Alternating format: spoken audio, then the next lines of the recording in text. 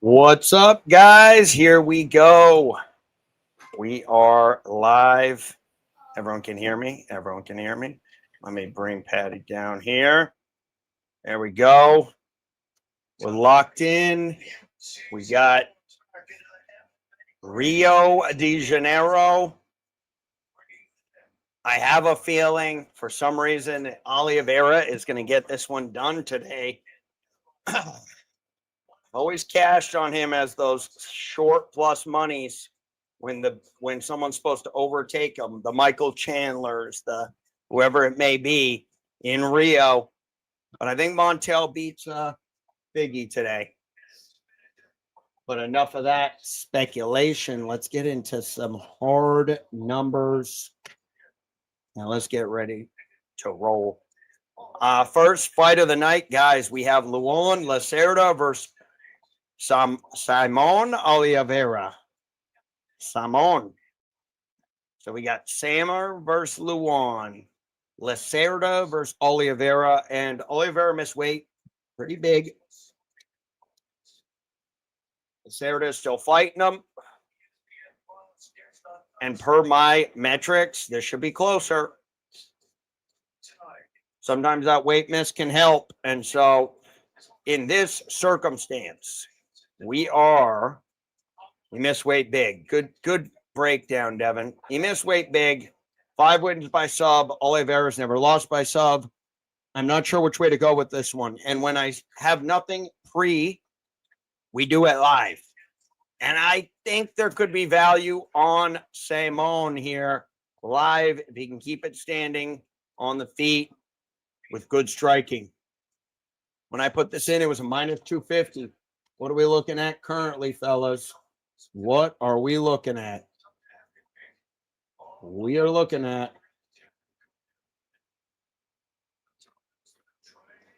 let's get back to business here. What are we looking at? A minus 370. If you like Lacerda, you bet him early. I think that's an overreaction to the weight miss, though, guys. So we will look Simon. We will look Simon early, see how he's doing. I will say this about Simon. He's lost 3 by decision. He's lost 2 by knockout. Knockout is not the forte of Luan Lacerda. And so I would say this. If we are looking at a spot, maybe you go Lacerda by sub. Maybe. I just go live. And if this strength of schedule turns out that it should have been showing higher numbers here for Oliveira, definitely fought the higher level competition. Both of them have lost in the UFC a few times. And so we go live on this one and we see. Now, the weight miss could be substantial, maybe not. We'll see. But we'll play our numbers just as we do. We will use the aggregator. We got the aggregator back today, fellas. That is exciting, exciting news. Look at me. I'm up here now. Perfect. Perfect. And every time I say a name wrong, we're just gonna drop one of these. Stiopic would fucking rack him. You pissed that mother. You steroids. Stiopic is crazy. I love that motherfucker. He's got that immigrant mentality. Bring him on. Bro, give him more than Stiopic. Whatever. I love that. Spiocic. He's got that immigrant mentality. He's born in America. Joey Diaz is the best, though. He is the best. And I am the Joey Diaz of MMA betting, but you don't need to know the names. You need to know the numbers. So we are going to be all over our live betting strategy for the fight. And what are the odds this goes the distance? I don't think they're great. I don't think they're the best. Yeah, it's a plus 275. It goes the distance. So I think that's a sneaky one there. That's sneaky. I think everyone thinks that Oliveira, I say Oliveira, Simon Simone. I think they all think that he's just going to fold up. I don't think that's what's going to happen. Not good that he keeps missing weight, though. I don't know. I think he's missed it before. Yeah, we got bantamweight. Someone let me know if you hear anything about this one in the weight miss.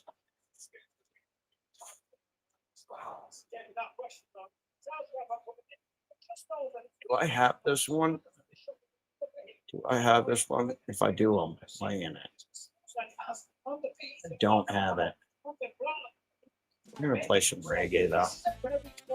Patty with the new hit. DJ St. Patty. Blessing us with music.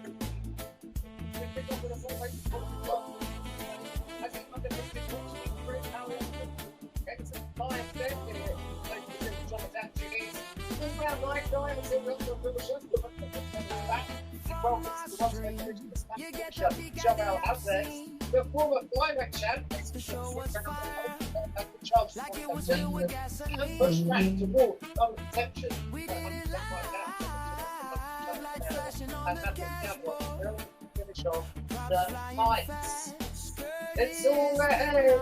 5, 4, 3 of the Janeiro. And the action starts right now.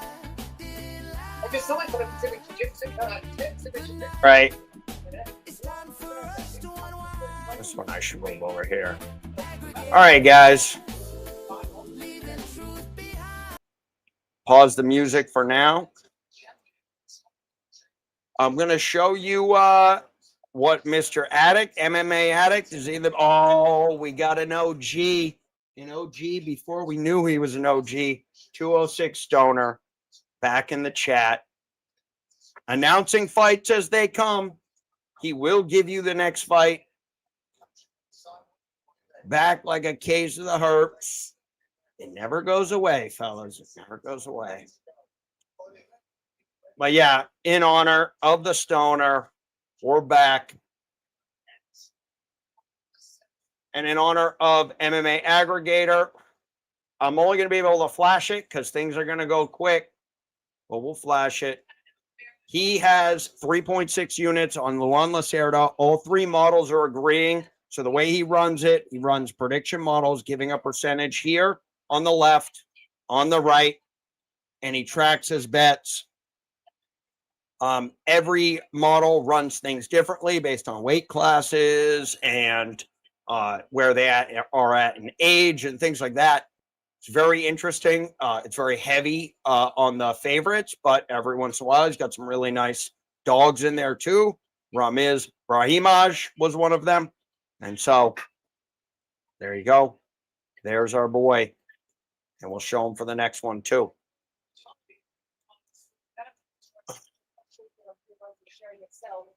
Now, before we get into this next fight, I will show I have my only pre-fight bets are on Michael Ashwell. It all came through at the end of the night after the weigh-ins.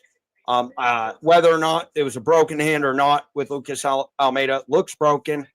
So for me, it was either a free roll, the fight won't start, get our money back, or I'm going to get the best possible line because everyone's going to be dumping on Ashwell. Now, if the hand is not broken and everything is fine, this presents me with a hedging spot or a live spot, more likely.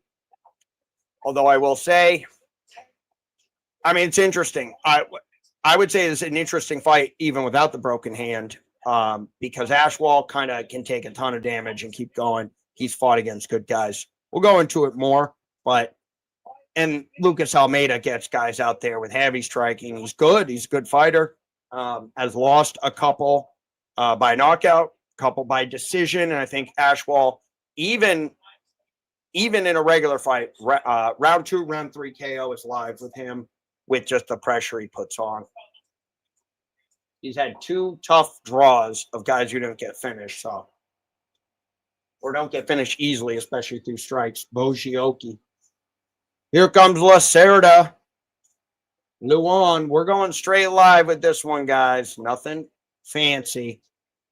Curtis is at the fight. Dude was 10 pounds over. What does that tell us? Might give us an advantage later. Maybe not. We'll see. We're going straight analyzer aggregator. For those of you who are new to the stream, that is in the red corner, we have Patty the Batty Judge. He's not Patty the Batty, but he's Saint Patty. He looks over us all and makes sure that our music, our graphics, and our analyzer screens are top notch. Then we have Tyler, he's got his blue belt. He's working on a black belt. Him and Patty, though, have been synced up, tag team, in and out, being on the majority. When they're on the same side, we feel good about our majority. And so we're going to take these two screens. These are the analyzer screens. We combine them into one, and we call it the aggregator. And this thing is a beautiful thing to watch. It combines our two judges' scores, and one day this judge number 3 will come in. One day judge number 100 will be announced. We'll all be able to see exactly what's going on during a fight. And hopefully DC still tells everyone at home that he knows who's winning and it's the wrong side, because that always helps. All right, enough fun and games, fellas. Let's lock in and let's crush live betting. I got my numbers. I got my spreadsheet. And I'm ready to roll. Give me a close. My favorite is to see a close first round or a 6-11 first round. Then I want to see the other guy come out hot. Let's see what our timing looks like today, fellas.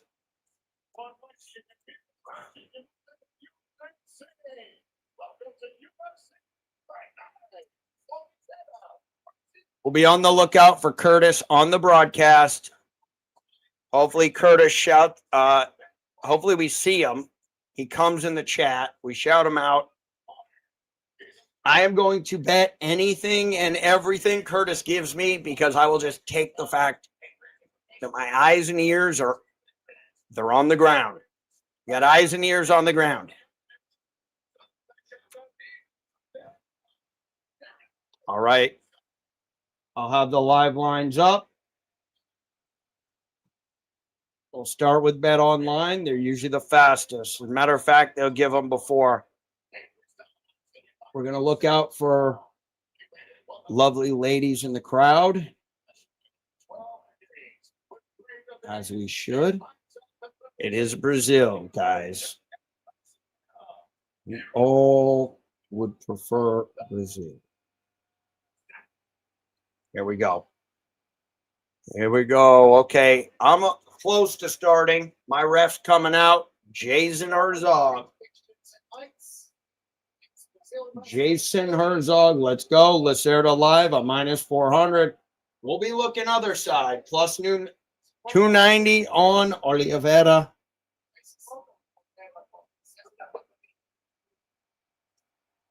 And we're cooking. Oh, we're dead on, guys. We got our streams locked and loaded. Let's go. Blue is Oliveira. Red is Lacerda. Who missed weight here? Because Lacerda looks huge. Good knee from Oliveira. Now he's going for these guillotines. Don't know if I can recommend that. I will say I think we're a little behind the sports books here, and that's okay. As long as we know it, we'll adjust. Because right now, Lacerda's a -1,000, and so that's because he has him on the ground, and they knew a little before us. Lines have been taken off the board. No big deal. I don't want it right now anyways. And guys, if we take a look here on the... Oh, a flip there. I will explain more, but I like something live here potentially. I like something live. And we got a 4-5 right now with 347. It's real tight. The event has been taken off the board. We only look Oliveira. If Lacerda cannot get him to the ground, I think we look Oliveira here. Plus 270 on Oliveira. It's a real close line. We don't go too early, though. This is the close fight we were looking for. Now, whenever I see a guy go into the realm of the other guy, I'm going to wait. But it's not like they're giving me much yet. Plus 270, Oliveira. And he may be winning this round. Lacerda back up. Lead with Oliveira. See if Oliveira starts gassing here. He missed weight by a lot. Did he try? Plus 235 on Oliveira. They're moving them quick nowadays, fellas. They're moving them quick.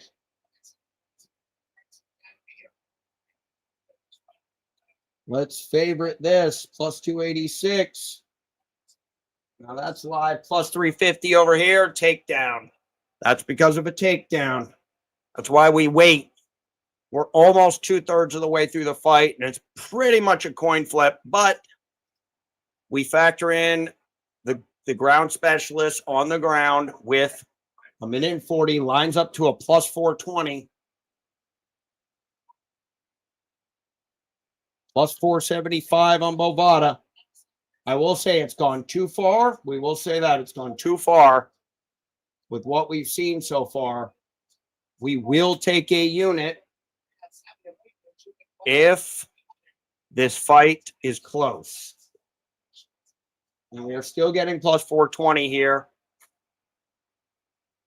Now it's a plus 385. I'm thinking we see Oliveira get up, but now we have a 5-point disadvantage here.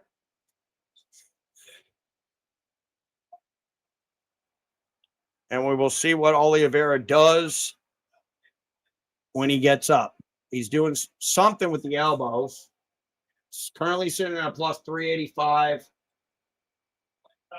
He took it off the board there.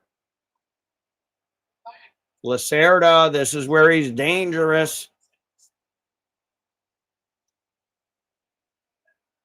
And they're not offering, but he's going for the neck. I'd be curious what they drop on us. Currently a plus 700, but lines off the board.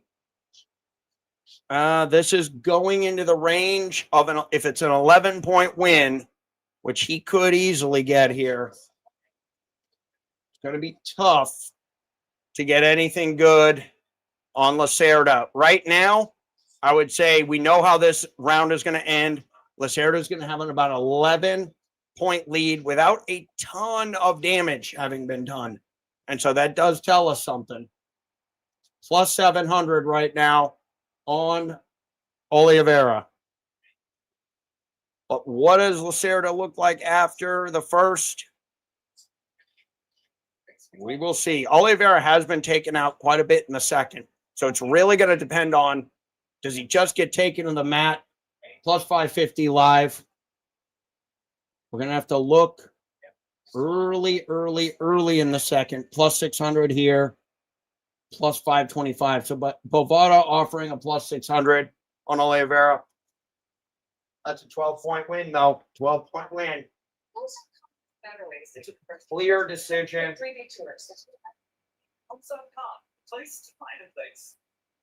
It's the RIR. Yeah, 4. Not a ton of damage, though. Not a ton of damage. Split improbable, guys. So this is this is what matters. That is pretty much a clear. But I'm actually going to put it as a 6 to 11 because of damage. And so we will be looking. We will be looking for Oliveira taking over a bit, and he's got to really do damage. If we can get that and a plus money, we'll go on it. But if Lacerda comes out beating him up, then Lacerda is the move. We just won't see much in terms of a good betting line.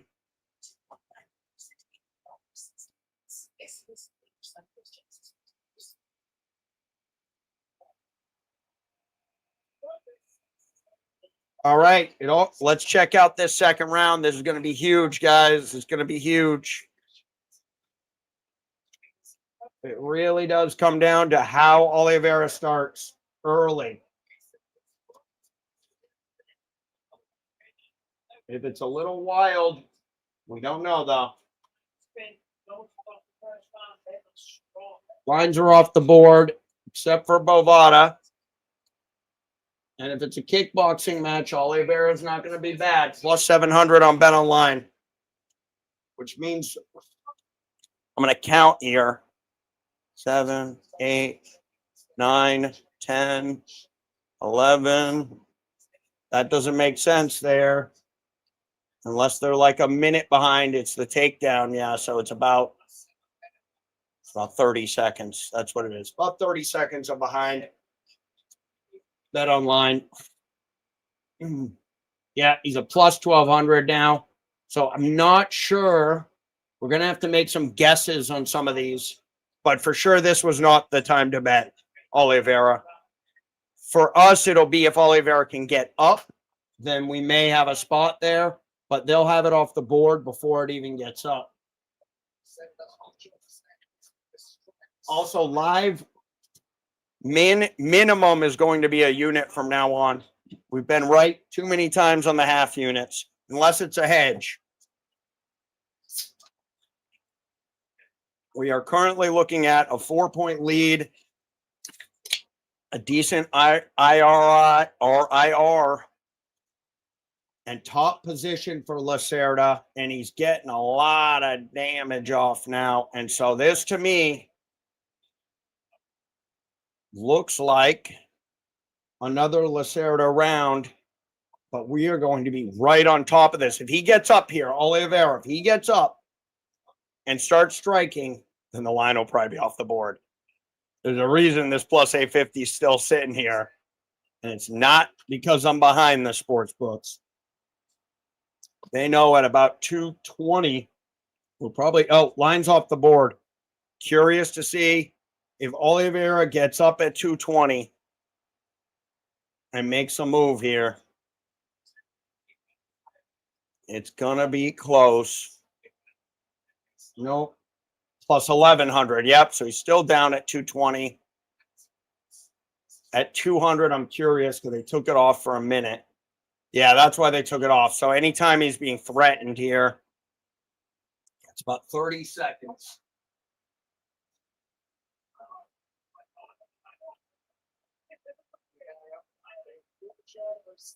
Oliveira, not the move right now. And this, he flipped it around. And they took it off. And he's back. See, if he keeps on the ground, he may be able to reverse, but he won't be able to do much with it. 17-9, minute and 40. They've taken the live lines off. Taking the live lines off completely, of course. But yeah, this guy's tricky here. It's really, can Oliveira get a win in this second? Because I think if it's small, we look Lacerda. But that's obviously, yeah, this is going to be really close. Now this is going to get very interesting, guys. This is going to get very, very interesting on where this opens up. I think what I'm going to be looking at is, whoa! Oh, subbed him right there. I'm not looking at anything. Just snatched up the armbar. Nice. Okay. That's what he does. I said before the fight, Lacerda or live with Lacerda sub or live. But I did not. I think the sub was like plus 120, so I wouldn't recommend betting it. But that was good. That was a good little finish there from Lacerda. The right man won.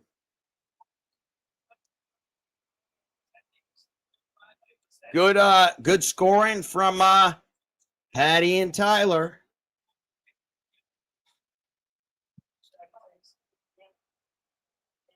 Let's get some. This is enough. This next one, guys, is like completely live betting spot. Karolina Kolikiewicz, who has been in a ton of those high volume strike it out wars with girls where you get close decisions versus Julie Pilastri, who's a bit more of a beast. Huge age differential. Pilastri, 13-5. In her last 5 wins, 1 KO, 2 subs, 2 decisions. So she's 60% finishing, but 60% in her last 5, 60% for Carolina. And Carolina is a decision machine, and with her losses as well. Same thing with Pilastri, though. Her losses have come by decision. So I will be looking live. This is minus 325 to go the distance. Take that for what it is. The last fight was a plus 275. Highly likely this goes to a scorecard. My projected probability, just based on the numbers, so it doesn't factor in age, it doesn't factor in hot prospects, stuff like that. Got 48% Carolina, 52% Pilastri. Pilastri wrestles her, does her deal. It's not going to be pretty. And maybe we get a sub. Carolina has lost 1 by sub, but what does that tell us? 2 subs for Pilastri. So I do see that as a potential. But let's check out the live betting notes. So simple, guys. Look to analyze our numbers and bet strategy live. And same thing with Pilastri. Huge favorite for Pilastri, currently sitting at a minus 600. So as usual, bet them early like my main man, MMA Addict. Not sure where he is today, but we are going to show his Pilastri versus Carolina. Here it is. Here it is, guys. We got Julia Pilastri is a minus 450. He put 6.75 units. He has all 3 models agree. Pilastri is the bet. That's pretty high percentages for the models, too. It's probably a lot of, let's see, age 15%, layoff 11%, regularity, a lot of different things, results factoring in, method, experience barely weighs in here to the model. And there is no bias in these. He just runs them. He doesn't care who wins. He literally will bet the model, even if he thinks it's wrong. So he's got Pilastri. Do that what you will.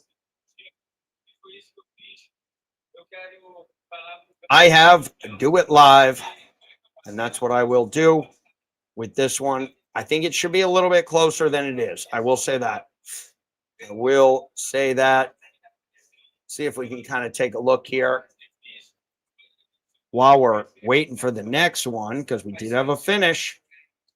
We're going to take a look at Carolina and Pilastri's last 5 fights, who they fought against, and all that good stuff. Carolina, let's start with her.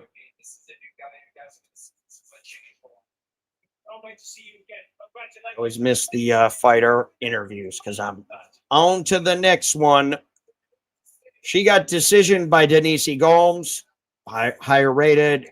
She got beat by Yasmin Lucindo, decision again, unanimous. She's a 1,500. She beats Balbita, low level. Demopoulos, I would say lower level. Silvana Gomez Juarez, middle level. So, I mean, that's the story with her. I think with the higher levels, with the age, Pilastri, 27. She lost to Lapita Godinez decision. Won a split decision against Corey McKenna. Lost to Josephine Lindgren-Knudsen, who was looking good for a while and then started to get beat a little bit. So, I don't know. We haven't seen – have we seen enough here for a minus 450? Absolutely not. This is going to be a great one live. This is one of those I keep getting a weird feeling on. We tend to find the Polish fighters. We tend to get the Polish fighters live. Willix. So maybe we get Carolina live. I've seen spots with her. So let's see.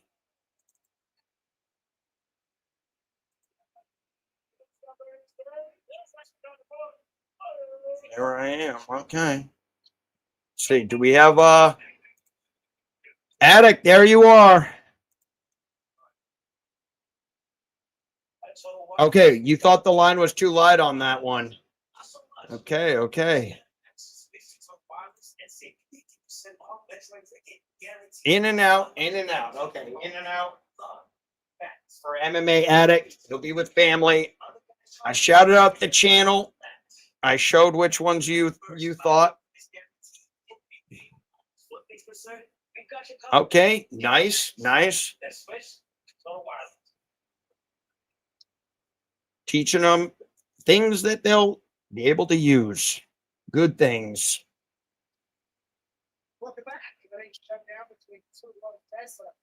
Teach them about betting odds. Teach them about probability too.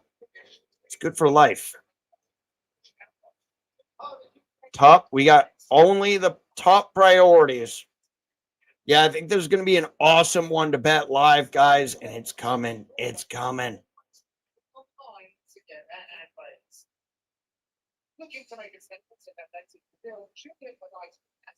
No pre-fight bet.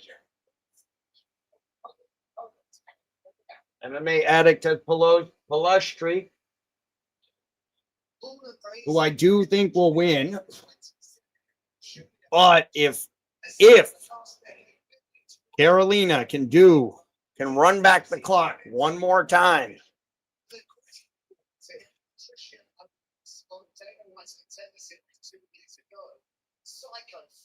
Yes, sir. We'll do. We'll have the cash board up. The only thing I dumped on early is that Michael Ashwalt, and it was, I don't mind playing back on it either. If that hand isn't broken, we see him walk up. He's punching the sides of the cage with his right hand, and everything looks good. I'll hedge on it because we're up to a minus 300. That's one of those where you just know the betting line is going to move like crazy because it's public. And so you just bet it because every moment that betting line goes up, you're just making money. Implied money. My favorite kind of money. I don't even like real money. I like implied probability of money. I'm ridiculous. It's okay, guys. You got to love what you do to do it all the time. I get the monkey in the back. That's my mascot right there. That's the mascot. Yeah, BJJ is gonna be the sport to get all the kids into. Karate and soccer. I mean, that's kind of like a 90s thing to do, right? Boom, karate. I never did karate, never did soccer. Did a lot of football, basketball, baseball. A lot of over competitiveness. Oh, yeah. Patty, I appreciate that in the private chat. I'm not always there on time, but I will get there eventually. And I'm going to do this. What did Patty? There we go. I did it, Patty. I did it. Beautiful, beautiful. Did you take care of Aunt Jeannie? Even if she could be alone. This next one is going to be good, and it's coming fast. Yeah, that line's crazy, especially for a women's MMA fight. Sauce them up. Taco Tuesday. Taco everything. Zaxby's chicken finger taco. Who's got the sauce?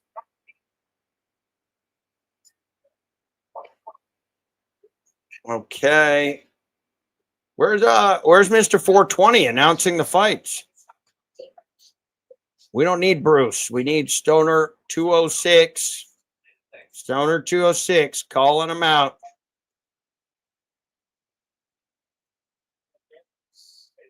Oh yeah, exactly. We did our fight. Well, yeah, and it would have been interesting to know something though back then. I like to wrestle, but I didn't know shit. I just knew wrestling from football because my coach taught me how to tackle. So it was easy. But I'm not really good at any of them. I used to fuck around and we used to watch UFC events, and this guy who was like probably he was like a blue belt, and he was like this guy, Mexican dude, wanted to become a cop. We used to watch all the events together, and I'd get drunk and then try to like do jujitsu and wrestle him. It went about as good as you could imagine. I got crushed pretty much every single time. Good times though. I guess that was only about 4 years ago too, so it wasn't when I was a kid. Yeah, I had no coaching. First time I found out about jiu-jitsu, I remember I had this guy I worked with. He actually lives around where I live now. But this was back in the Los Angeles days. And he had a gi and everything, and he would show us, and I did a lot. And I actually enjoyed it. And that's when I got into watching it too. Saw the old Anderson Silva. He was my favorite fighter at first. My doppelganger, Forrest Griffin. I love Forrest Griffin. Hated seeing him get knocked out by Anderson Silva, but then I fell in love with Anderson Silva. Then it was John Jones. Then Connor, of course. Now I just like the ones. I like Yuri now. Yuri, I think, is my top. After that last fight, how can you not like Yuri?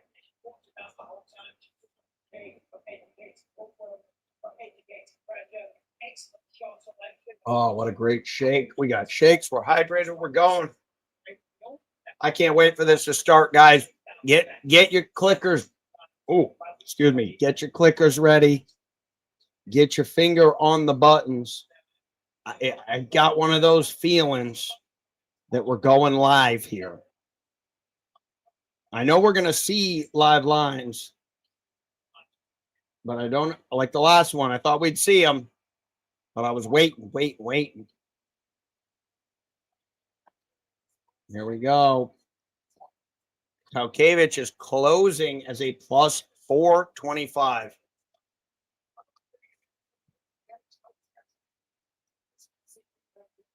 Tough One alum. Wait, you fought in Tough, or you were watching Tough One? Because if you fought, now we got to look you up, sir.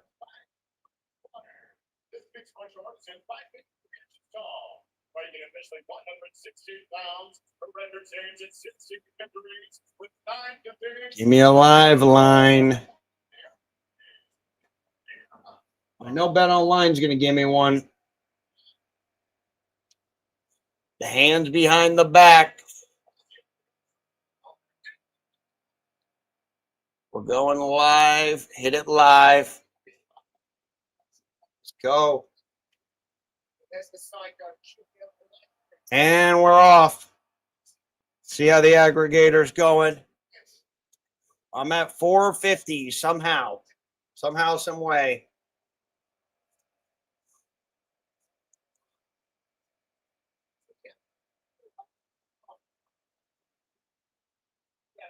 Okay, I figured. I figured. I just had to ask.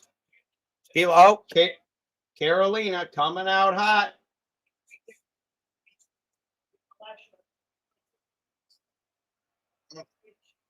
Carolina coming out hot.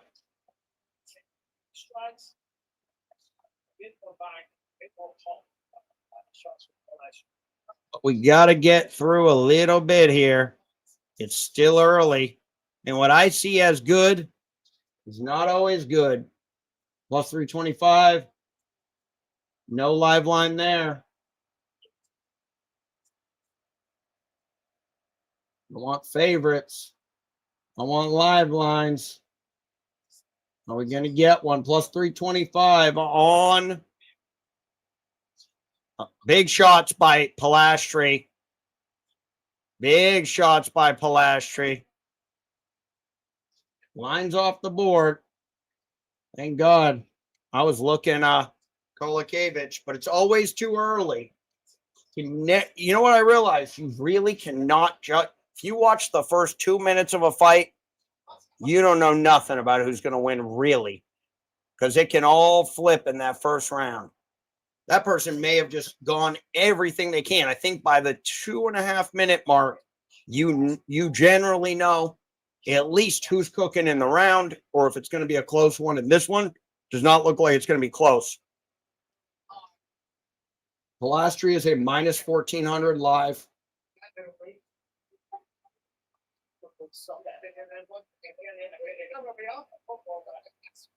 Doesn't mean I ain't. Carolina's still got a full half round to make some moves. To make a move. There it is. Now I got this one lined up. Got to get all these favorited, or they won't give me the live lines. What are we looking at right now? Plus 645 for Carolina.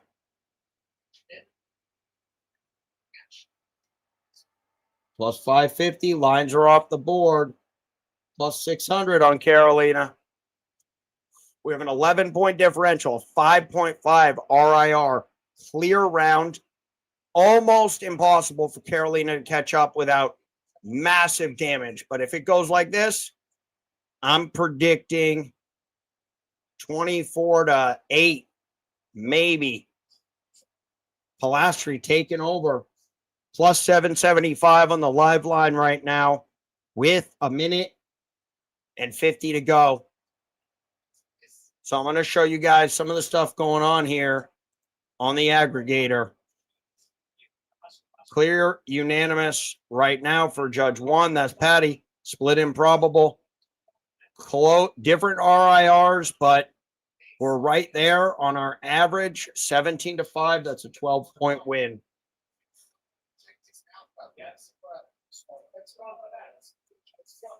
But every round gives us a new betting opportunity, and we just follow the numbers. Pilastri right now looks untouchable. But what does that mean in the second? With a minute left, we're looking at 18-5, a 13.5 win. I'm going to lock that in right now as a 12-point clear decision, because Carolina might do a little bit of that, but that's going to be about it. Pitter patter needs to out volume her, and it looks like Pilastri has her covered there. All right, all right.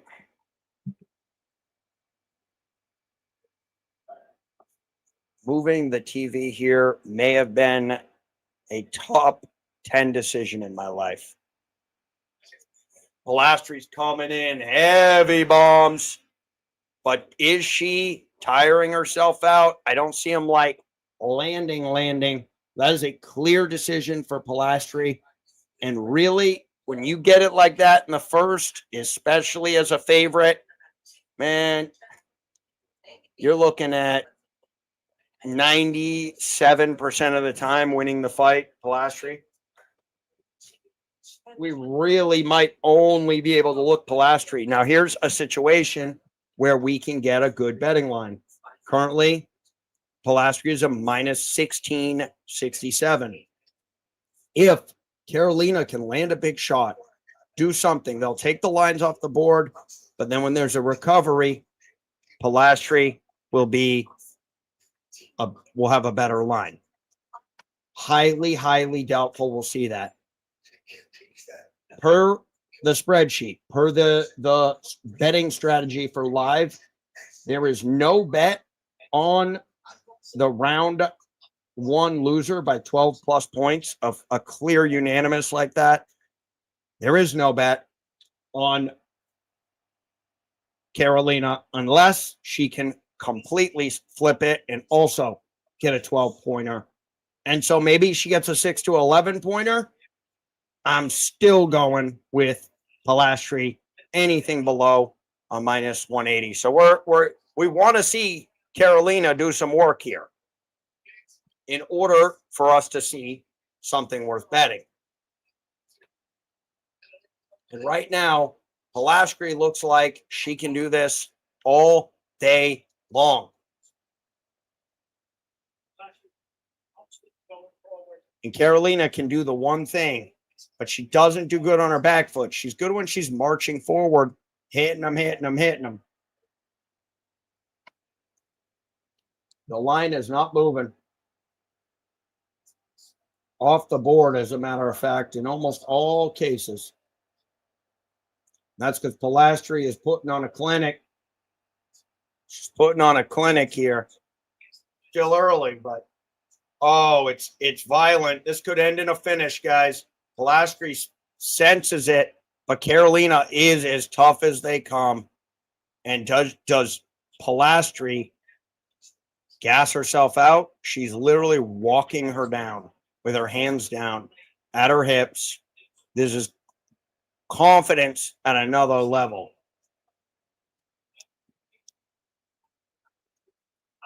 We said, oh, maybe the line was too high. And it wasn't too high. There wasn't a moment you could get Carolina at anything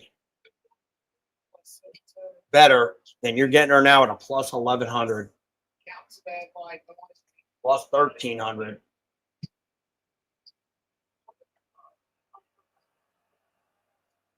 $13-point lead. Plus 1,300.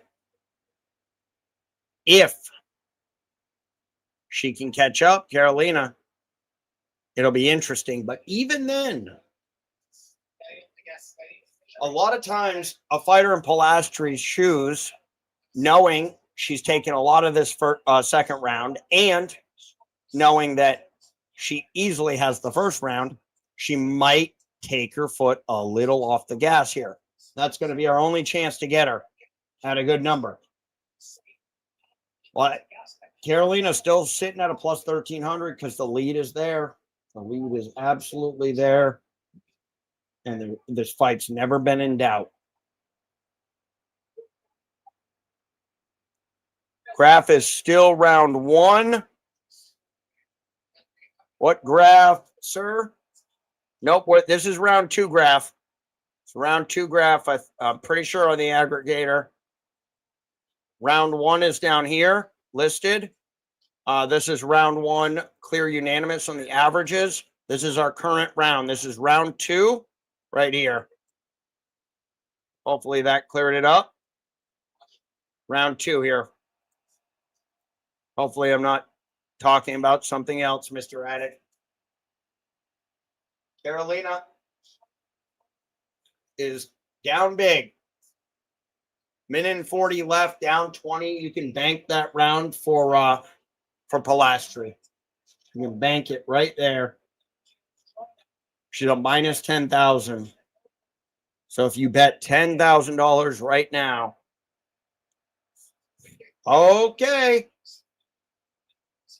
Still not bettable, but she could get a finish. Still not bettable. Because that's what's going to happen. There is no finish potential here. Oh, no problem, Mr. Addict. I don't mind any comments, especially on one like this where I'm pretty much resigned to the fact that, you know, there's no bet. I was hoping Carolina could come back a little. I mean, she's hitting her now, but it's because Pilastri's just hands down knows she's better. Knows she banked round two already. Minus 10,000. They won't even let you bet on her over here. You can bet a plus 1477 on Miss Carolina.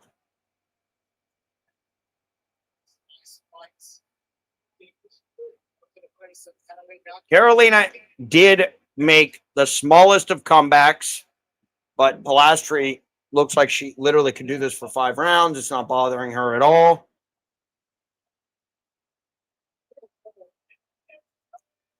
Well said, by VSP. But what do we know? You never go full. You never go full. You gotta keep it within. I say you got to be a little autistic.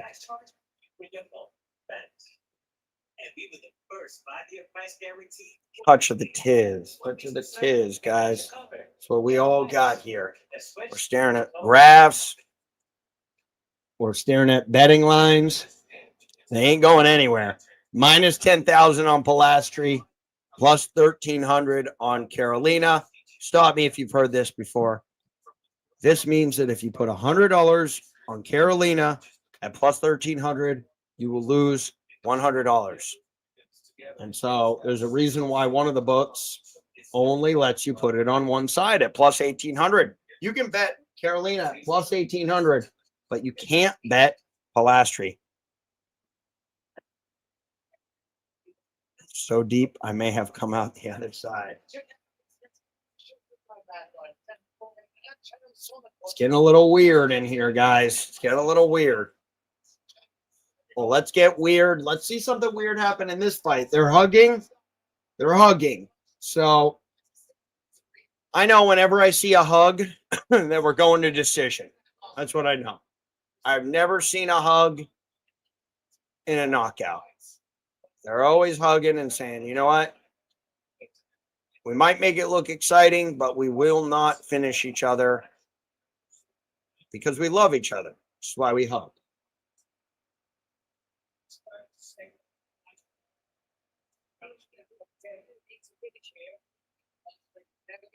Plus 1,300 still.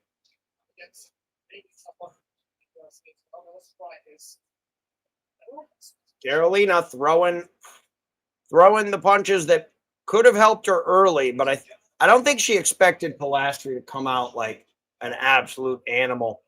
Carolina's winning it.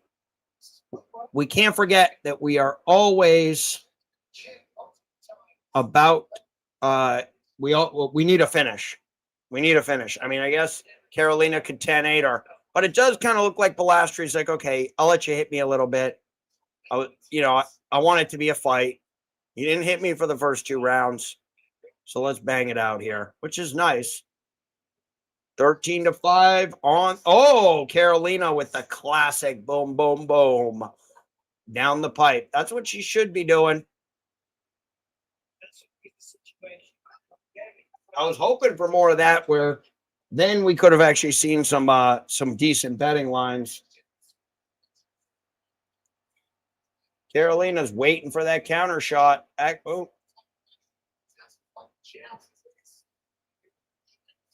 Pilastri, though, is like, she's a Terminator, man. Brazilian Terminator, hot thigh tattoo, coming right down the left. Looking good. Looking mean. How I like them. Mean with good jiu-jitsu. It's how I like my girls.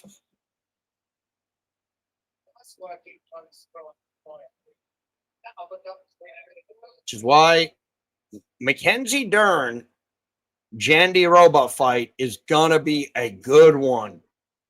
And I know, what am I saying? No, it's going to be a good one. Because we won't have to see much Mackenzie Dern striking. Well, oh, big head kick. That could be it. Oh, that's brutal. Pilastri's got all the juice. Oh, boy. Wow. We didn't get a finish there, fellas. Pilastri is a beast. Beast mode.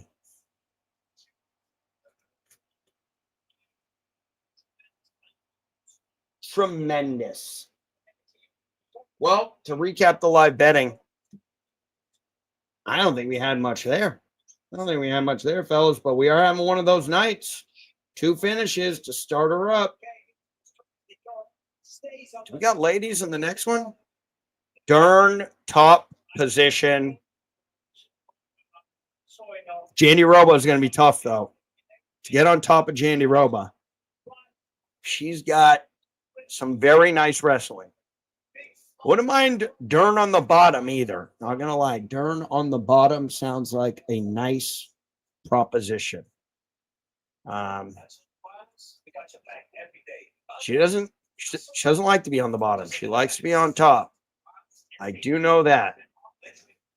Oh, Muhammad Usman. Come on, brother. He's done a bunch of training things at the gym. I think he might enjoy the Tampa nightlife a lot. He might like it a lot. I get it. I get why he would. You can have a good time on a Friday night and a Saturday, but when it leads into a Sunday and a Monday, you got to cut it out. This is going to be a good fight for live betting, guys, and it may be a spot depending on what line I'm getting. I like Roca here, and I know this is a disagreement with my main man, Mr. Addict, but I'm going to tell you why I like Roca. He has a much higher strength of schedule by a lot. And he's fought a lot more fights. And he got beat by Clayton Carpenter because he was too little. But I don't see that problem arising here with Mr. Stuart Noel. Stuart Noel, last 4 of his wins by KO. It is not easy to KO Roca. He has been KO'd, but submitted in his last one. He gets taken on the ground sometimes. He does have jiu-jitsu, but his wrestling's not great. He's small. That's his main issue. But look at the record, 17-2. It's come against some decent fighters in Brazilian promotions. I think it was LFA too. And so if I'm getting plus money on Roca, which I don't think I will be now, I think money did come in on him. I'll put a unit on him. Oh, minus 102 over here on Roca, minus 118 on the comeback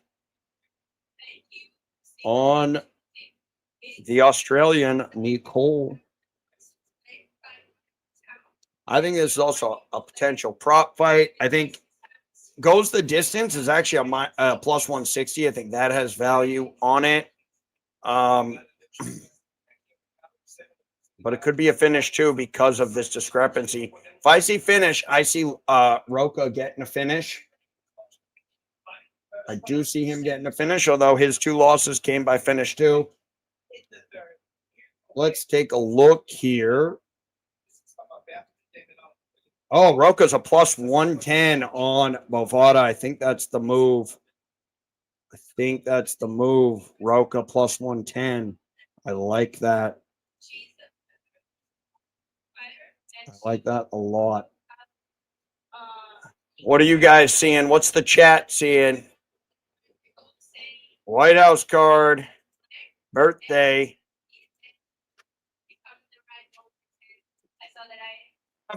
I'm picking up what you're putting down, Addict.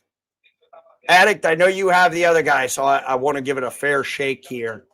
I like Roca, but the other guy's pretty good too. Ladies and gentlemen, your winner, Julia, let's see. Usman's out. Roca. Stuart Nicole. They both lost recently. Stuart Nicole lost to Jesus Aguilar by sub. Then he beat some guys in the Australian promotion. He got, he just got his UFC debut. Submitted in the first. I don't see it here. I see Roca should be the favorite. He lost to Clayton Carpenter. Gavi Betancourt was a good win. This is going to deserve a unit here in case he just overwhelms him. At plus 110, we're going Lucas Roca. Let's put it in.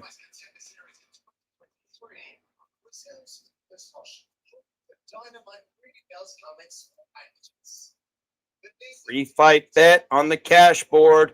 If anyone wants to track their bets on the cash board, let us know.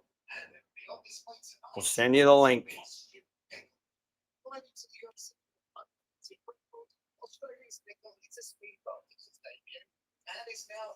Yeah, I don't know. Do we have enough on Nicole? Maybe we do. Give me the Brazilian. Give me the Brazilian in Brazil.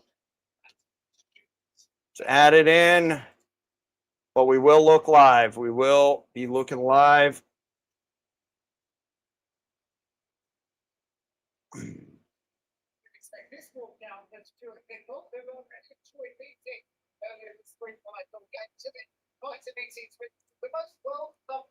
And you know what? I want to listen to this one. I'm interested here. Dropping all the way back down to a flyweight fight between Stuart Nickel and Lucas Hocha.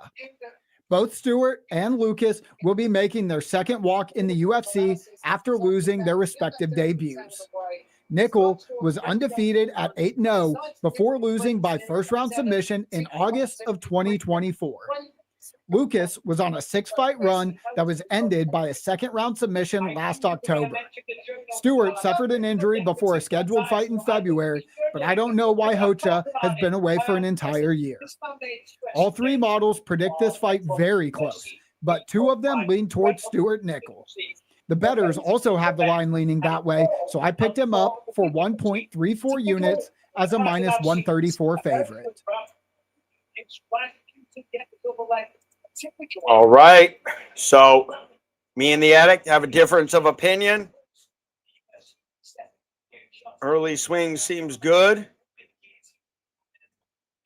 Opinion on live. Well, yeah, I mean, live is where I'm really looking. Like if I'm watching live and Stuart Nickel should be a favorite and I'm getting plus money, I'm going for it. That's the main thing with pre-fight betting that I've sort of started to go away from my rule, unless it's a circumstance like broken hand. I know the line's going to move. Fine, that's different. That's setting myself up for a better live spot potentially. But when it comes to like the pre-fight stuff, you know, I still want to at least put a unit on these, but not go more than that so that I'm not deterring myself during a live spot like was happening like in UFC Noche, where we could have cashed big on Hernandez. And plus, I will say too, I think I have a psychological issue with hedging more than anything, which is not good. You don't want that. But it always feels weird when I'm like, no, I think this guy's going to win. And now I'm betting against him. And then if he wins, then I'm kicking myself. Stupid way to think. Need to train that out of myself, which we will. We'll get over it.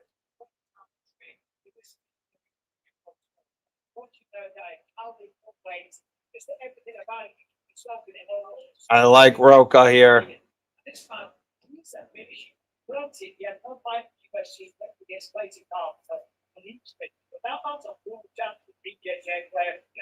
you later the card here tonight.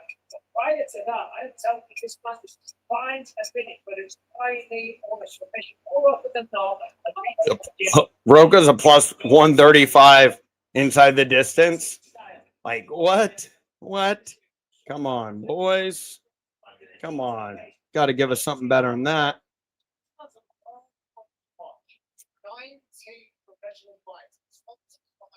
Yeah, I think there's a huge difference here. This may be one of my better bets. I think Roca is just getting to that feeling where I'm like, you know, I've seen him fight. I've seen his competition. Maybe I haven't seen enough of the other guy, though, so I could be very much not taking all factors into consideration. But, I mean, he got subbed early. Roca beat Matheus Severino.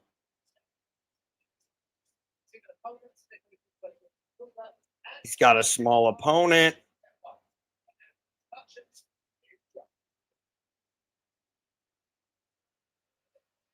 All right, I added one more unit on Roca. I think he's going to get it done early. I didn't want to kick myself here, so just know we got 2 units. We'll see. We'll see. At plus 110.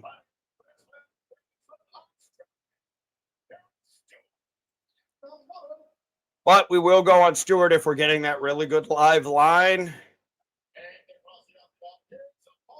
We will go on Stewart with a very good live line. Crowd will be behind Roca. I mean, I think this is the moment, too. He wanted. He doesn't mean anything until they get in there and scrap, but give me Roca here. 2 units to win 2.2. 2 units on Roca. Yellow shorts, red corner. Cooking with gas. Let's go, fellas. One time for the one time. And let's look live. There's our live lines. They're on the board. Live lines are on the board. We're going that way. Fight has started. I'm a little behind here. Let's catch up. Okay, the live line has it evening out a bit. I'm going to have to catch up here. Let's catch up there. Okay, it's still 0-0 on this clock.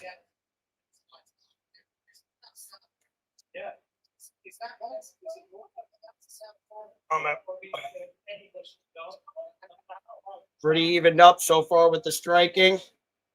Live lines is pretty even. Would like to see Roca get out to a little bit of a head start here. Roca's a good striker. He's got good BJJ. The Australian's throwing heat down the middle, though. We're not going to ignore that. Heat down the middle. 3-3. 340 in. Roca's a minus 213. We're going to look Nicole live. He's a plus 180. Bet online seems to be ahead here. Roca looking pretty good so far. Plus 180. We're going to follow our numbers to a T. We're going to follow them to a T. And right now we have a 3-point lead for Roca. It's 3.5. That's not huge. It's not huge. We might have a closer fight, but it is early. It's early, fellas. So early. No live here. Oh, nice kick by Roca. We got a split possible. We got 3. Oh, live lines are going up, though. Live lines are going up. It's a plus 235 on Nicole. He's taking some bad body shots. He looks a little hurt. But who knows how tough this man is. He's new to the UFC. The defense of Roca looks pretty good. He keeps that right hand up. There's the takedown. This is the key here. He's got good BJJ, but his takedown defense lacks sometimes. We got a plus 180. And it's close. It's close. We got to look for it. Good get up there, but he's going to keep wrestling him. But it's as close as it comes here.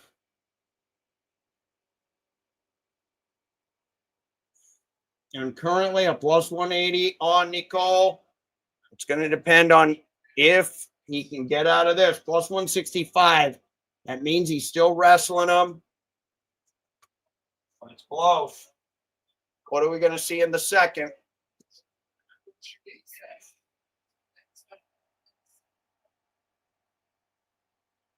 Plus 205. What happened? 11-5. We're going to have spots here, guys. I can feel it already. We're definitely going to have spots. And with 1:33, it's all tied up. But it's a plus 270 on the live. So that means Roca's going to get out of this.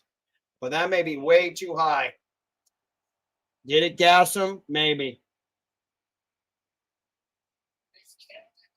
Big shot by Roca. Big shot. That's about to move big time. He heard him. Plus 300. Lines off the board. Lines off the board. 16-11. Lines back on the board. Plus 300 is what we're looking at.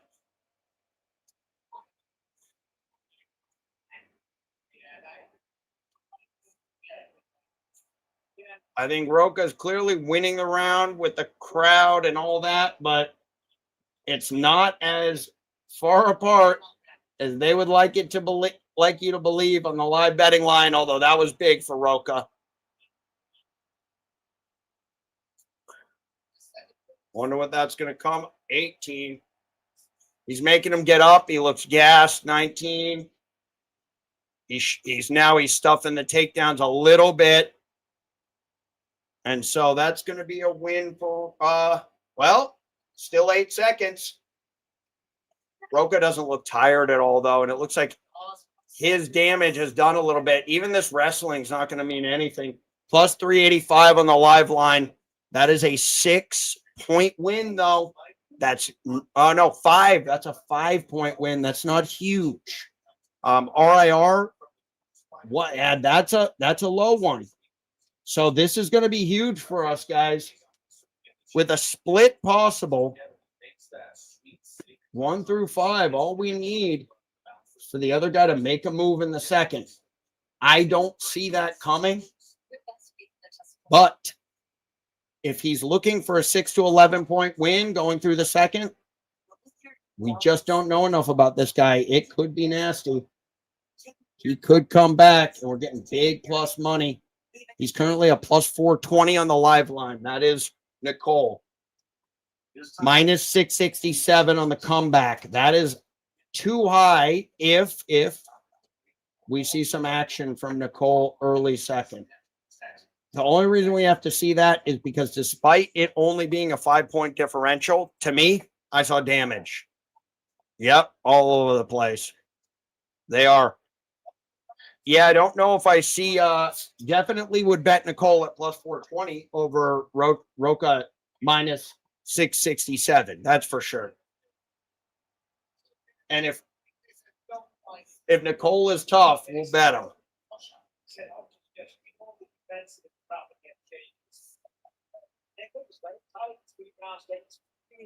You said really tired? Oh, nice kicks. The striking is clearly better from Roca. It will be interesting to see if Roca can keep the same level of striking. His shots seem to do more damage. That seam. It's 2 to 2.5. Early, not anymore, but plus 525 on Nicole.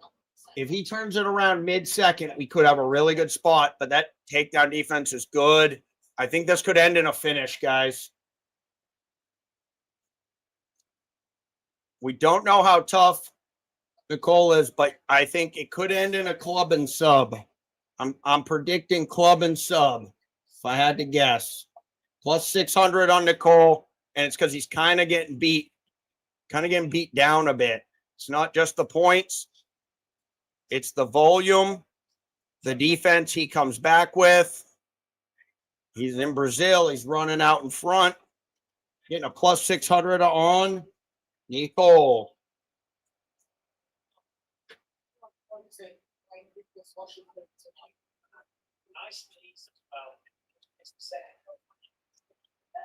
Good shots by Roca. He might get that TKO if he keeps hammering. So now Roca is falling into the category of the 73%, 70 to 80. Right now, he doesn't have this round locked, but without those takedowns, I think Nicole is just going to survive and have a big puncher's chance. Maybe. But Roca's defense is very good. That's what I saw from him, too. I think I bet him on the Contender Series.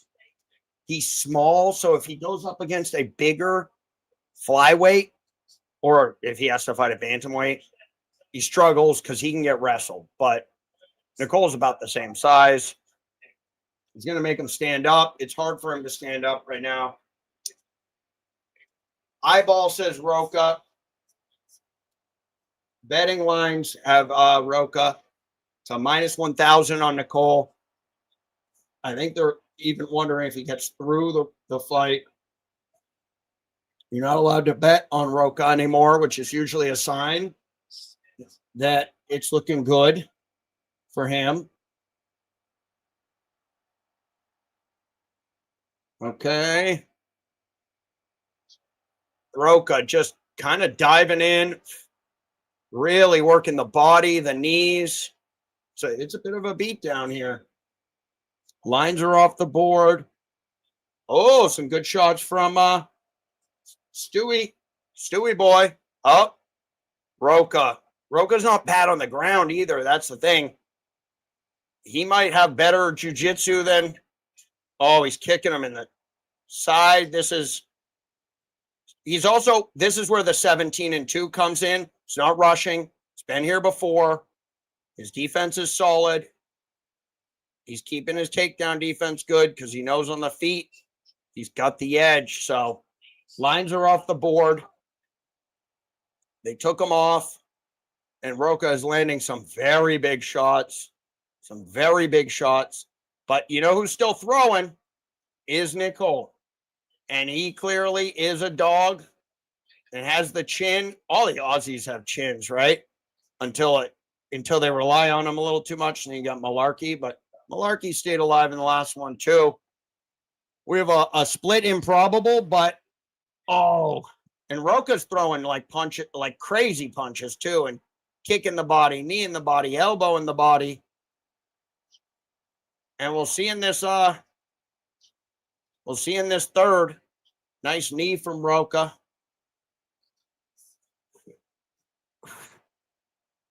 There it is. He's kind of got the Mighty Mouse build. A big torso, short little legs, but helps at flyweight. Now we're getting elbows. Here.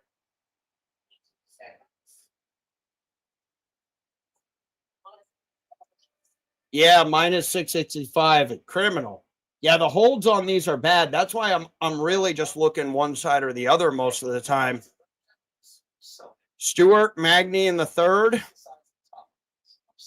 I wouldn't call Nicole Magny. I wouldn't call him it. Magny is Magny. There's only one Magny. People really got down on Magny, though, after that Carlos Prates fight, which is like, come on.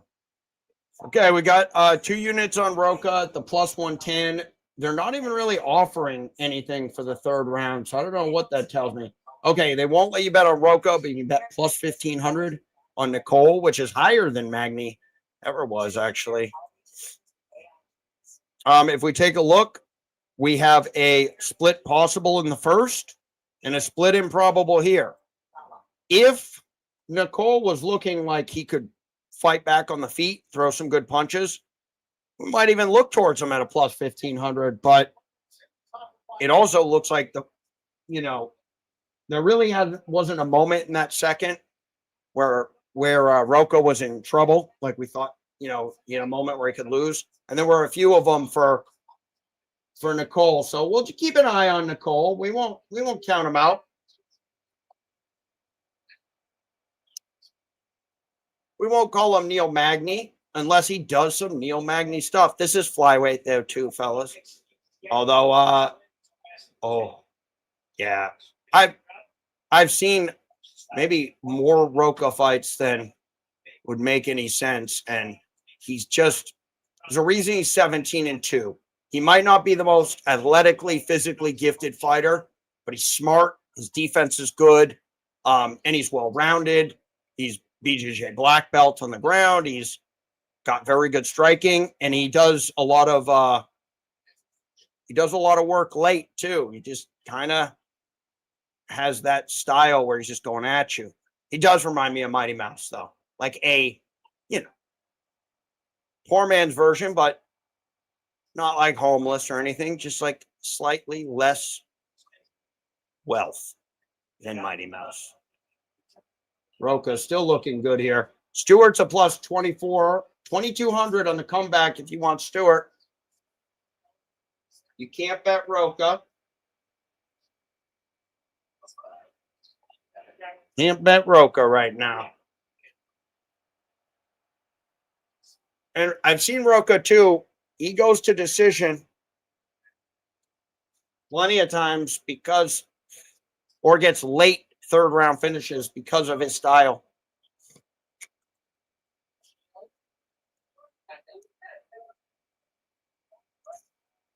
Yeah, I like it. I like the dichotomy of you, Mr. Addict. Oh, Nicole throwing some heavy leather. I love the dichotomy where you're like, I bet this minus 2,000, 20 units to win a unit. I'm just betting it no matter what.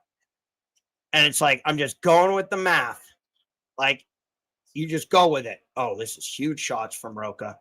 And then when it comes to the actual fights, you're like, no, I think my guy's winning that round. I think Nicole could be 1-1, which it could be, technically. That first round was close enough where you could have a split. Like right now, it could be there could be a rogue 29-28 in there. I don't think you'll see two, though.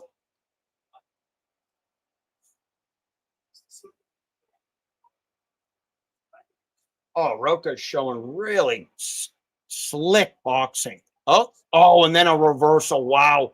And then he gets out of danger. Just smart fighting. Just clever. I'll tell you, people are going to respect Roca a little more. He fought Clayton Carpenter, a big wrestler, a bad matchup, and he lost. And he got subbed. But he was gonna be something in flyweight coming out of Contender Series. He could do this to a lot of guys, but not the bigger guys, not the Steve Ercegs of this world at flyweight. That's tricky. Oh wow,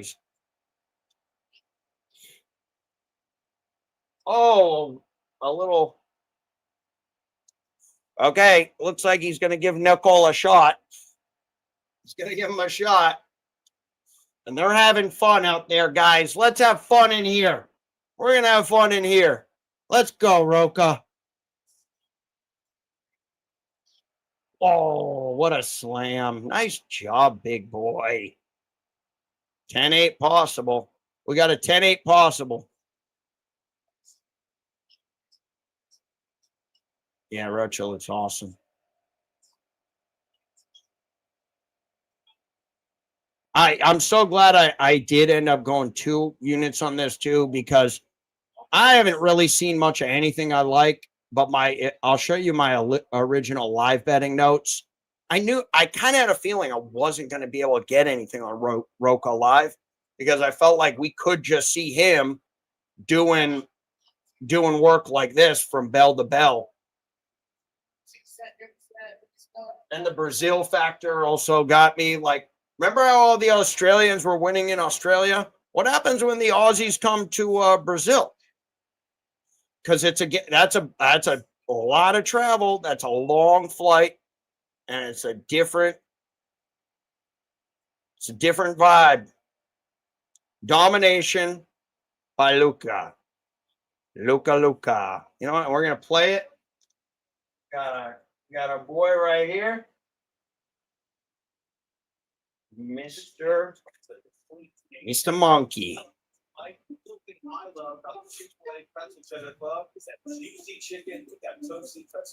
Nice. Let's see what so we had a split possible in the first.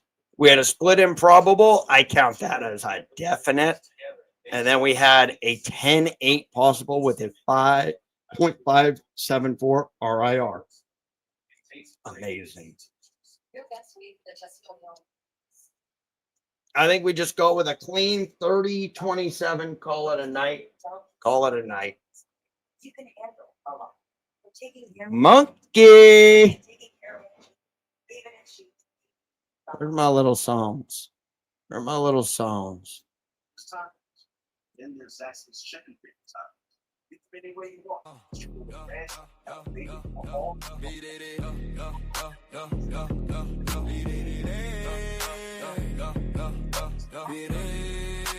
Gotta go back to the originals.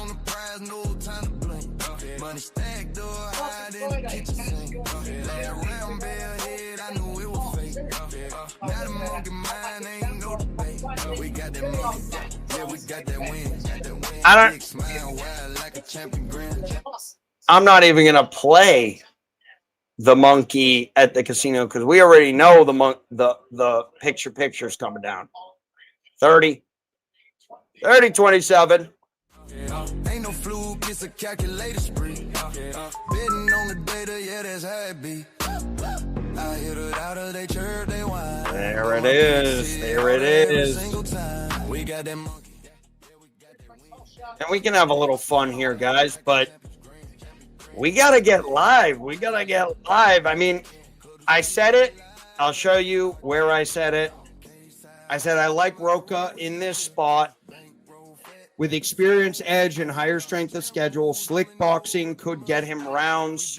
And from Brazil, lean his way, and we'll have a 1-unit play on his at the best line I can find. Nice grammar there, not getting it done. I thought, look to the analyzer and bet. We didn't have the strategy with him. And so, cash money on Roca all day, all night.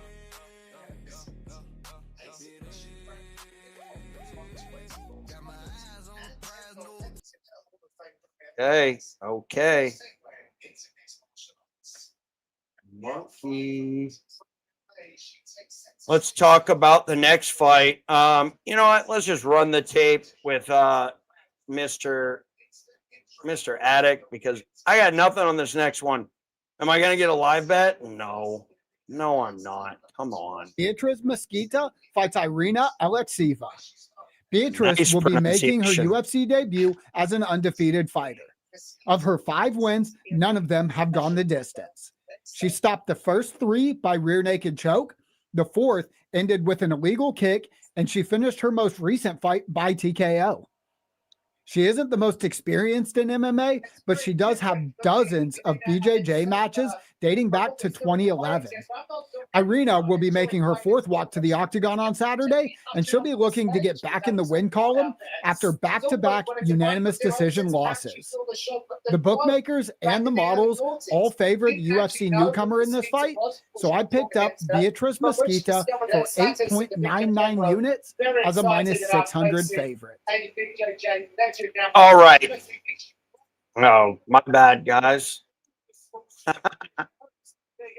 Okay, I'm getting used to that. Okay, back to my little deal here. All right, so what do I have? Sub is the only way I see this going. Or live, guys. Irina is a wild Russian.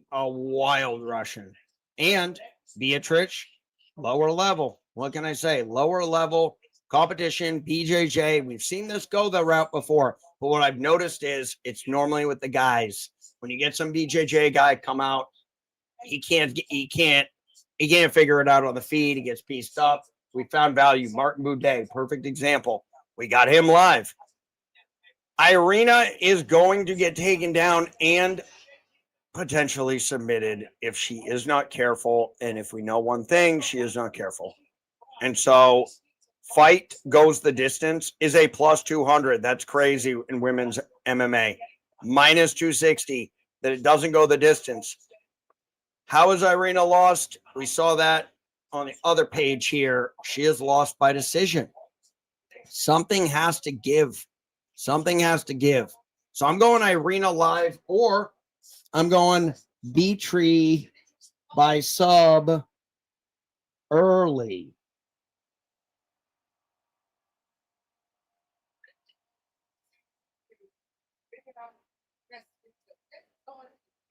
And the weigh-ins with her made me want to see more from her for years to come. I don't know if anyone caught the ceremonial weigh-ins. We like them. We like them a lot. We liked them like a monkey would like them, just liking them. Just enjoying all aspects of that. So I think she'll get a sub here. I think it's her bread and butter. And I like someone going to their bread and butter when they are fighting someone who's sloppy.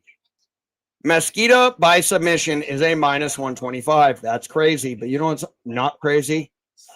Is the under 1.5 at plus money if we can get it. I think we're just looking at here either this fight ends within within 1.5 rounds, or Alice Guerra can drag her into deep waters, only getting a plus 107 on under 1.5. That almost feels wrong to bet. Because it probably is.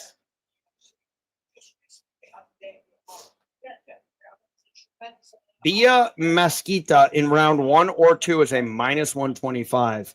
Unbelievable. That is crazy. You can just take her by sub.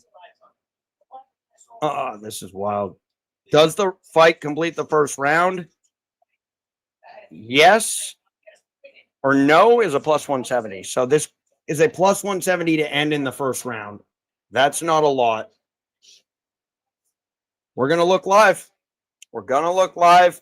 Let me know if anyone else went with a sprinkle on the Mad Russian, or maybe a little sub prop on Chiquita Mesquita.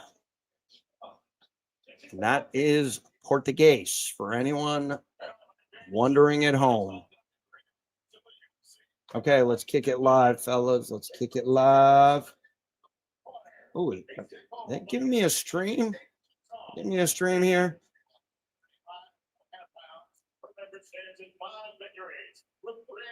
Oh, snap. They might be giving me a stream. That would be crazy.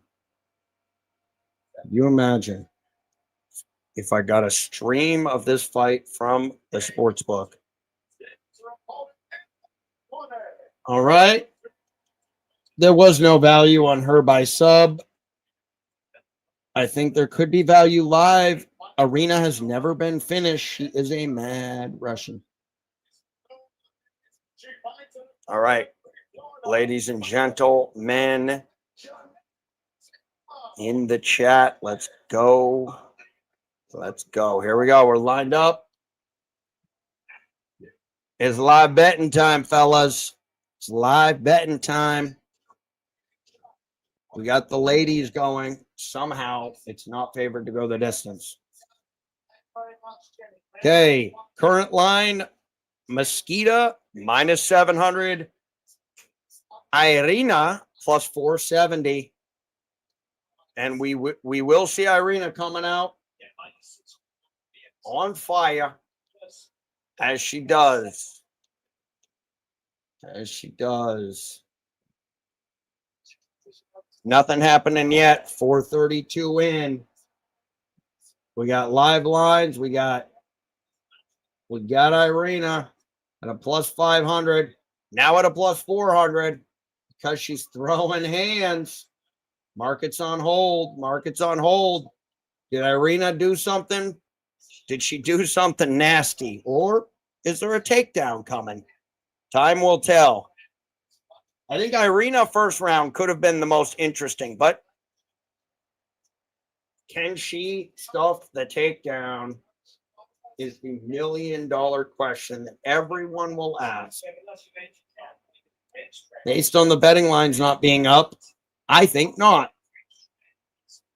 But maybe. Yep. Based on the betting lines, no.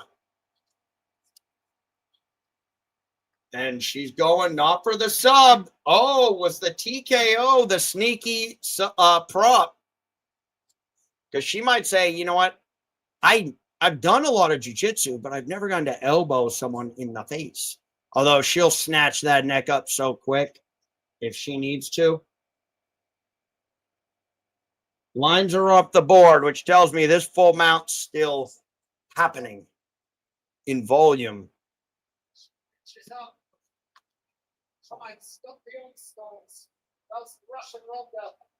Russian Ronda. It's omniscient.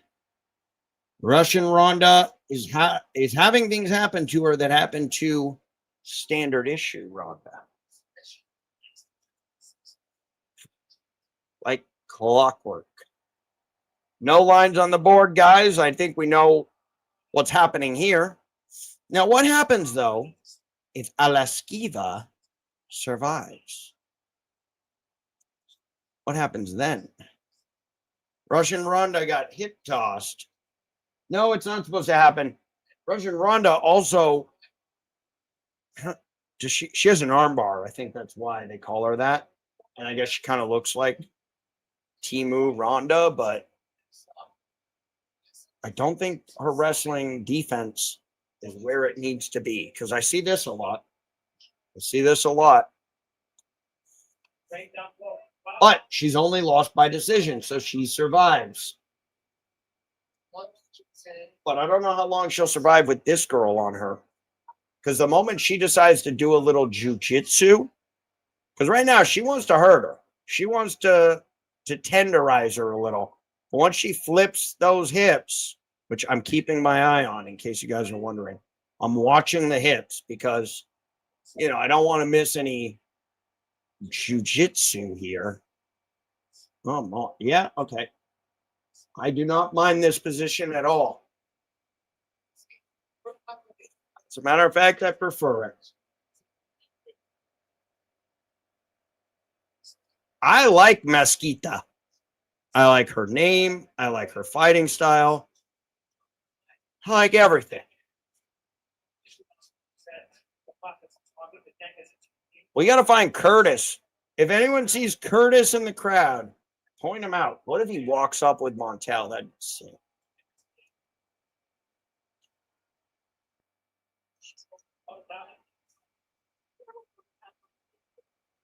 Let's get the lights cooking. Okay, to be honest with you guys, I think I'm going to go out on a limb here and say I think Mesquita is the right side.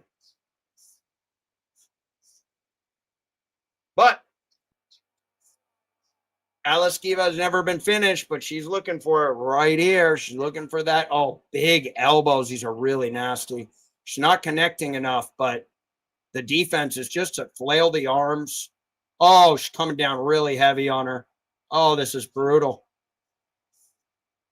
I like that Babita is also just nasty, ferocious. She's not coming in there to do the fine art, the softer art of jiu-jitsu. She's there to put some John Jones elbows through your head. And you know what? I'm here for it. If she needs me to train with her, I'll put my name. I'll throw my name in the hat.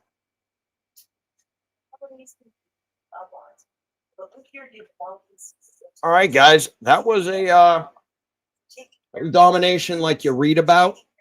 Live line plus 2,100 or plus 1,300. I mean, there's value at plus 2,100 on Aliskiva, guys. I'm not even gonna BS you here.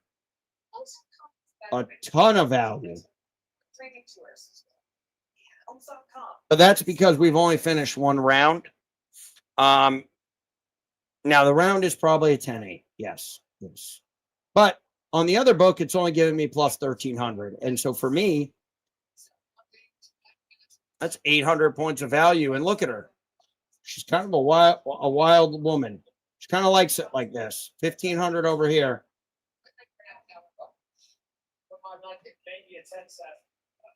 She needs to get a finish.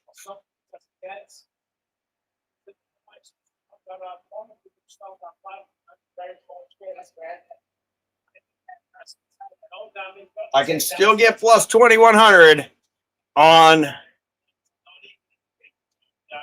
the Russian Ronda. She's got a shoveling jab. But Mesquita pretty much needs to fight to go to the ground, too. I think she'll get it there. She's big, too. She's thick. Buff arms.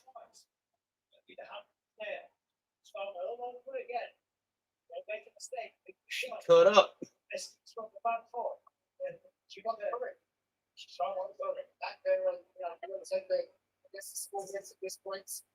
Her very pretty face too. I give her that. She's kind of like a Brazilian. She's a Brazilian Kayla Harrison.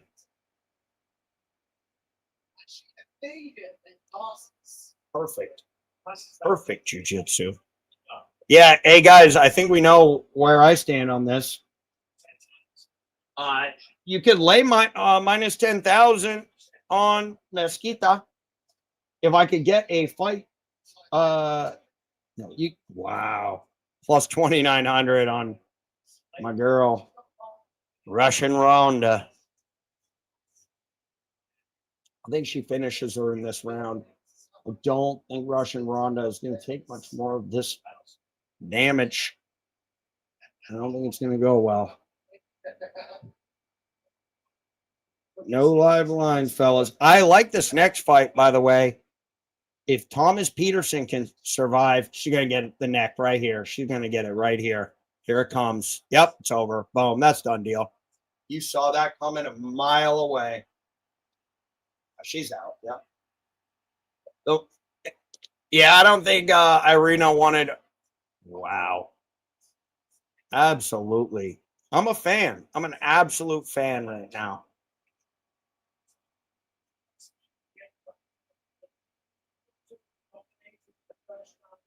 Absolute fan. Yeah, that was a really brutal beatdown. She beat her up in the first, and then she said, okay, well, I'm just going to submit her now. I could see, like, oh, that hurt. That hurt the Russian. I don't know if Irina is UFC level. Like, look at that. She goes to full mount. She bucks her. She just rotates around her. Once she's on the back, it's done deal.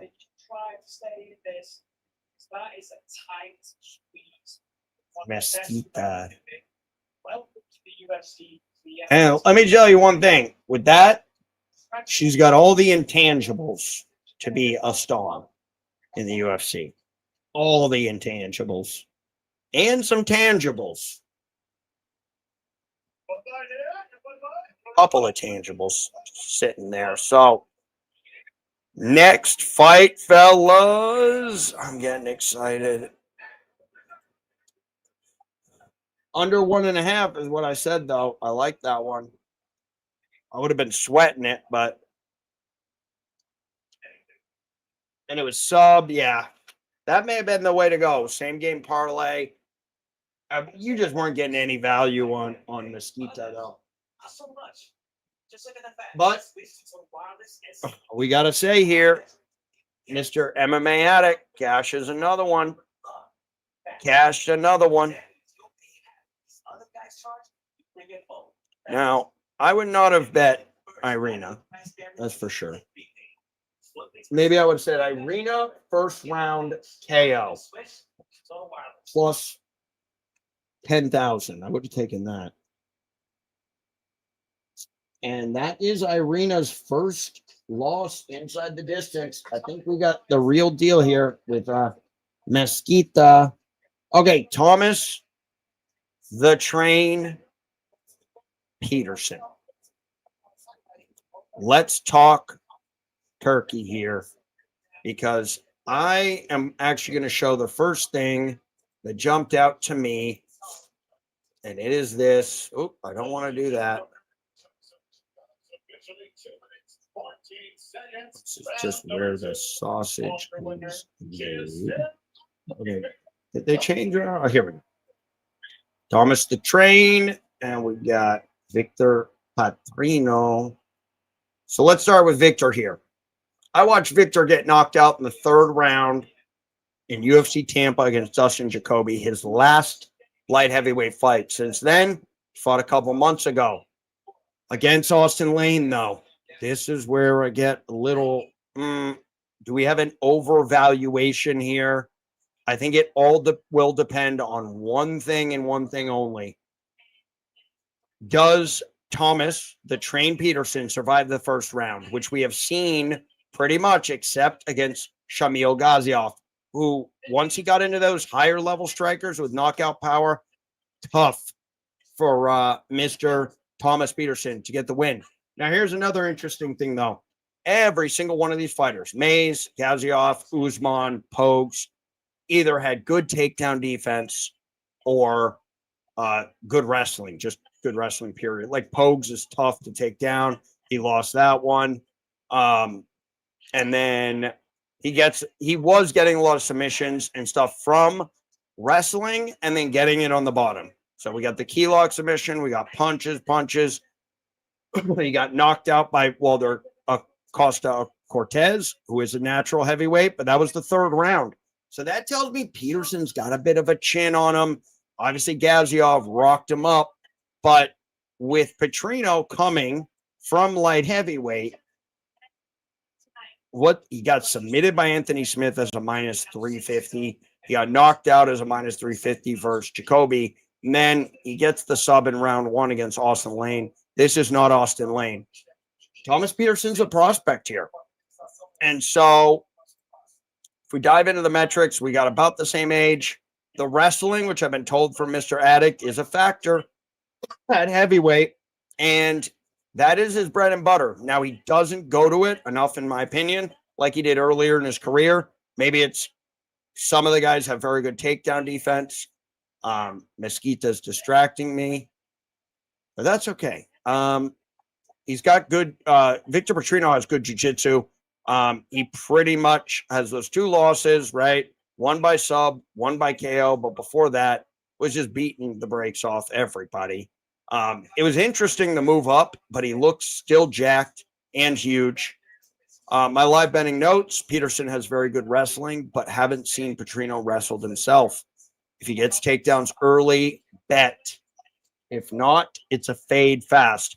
If this is just straight up on the feet, Petrino's going to knock him out. If this gets extended, Peterson is going to get it. So I'm sure the prop on Petrino by KO is not great, but I would also throw it in maybe the first round because I see it, that kind of fight. Either first round KO, or if it extends, we bet Peterson like crazy. But that's a bad man coming at you.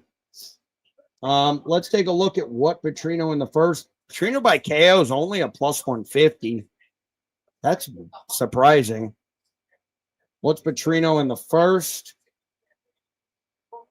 Wow, these are kind of crazy, actually.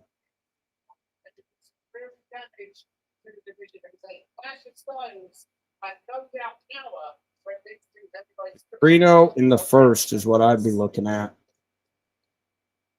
Petrino in round 1 or round 2 is a plus 140. That's not bad, but not what I want.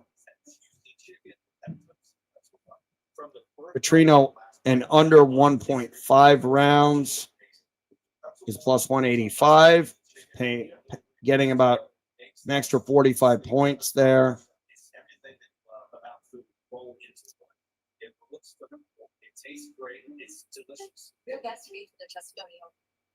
Peterson round 3 are decisions plus 450. I don't love that though, because you can just get Peterson a plus 245. If you like Peterson, I say you just bet him straight up. Will fight go the distance? No, minus 205.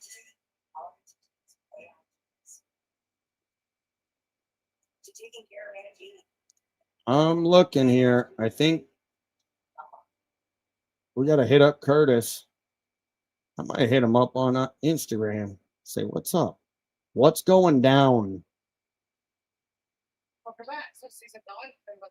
Petrino, TKO, KO in round 1 plus 400. That's actually not bad. And then Petrino in round 1 or 2 KO plus 210. That's actually not bad because I don't think he gets late KO. I think he gets late KO'd, if anything. Plus 210 on Petrino by KO. I don't really think the submission spot is there. Unless, I mean, Peterson's never been submitted. He's been knocked out twice. Did get knocked down the third by Cortez, but that's his style. I think this could be a Gaziov type deal. I think we're locked in here with I think Petrino round 1 KO and round 1 or 2 KO is live.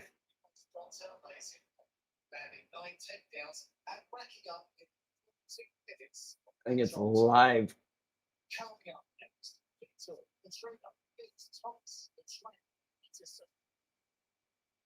See what it looks like, fellas.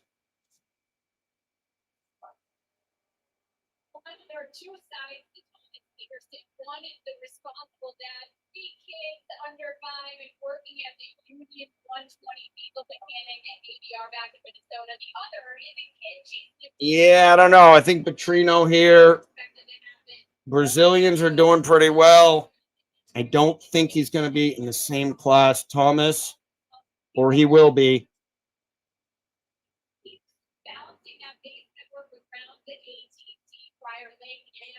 Prior Lake, know it well.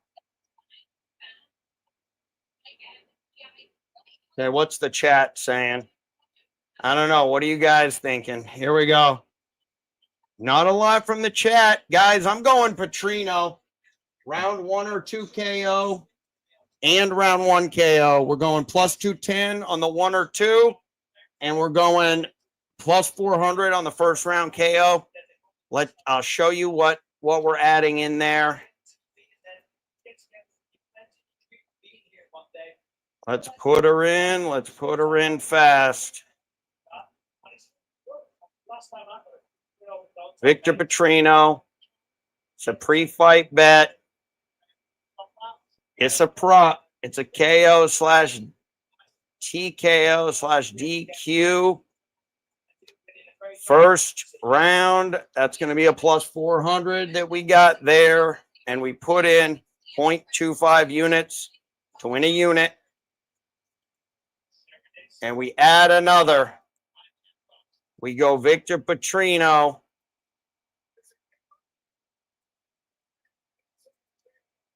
It's a KO slash TKO slash DQ in the first or the second round. But I do think if he gets it, it'll be early. This is not bad. It's a plus 210 is why I took it at that. Took a unit, can win both. For 3.1 units, we got 1.25 units. On a KO, Petrino in the first round and the first and the second round. If we start seeing Thomas wrestle him, get him to the ground, I think Thomas could hold him there with his size. If it stays up, I would just keep rolling with this KO prop. I think that's how we look at it. I think Thomas is live if he can wrestle. Live if he can wrestle.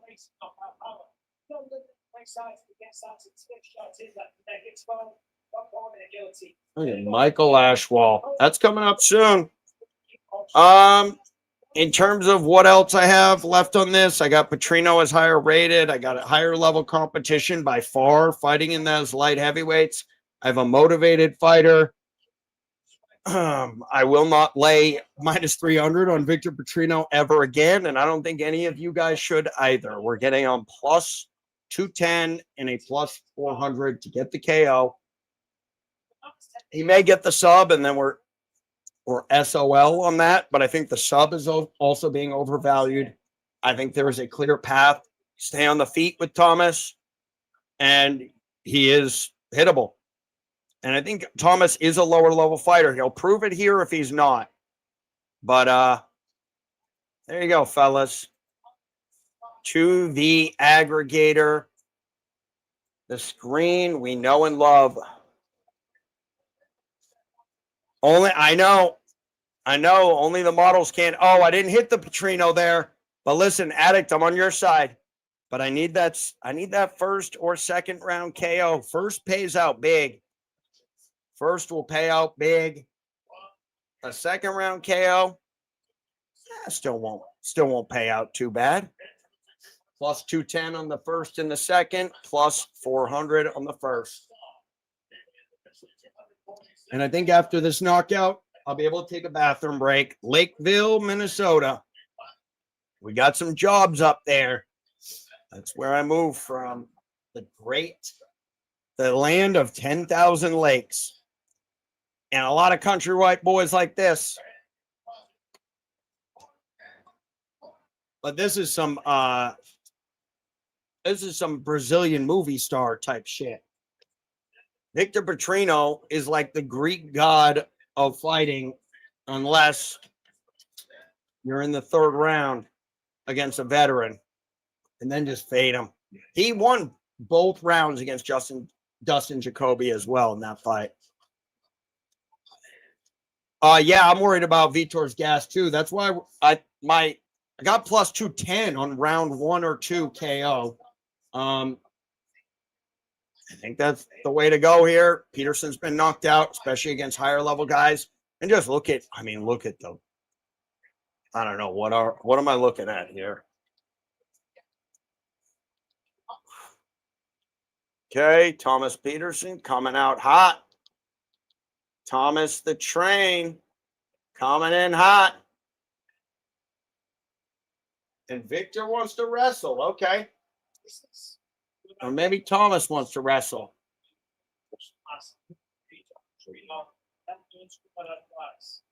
We'll see here.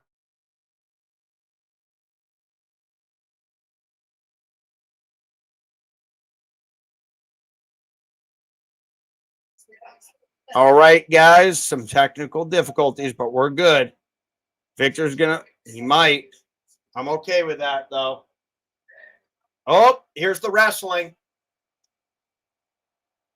Why is, if Victor wrestles, that's another thing. That's an arrogance to me. He should not be wrestling, and if he does, give me Peterson live. The concern I would always have with Victor is him doing something like wrestling a wrestler and gassing himself out. Peterson a plus 350 live and a plus 450. This is not good for our knockout prop, but I think he's going to have to see here that what are you doing, buddy? You have a wrestler and you're trying to wrestle him, and it's like, Victor, you do this so often. Yeah, if Thomas keeps this clinch and gets this takedown, Peterson down to a plus 235. And he got the single leg there. And they took it off. Victor Petrino, how does he fight the wrestling here? We'll tell the story. He's fighting it, but here's the issue. He's using a lot of energy. A lot of energy. We're getting a plus 220 on Peterson. I think, plus 145. And so Petrino, I think they've reacted too fast to this, though, because he hasn't been taken down. I would say it's a little too quick. Little too quick. No live line there. They took off the board here. I'm seeing a plus 275 on Peterson with not a lot happening, though. I can only lean Peterson here. And now we got a strike here, Victor. Now we got to stand and bang and see how Peterson does there. Because I will look. Oh, there it is.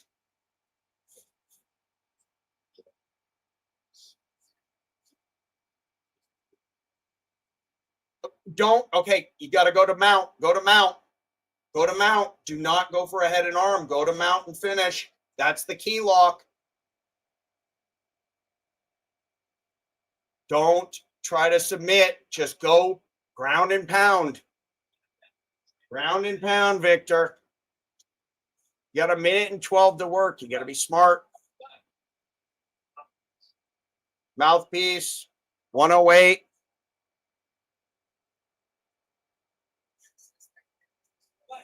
If Victor stands up, yeah.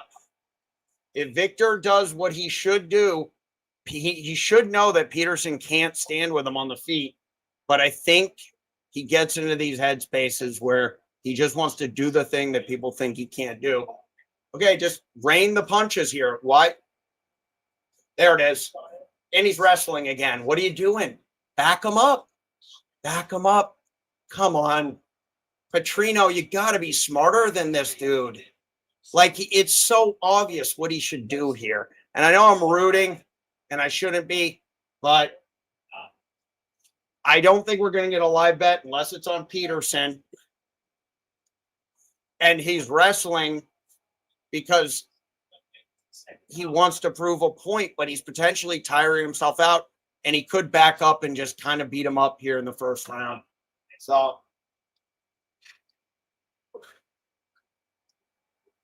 it makes no sense. I mean, look at this. And now he's wailing on him. Like, could have done this. I actually like Peterson if it's crazy. I like Peterson at a plus 420. But I would have to see something early. I'd have to see something dumb from Petrino. He had a minute to back off the cage after one punch knocking down Peterson. And he wrestles him for a minute. I mean, I'd love to see Patty's.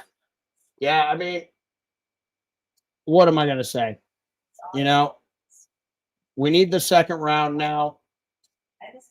Thomas is a plus 340. So money is coming in on Thomas a little bit. 370 over here.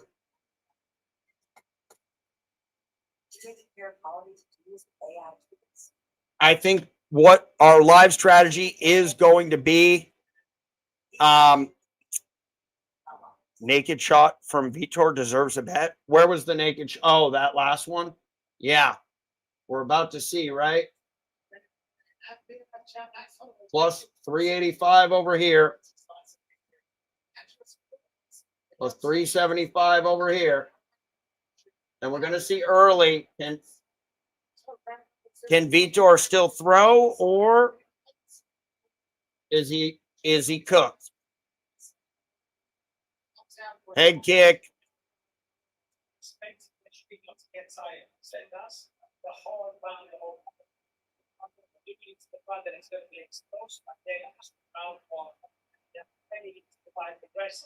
Can Petrino get a finish in the second? Plus 325 on Thomas the Train.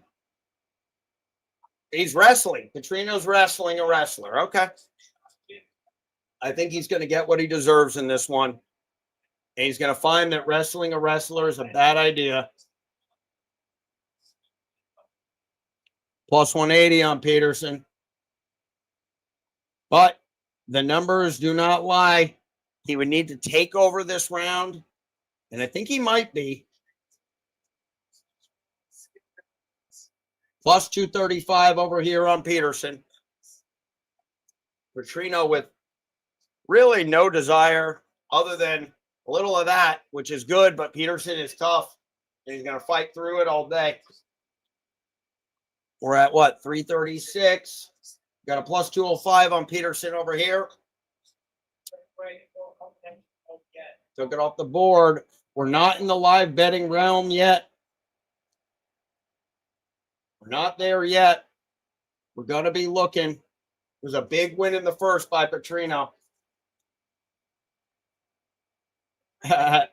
Yeah, I'm looking for live bets based on the numbers. Right now, Petrino with a big win in the first. That's usually a very hard recover spot. However, with Petrino, we have to factor in the gas.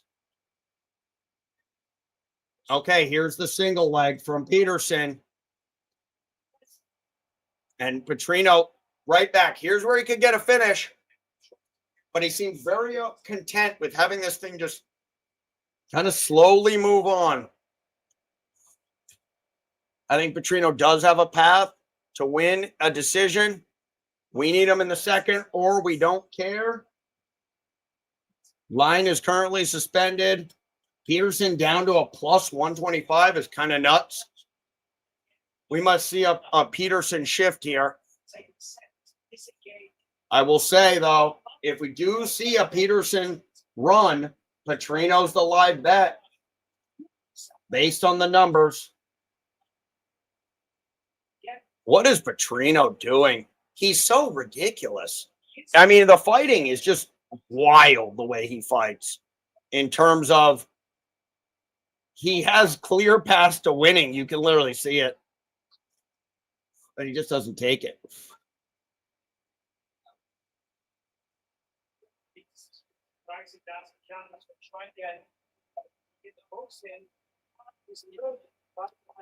Okay, Petrino minus 160.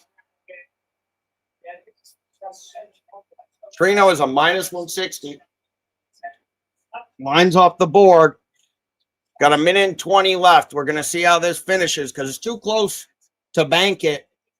I will say, even if we bank it, though, Petrino could be taking one of those breaks.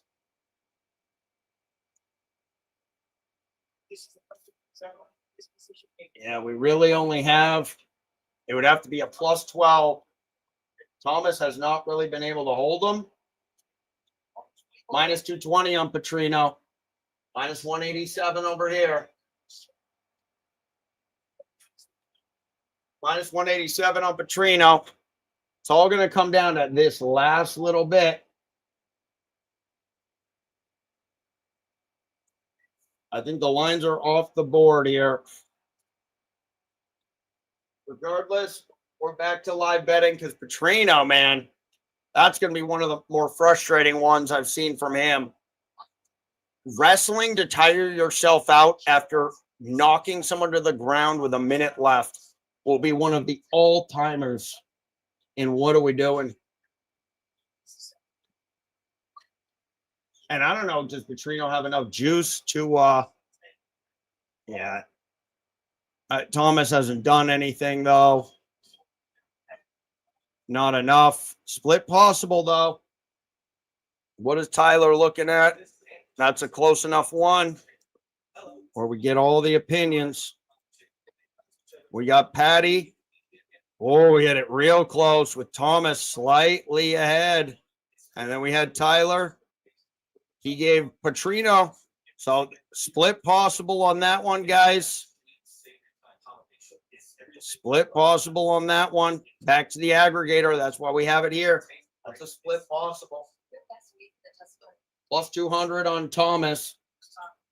Now, oh, Petrino, minus plus 145. These lines are crazy. Some of them must be having Thomas with the win there.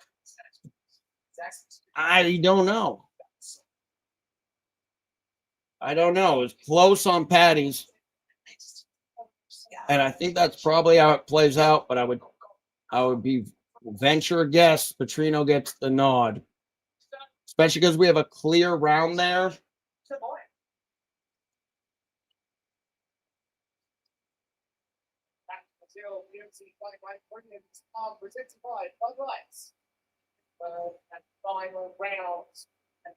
Yeah, Petrino, that is just a fighter IQ thing. I've seen it. I mean, he got knocked out against Dustin Jacoby. We won't be able to catch any live lines with knockout, though. They'll be off the board before then. Everything's off the board right now.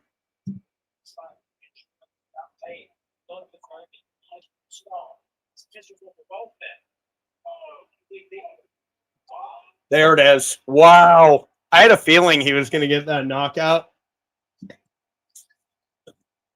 Well, I'm going to have to eat it on that one, fellas, because I said I lost that by about 30 seconds. Take the L on this one. Big time. Wow. Petrino by KO, first and second. That one hurts a little bit. But, you know, that happens in this game. In the first, too. He could have done that in the first for sure. That minus 182 was looking Petrino there. But I would have really wanted to get even lower. But that was, if Thomas could have done a little in that round, might have been able to get Petrino at a good line. Oh, is Hashwell next?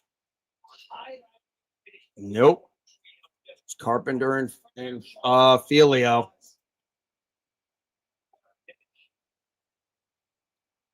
Needed you about a minute earlier, buddy. About a minute earlier. Serves me right for getting fancy. But the plus 210 was nice.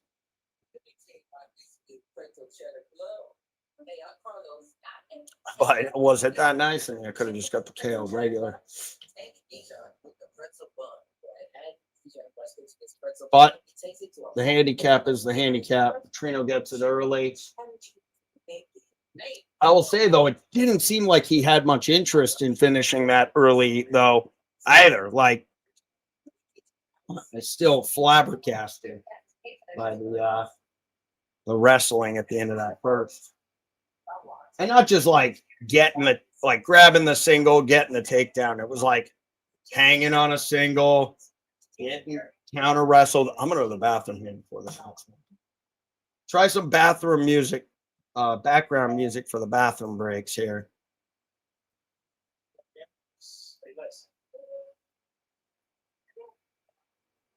Yeah, I know. It's okay. Too confident, Petrino. Yeah.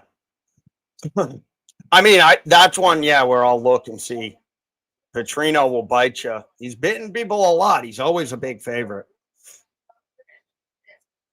Let's play something fun while we're here. We'll do it live. I'm a stats nerd gambler, and it's not fair. Got the monkey in the back, yeah, I'm cashing out there. Numbers don't lie with the analyzer screen. We'll do it live. Don't mess with my flow. Stats in my pocket, watch the money just grow. Bet on the fight, yeah, I'm hammering that line. We'll do it live. Going out of my mind. Crunching numbers like a fiend, I'm the spreadsheet king. Fights on the screen, hear the cash port sing. Bet the KO in round two, yo, I'm calling it now. Aggregator flashing stats, prop star, take a bow. Data's my weapon, got the graphs on lock. DSP stare at the coda, getting hard as a rock. Streams going wild, yeah, the server might crash. Live with no script, just my bets and my cash. We'll do it live. Don't mess with my flow. Stats in my pocket, watch the money just grow. Bet on the fight, yeah, I'm riding that line. We'll do it live. Going out of my mind. Live, no filter, just the numbers and me. Bad betting on fights. Get that monkey showing out. First of all, All right, we're back. We're back. So let's move to the next one here. We got Clayton Carpenter currently a minus 114 versus Rafael Filho. I'm starting to like the Brazilians in these spots, although in the next one, we do not have a Brazilian, but we have a potential broken hand. We'll see. Might also be a good spot to hedge because I do have Oshwell at a combined minus 172.5. So that is going to be our next fight. But while we're here, let's dig into this one. Carpenter is all upside, I think. A lot of upside on Carpenter. That's what people are betting on. The line keeps toggling, though, back and forth between who's favored, who is the dog. Carpenter currently a plus 106 on some books. How about over here? What do we got? Yeah, money coming in on Filho. Maybe people are starting to like the Brazilian fighters here. And I think Filho has a lot he's fighting for. A dog, a good wrestler, which is what's going to make it tricky for Carpenter. Carpenter's a dog, too. Minus 125 over here. Yeah, so all favored Filho, and I lean that way. I think it's a 50-50 fight.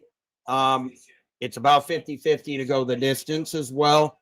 Although I think money's coming in on decision, so we should see a good live spot here. Stats are showing Carpenter's high, Filio's high, both with decent level of competition, 80% in their last 5. All finish wins for Filio, sub. A lot of finish wins for Carpenter. Carpenter's loss by decision. Filio has lost 2 by sub, but one of those was Mohamed Makayev. So live betting notes. Watch for the strategy and for our numbers to pop up.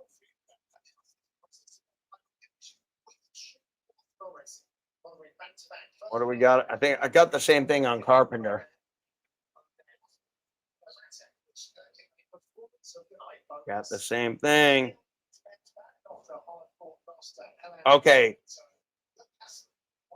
Was it split? Yeah, it was a split. Peterson won round 2 on the official cards. Oh, was a split, but he wrote what majority? That's interesting.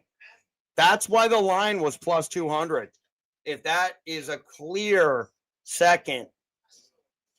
But, you know, when the line got down on Petrino, I don't have a ton of faith in him, but based on the numbers, if it's a small win for the guy who's coming back after a big loss in the first, then you go with the guy who won the first big.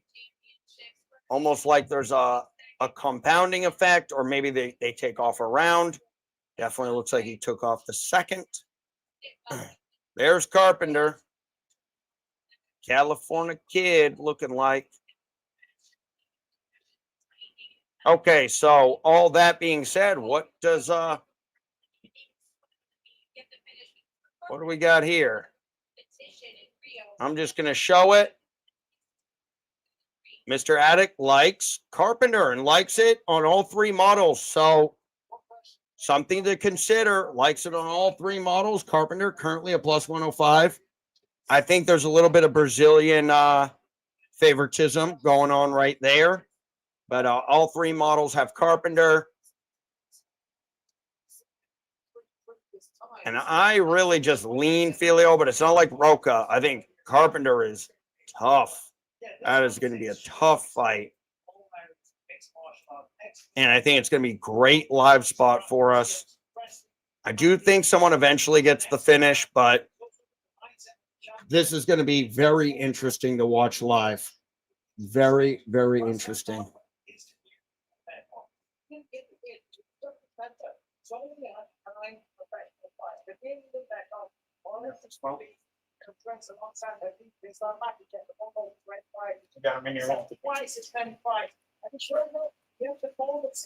Right.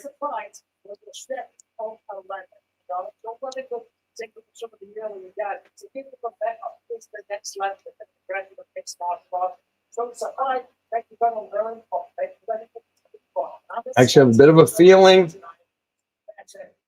Oh, what do I have a feeling? I think it's either going to be Carpenter with dominance, but Filio's so tough. It's going to be good.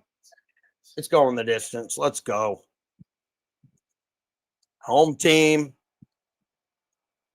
Home team is doing work.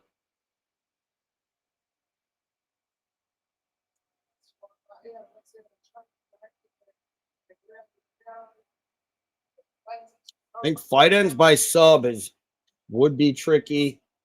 I bet you it's not a good line, though. Plus 225. It's not a bad line. But decision minus 140. Yeah, interesting. I think that is your route. If you go fight does not go the distance, you might look to sub at plus 215. Patty's round 2. I think he had Peterson by a point, 11-10. There you go. Yeah, I flashed those up real quick. I was curious. But it was a split round. It was a split round. So the split round for us is split round for them.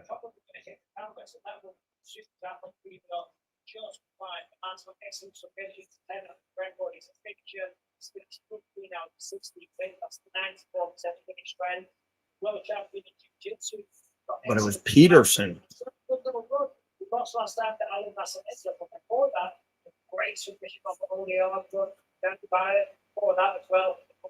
Well, you know, yeah, Patty, we could figure out something. And of course, when I mean we, I mean you. But here's the idea. I'll be the idea guy. You be the execution guy. Yeah, I could also screenshot them. That would be an idea. Filio, 1,000, coming from a Cyrillic country. It looks Russian to me. He's got Filio 1,000. It's a brave bet. Fortune favors the brave, guys. Carpenter by TKO or sub plus 400. That seems easy. Yeah. What's do you know? Yeah, Tyler, that's why I'm thinking maybe we could have a way of having a record of every score, and then I could pull it up in between fights. We can look back on some. That'd be interesting. But that'll be for later. Can't release everything all at once. But just know it's always going to get better and better. And I need to show the fight. Filio and Carpenter, we're going to have fingers on the trigger, fellas. The live lines are early. Carpenter looked like Carpenter took a little money fast. See how far off I am? Hit it. Hit it. Are you ready? Are you ready? I am ready. So ready. Let's go. Okay. So far, so good. Carpenter swinging. Heavy leather. We're going to look for a small win. We get a big win. Or we look early to see who might get a big win in the first. So far, they're just swinging. Carpenter's got a chin on him. Filio's got a chin on him. No live lines yet. Filio up 3 to 0.5 at 4:03 left. Oh, big shot by Carpenter. Big shot. And he's doing a little wrestling. Got a dog fight here. There it is. It's all tied up. It's all tied up.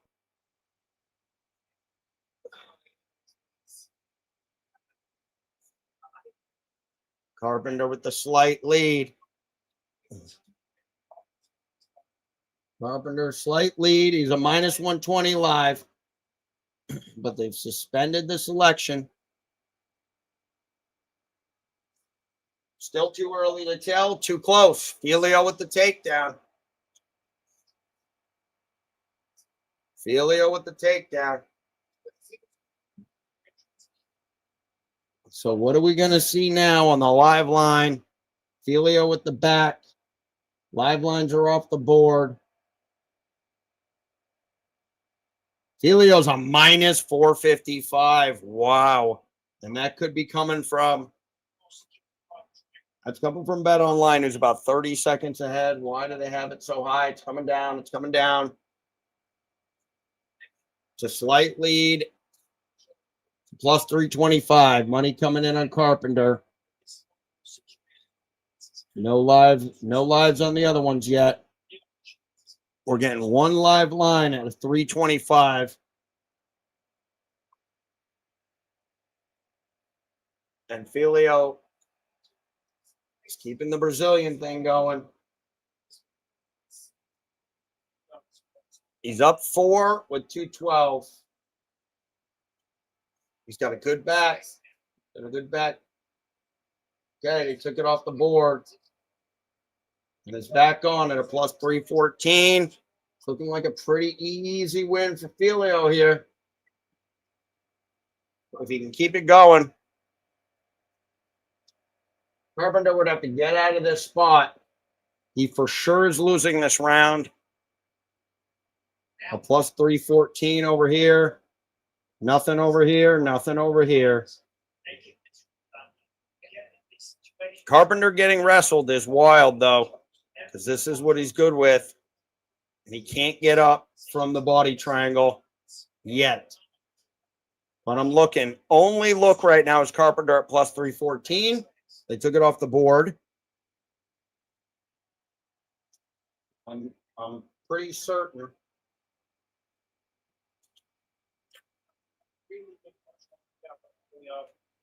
Pretty certain that either Carpenter. Oh, there it is. That's the reversal. But is it enough?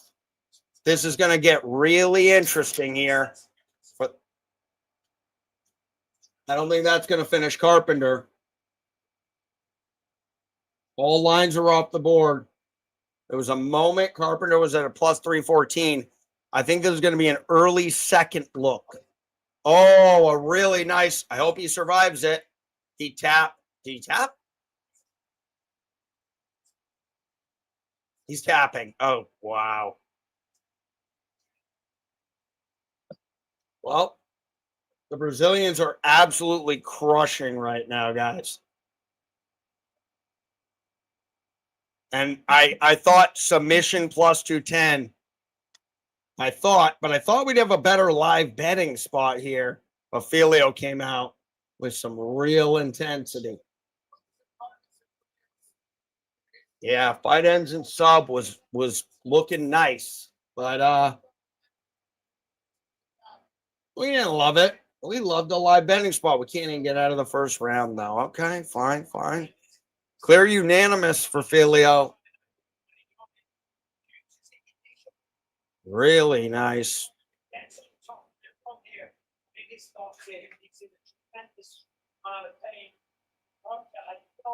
We don't actually know who actually dropped 1,000, but someone dropped 1,000.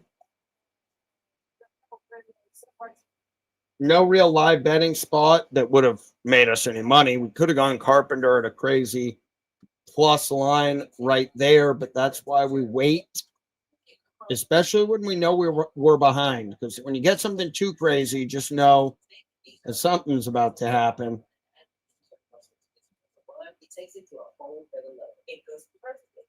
Okay, we're diving into this next one because these are going a little too fast for my line. Oh, it's Michael Ashwall.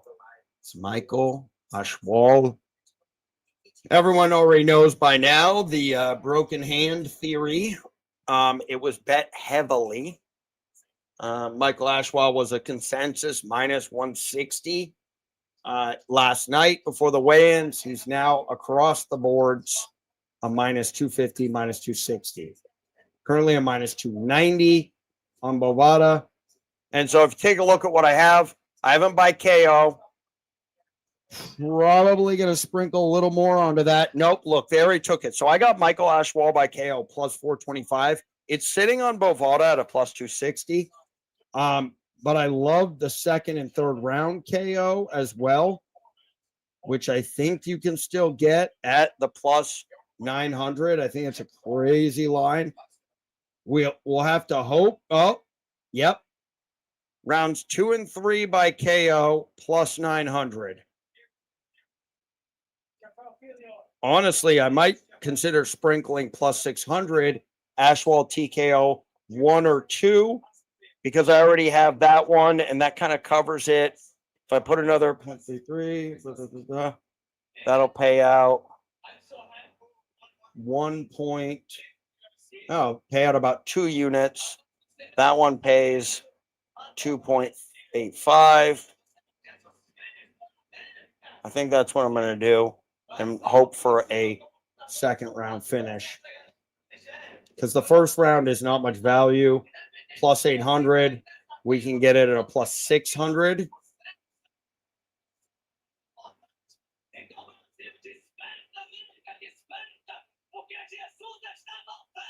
Wow. Before I'm a UFC fighter, I'm a pastor, and I preach. And before anything, this is what matters. Heaven is real, and heaven is what matters. You surprised that he came in and he wanted to wrestle. Doing some quick math here. He shot in, got the takedown, fixed in the first round. Are you surprised? Okay, that's the move.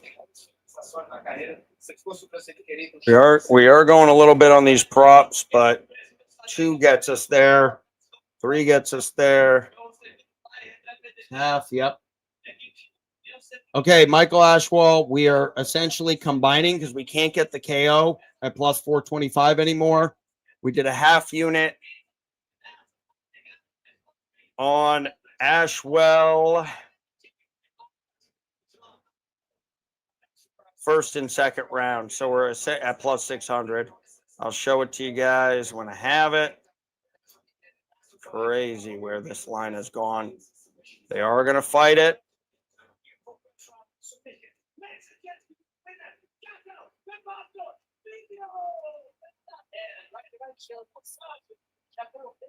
Okay, that's at a plus 600. We're going to put in a half unit to win 3 units. So we have KO, TKO, second and third, plus 900, 0.33 units to win 2.97. That says here. Almeida is tough, but we'll see what he does with that. It's the right hand. We don't know what's happening with it. Maybe he's completely fine, but we'll probably be able to get a plus 300 on Almeida. He is a Brazilian, but yeah, we have the 3.45 plus we got all this spread out 1.5 units on all the props. If he wins in KO round 2, we sweep the props, and that cashes us a massive 8.82 units plus the 2 units on Ashwell. So that'd be 10.82 units. If Ashwell gets the KO in the second, 10.82 units. If Ashwell gets the KO in the first or the third, it's going to be about 5 with that one. First or third, about. Let's just call it 2.5. Be about 5. That wouldn't be bad either. It'd be about 5.3 if he gets the KO, the finish, but it's not in the second. It's about 5.5 plus the 2, so about 7.5. But these are the 2 we're really looking for here. We beat the line movement on the KO by about 200, about 200 points in the betting line. Currently on Bovada plus 260, but I think you can get at it a couple of different ways. I do think the KO does not happen till the second or third. He's a pressure guy with the broken hand. I don't know what's going to happen. And then obviously Ashwell's never gotten a sub, but I'm sure that went crazy too. No, it was a plus 1,800. It's a plus 1,400. So it's not huge. But there you go. This is going to be a crazy one, fellas, for me. This will be a crazy one.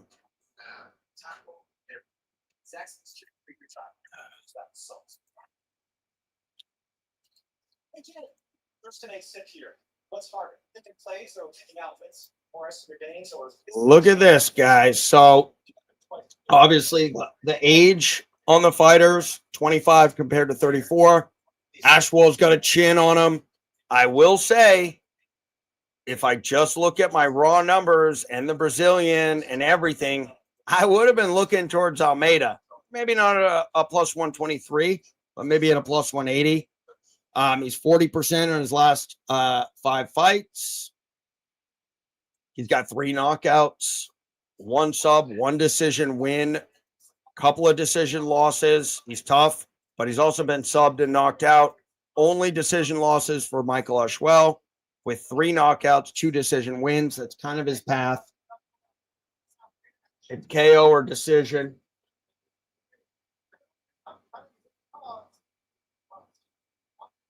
There were some lines on that too, but we're sticking with what we got.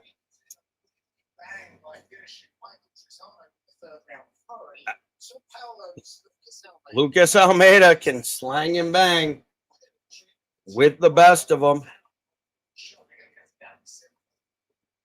Yep, a good fight. He's always a little banged up in these. The question will be how much that hand bothers him.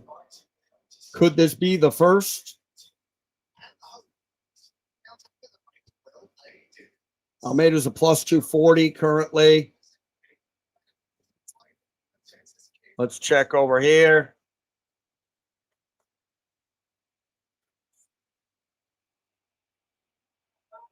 I mean, we're in this to win this already on Oswald. The only thing I'd be looking now is Almeida live by KO, TKO. He could win a decision though too. He's won some of those. Oswald's hard to finish. He could get flash KO'd, but I don't see it. I think we're gonna ride live. We're going to hope that we can get an even better line. And I'll say our buy price on Almeida, a unit, half unit, plus 400 if he's losing. Anything if he's winning, because that would be shocking. But it's also, if his hand's fine, it's not shocking. So it's all going to come down to that little oddity. Fight to go the distance, minus 140. I think that got bet down. To go the distance now.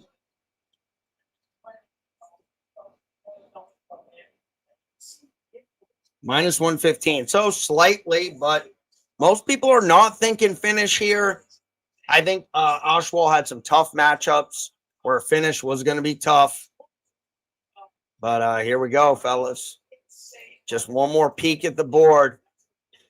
Let's do it one time here. Let's get that monkey. Let's get that monkey.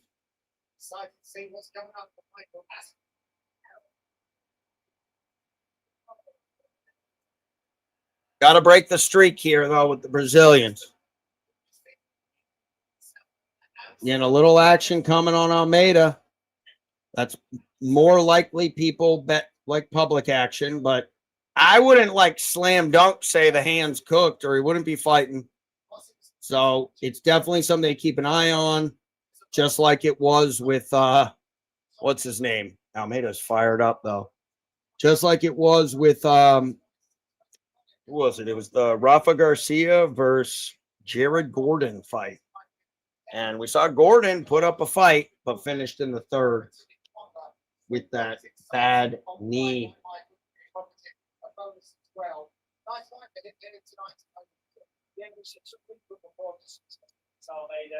More of a strike where the club out on one side, kickboxing, of course, we can get well. That's another thing too, is the kicks of Almeida. You know, I wouldn't count those out either. I wouldn't count those out. He's a plus 230 or a plus 205. I think the plus 230, it's probably still value there just because we do not know the reaction on this hand. Still, can you stick the job, set up the right, upgrade the job. That's typically what he likes to do. Let's see how it plays out. Exciting fixture here to round up on prelims. Right hand. No, the weigh-ins. It was this whole thing. It kind of blew up all over Twitter where his hand was swollen up. It looked broken. I mean, I've never seen a hand that looked like that and wasn't broken, but maybe it was an allergic reaction. We don't know. What we do know is that Almeida was a plus 140. He's now a plus 230 because of this hand. And so we will look live, though. If that thing is not, there is not a problem with that hand, we will go live.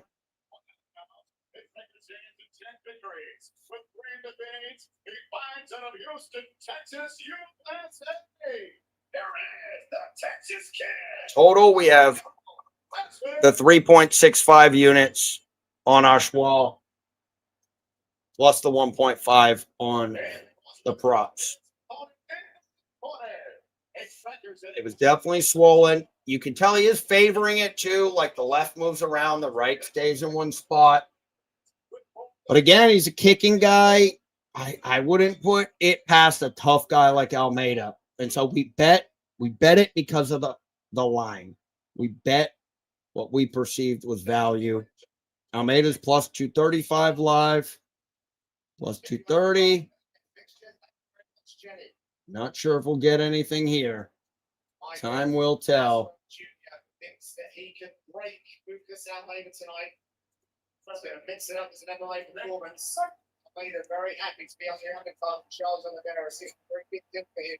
See how that hand works. Curious about the hand. Almeida's definitely got the size. Yeah, I mean, We have to see what he does, but Oswald has to get inside. He's got the boxing, but look at that. Look at that discrepancy in size. There's some, oh, big shot. Oswald looking okay so far. Lines are off the board. Good jab. Good jab by Oswald.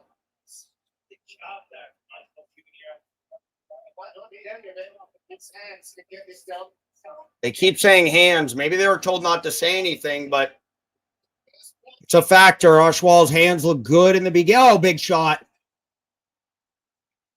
Oh, come on, Oswald.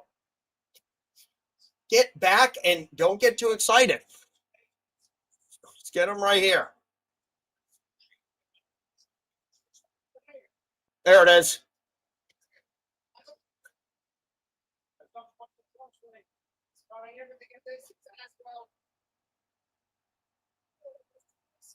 There it is.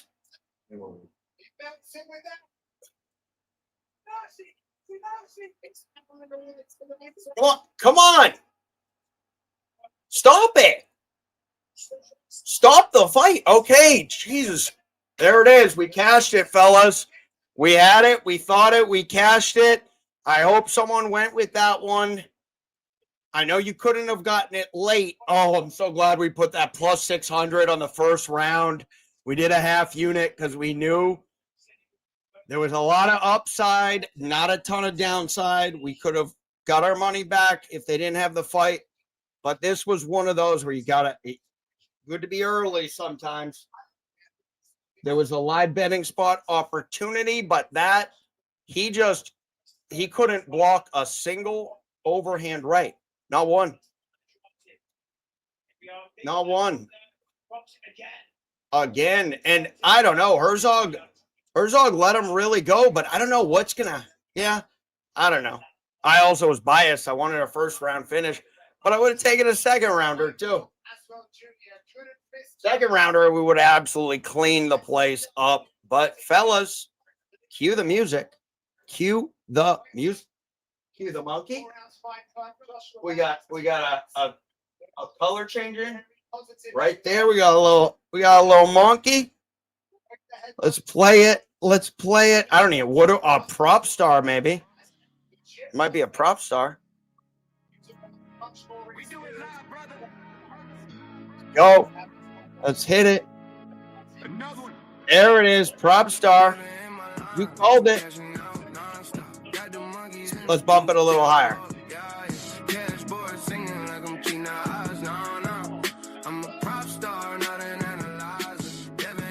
Let's do it. Well, guys, we didn't do it live, but we did it right and we did it often. Let's start with the first cash of the night. The money line at minus 172. Bet it last night. Stopped betting it when it got crazy, but let's take that dub. KO at plus 425. Are you kidding me? What a line. What a line. Hit it.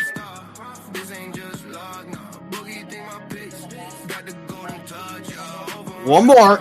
We added it right before because I said, I think 2 or 3, but part of my handicap is the other guy maybe shouldn't have been in there. So we had to factor in the first round being a potential finish, and we got it at a plus 600, half unit to win 3 units.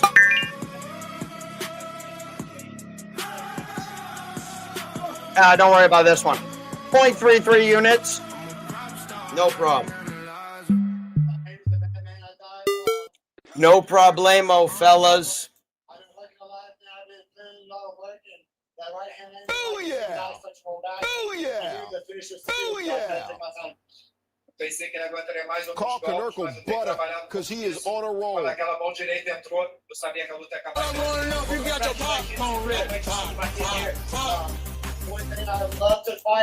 That's a nice board, fellas, right there. We've risked 8.2 units. We've cashed 8.47, and we are just getting started. We're just getting started. W in the chat. W in the chat. Yeah, buddy. Prop master. We'll take it. We'll take it. It wasn't live, but it was a live read. You know, and so what maybe I should start doing again is at least do my post weigh-in leans, likes, and if I do have a pre-fight bet, go with it. However, we could have got the plus 600 on 1 and 2 the whole time. They never moved. So that's another trick. You miss a line, you miss something like, oh, shoot, he was a minus 160. Now he's a minus 260. I can't bet him. Go check the props because the props are late. They are late to get updated. And so I got the plus 425. While that line was getting steamed, I went and got plus 425. When they took the plus 425 off on the KO, I still got the plus 600 on round 1 and 2, and I still hit us with a short when you have them. You got it, sir. You got it. Yeah, maybe I'll make it super casual too so I can just get them out there. We'll just go quick record. This is what we're seeing. One guy on Twitter kind of got in my head though. He was like, yeah, keep saying how his hand's broken so that the betting line gets out of control and they call the fight off. I'm like, I don't know if that's how it works, but I thought about it and I was like, okay. But I didn't necessarily keep it quiet either. The first thing I talked about when I got on here was that. And that's what I'll recommend too, because the odds are that you're going to pull up YouTube and see my thing and then, you know, all that. What I will do is I'll put up and say, hey, I got the money line, but I'm digging into the props.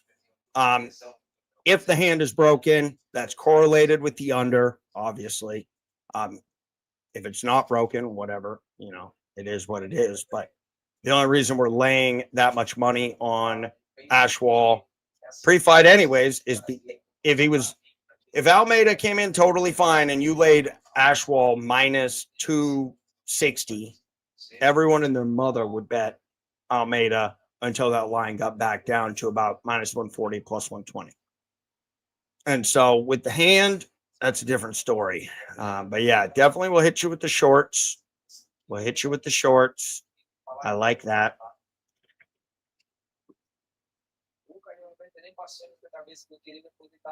We have our shorts we're coming out with, which is we did it live. Instead of we'll do it live, we did it live. That's when I'm yelling back and forth on a live bet and we cash at the end. But here's another one. We're gonna do it live later. No. We did it pre-fight. But it's also mainly when I think when the face-off happens, that's the only other time where we actually get a data point of like what's going on. Because until then, it's everyone just looking at the last fight for the guy. You know, maybe you have insight into a camp, but probably not. So that's how we'll consider that. Enough yapping, Devin. Let's get to the good stuff. Oh, by the way, Mr. Addict also had Ashwall there. Mr. Analyzer, you can make all the songs in the world. I need a Lil Wayne one, though. That'll get me real hyped. It doesn't have to be Lil Wayne, but Lil Wayne inspired. And Wheezy, baby. Yep. Absolutely. Something Bill Gayton on the pre-fight. Yeah. There we go. Now I'll play a little music though, just to set the mood, guys, because this one will get in your head. This one will get in your head. And I haven't even made a video for it yet. That's when it really gets in my head. Because I have to edit and it just plays over and over.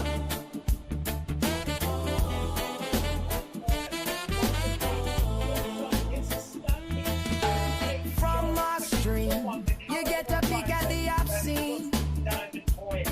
The show was fire, like it was filled with gasoline. We did it live, like flashing on the cash bowl. Drops flying fast, Curtis getting our more. Before we all take on that car, we're going to kick it up to We the did it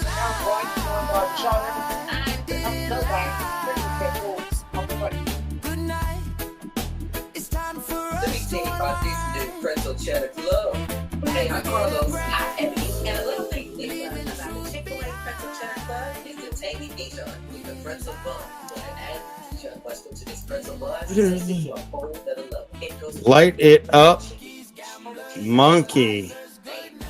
My monkey? and I love the different varieties. Real, Okay, original. here's what we're gonna do though. For real, we got a little time here. Take a little pause, and we're gonna show the breakdown for Mr. I got no action on this next one, so we'll leave it to. We'll stick around at featherweight for another bout. Oh, I love this one this. between I Ricardo love Ramos this one. and Con Ofley. Let's go. Ricardo has lost 3 of his last 5 fights, 2 of those by Con way of by first round sub. guillotine. Con by sub. Con has 3 submission wins in his last 6 fights, and 2 of those are first round guillotines. This is no guarantee, though. Ofley has lost his only 2 UFC fights to date.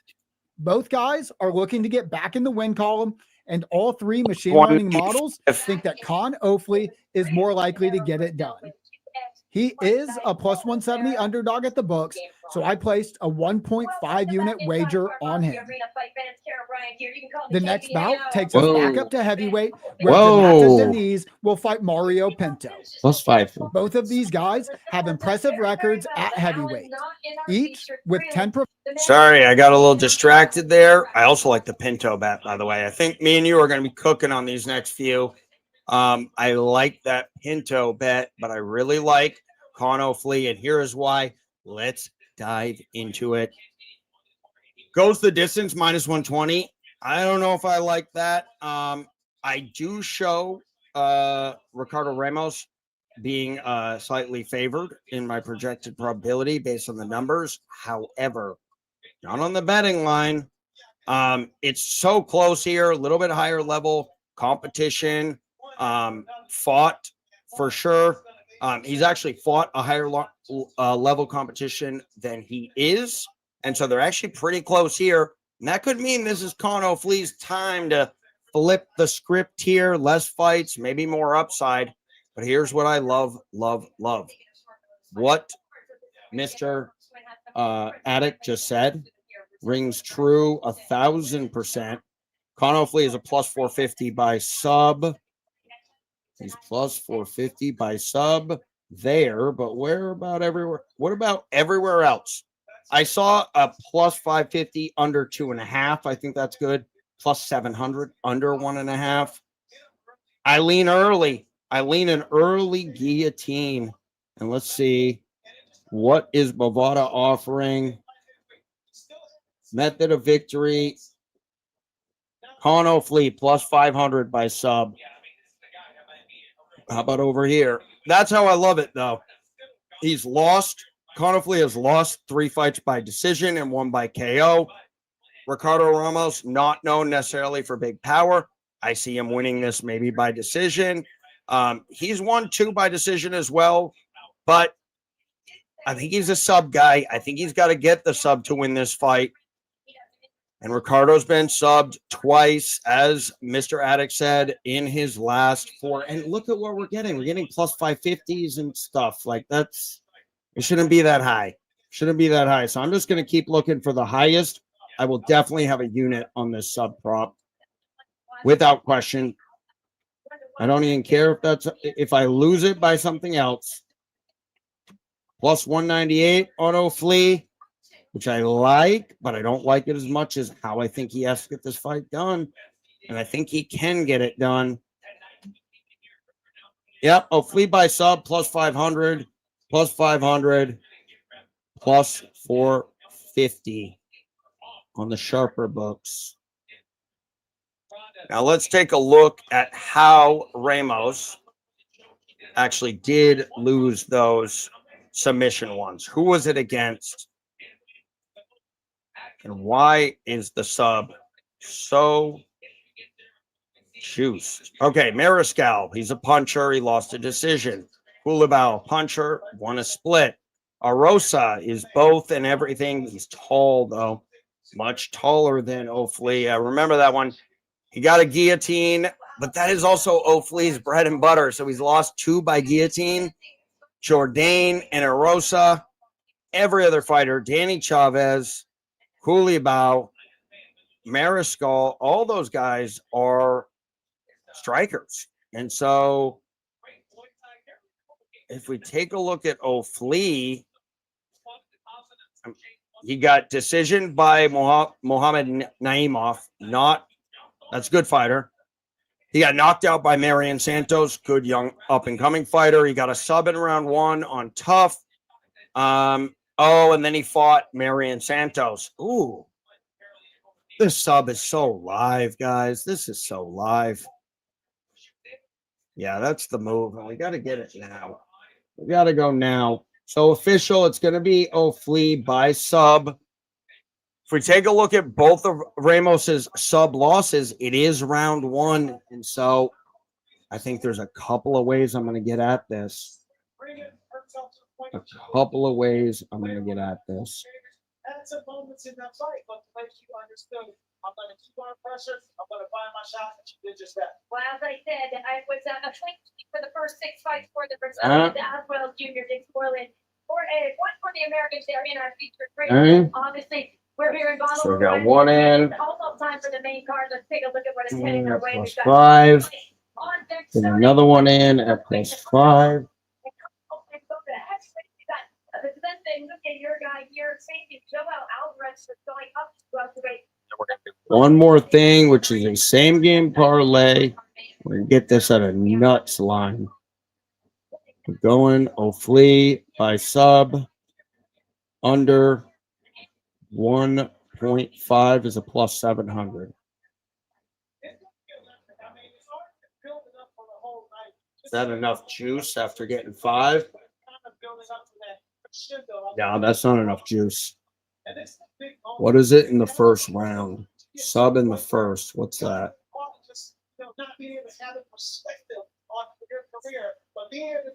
Plus 850.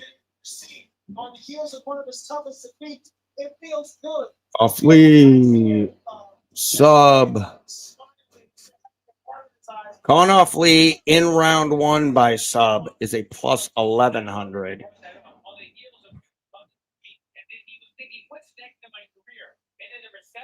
Spicy.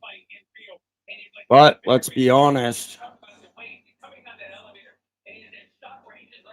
We like, what if it's a sprinkle? We got a majority of our stuff. So we'll put in the first one so we have it. I wonder how the chat's doing. A couple of chatters here. Jamaican for man. Light it up, man. Oh, man. Jamaican, man.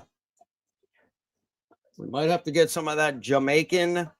Take the gilly. We're all over the gilly. We already took 2. I'm just wondering if I'm going plus 1100 on the first round submission for O'Flea. And what would determine it is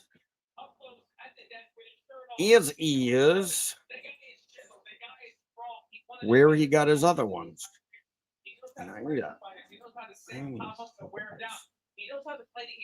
Okay, O'Flea, where are your subs at, brother? So 45% of his wins by sub. 3 of them in the first. That's where he gets them. Yeah, we're going for it. We're going a third of a unit on sub in the first, too. Why not? Why not? We love it. Just get it. You'll love it.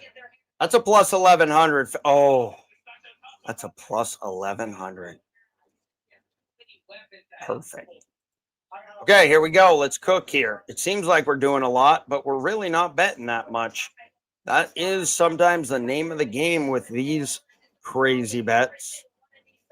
So let's cook here. Con or flee. Plus 153, no more. Now he's sitting at a plus 200, but we like submission. We like it.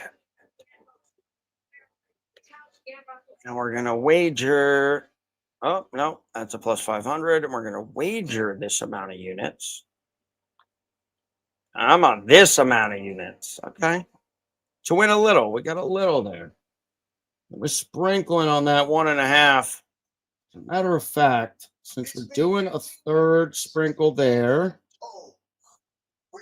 just cash the big one. Still 500 here. Still 5 here. Might be adding a little juice here, fella.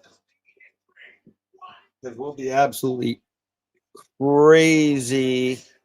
Yeah, we got to in case we hit that second. We hit that second. There we go. We're adding a little more juice. We're going to a unit.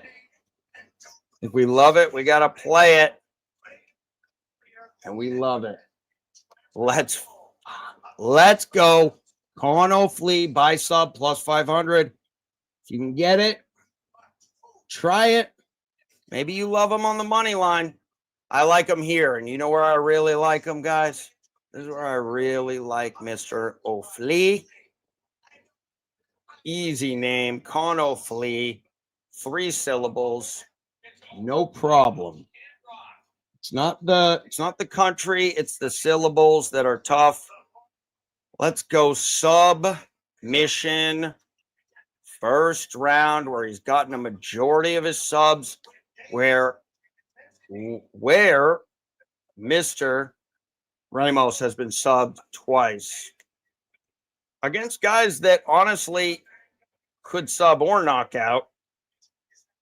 Oh, and the line is crazy. Plus 1100. We didn't go crazy, but we did go a third of a unit. I think we get the sub. But I gotta think first round is live. And we will live bet as well, because this fight could go the distance.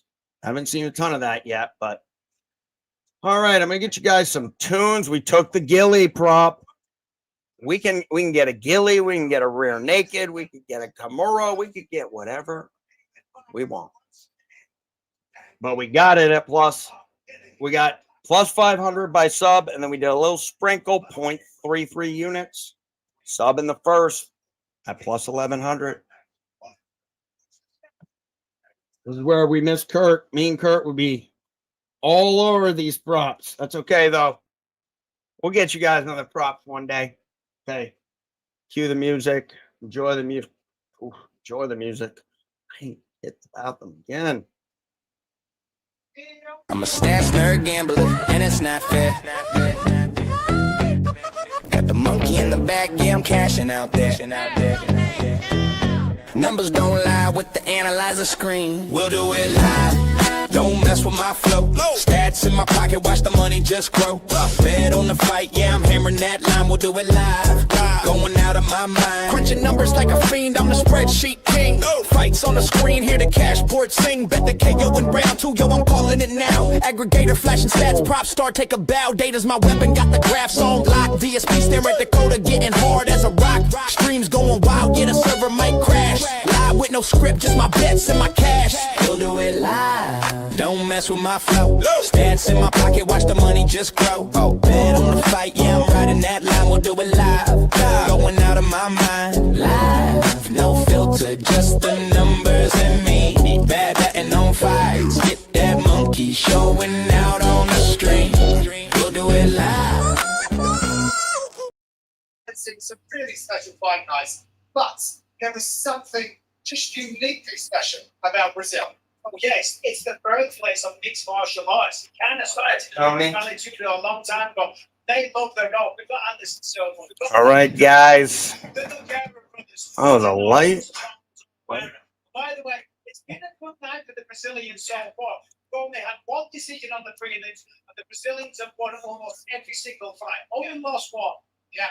Now, a little bit more on Charles. When the UFC goes to a region, to a country, they need a lead man who will be able to do about it. There is not right now.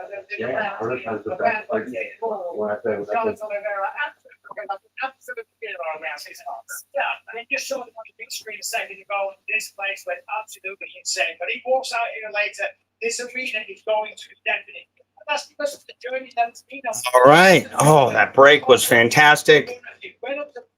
I like this sub prop a lot. A lot. Representing his country the whole time. That's why they love Charles. I wonder if we can get a little more juice on our monkey mask in the back here. That light. My OnlyFans mask with my OnlyFans light. Link in the bio, fellas. Link in the bio.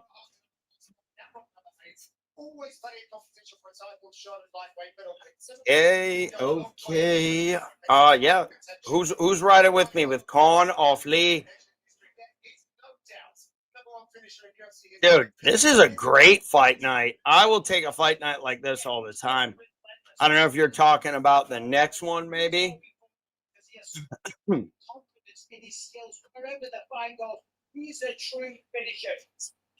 I would like to see Anthony Hernandez get more shots at anything, because he was gonna fight in Vancouver. That's why we all love this guy. What an opportunity going for Gamron. Interesting lines coming up. Flea up to a plus 205. People liking Ramos here. Oh, do we have agreement on O'Flea? And I will say, when the addict comes around, and places a bet, a 1.5er, he places it on O'Flea. I'm getting Brahimaj vibes all over again. What? Oh, yeah, I don't know. I also judge based on what I think is going to be competitive, because I will say, if you got a bunch of fights that are just lopsided, you're not going to get decisions. You're just going to have a bunch of finishes, which everyone likes, I guess. Yeah, they do. Of course, I like finishes too. But I have learned to love women's MMA ending in a nice slow decision. 10 credits in each round. We're just, no one knows where to put the live line. It's plus, it's minus, it's up, it's down. Those are the ones I want to see. Hopefully, all the way up to a plus 205. The size is definitely.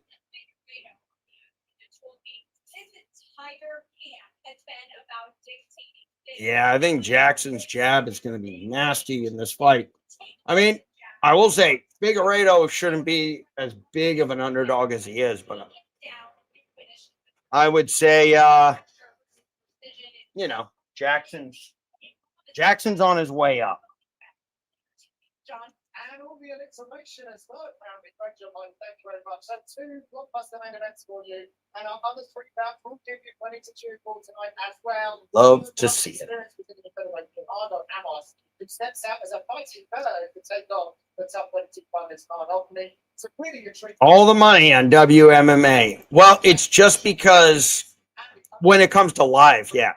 And actually we are making all of our, we're going to have, I think, low volume on live in the beginning, unless we can really isolate favorite spots too. But so far, to me, it just looks like it's when it's close at all, you're looking at back and forth all fight long on the plus and the minus.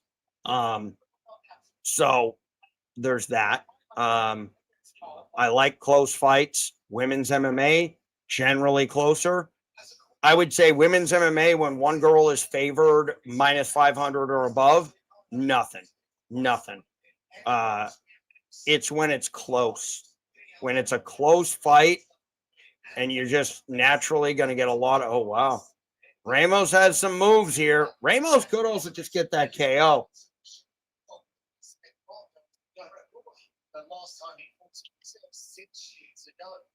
Sneaky sub, though. Sneaky sub from Conor Flea, the Aussie.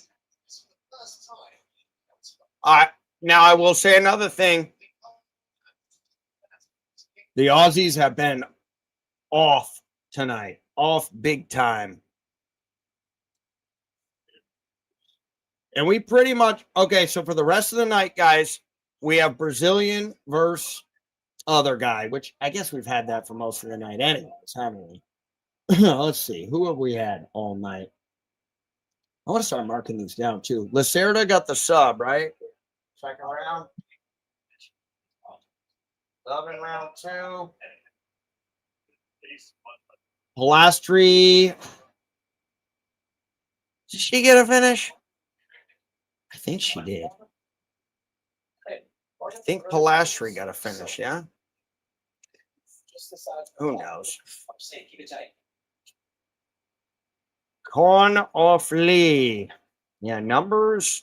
The numbers don't necessarily go with him, but not against him either.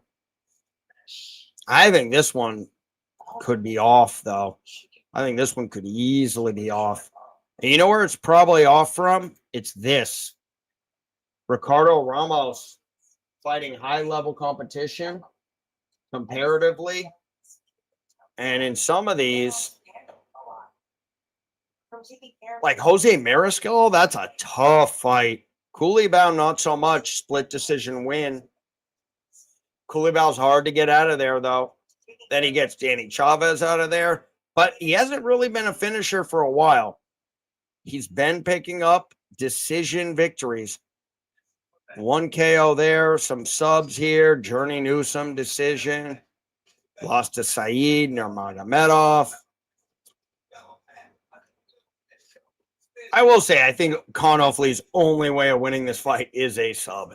And it's a tough matchup, but yep, TKO in the third. You like Ramos TKO third? What do we got TKO third?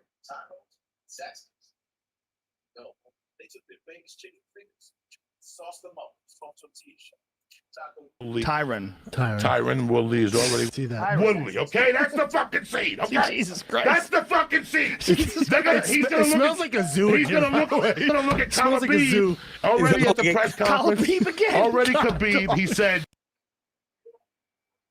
Joey.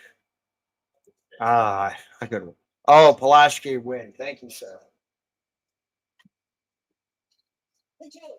First today, sit here. What's harder, different plays or kicking outfits? Or ice in your veins or ice in the chains? Next push. You got it twice as good. Twice as far. Did Roca get that? Oh, wow. I can't remember what I had for breakfast 5 minutes ago. What? I'm not even going to. It's embarrassing. I'm not even going to ask the chat because it's an embarrassing question. I should know how my Roca cashed. There we go. Decision. Yep. Lexus models arriving daily, including the new 2025 Lexus TX. All new with That was unanimous. Yeah. Yes, sir. It was. You'll become part of the Wesley Chapel Lexus family, which is why Was we round 2. our exclusive lifetime plan. Come see why we're the largest Lexus dealer on Florida's West Coast. You think Lexus? Think Wesley Chapel Lexus. And so.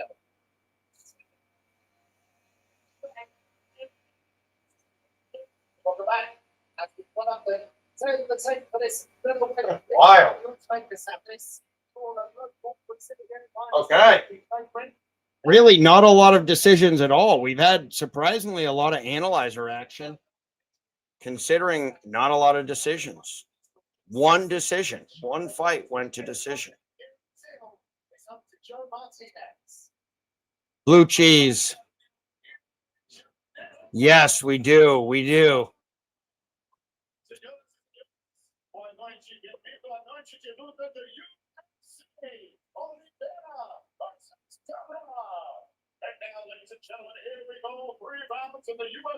Here we go.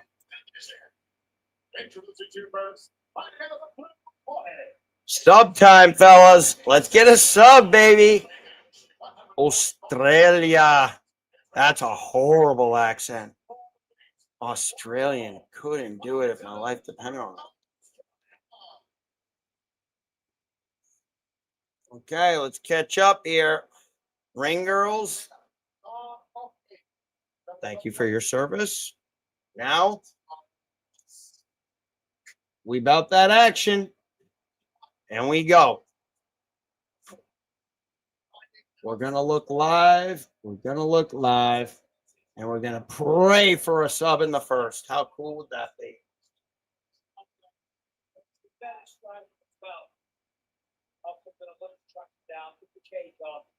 Oh, am I way ahead here, guys? Or what do we got? Is something going on? I don't see a start yet. Are we still cooking on the stream here?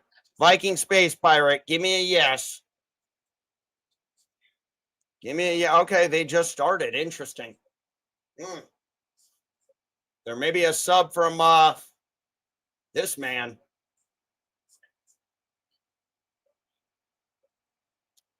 Oh, Leafy's tricky on the ground, but this is going to be a tough spot to get out of. Looks like he's getting out of it.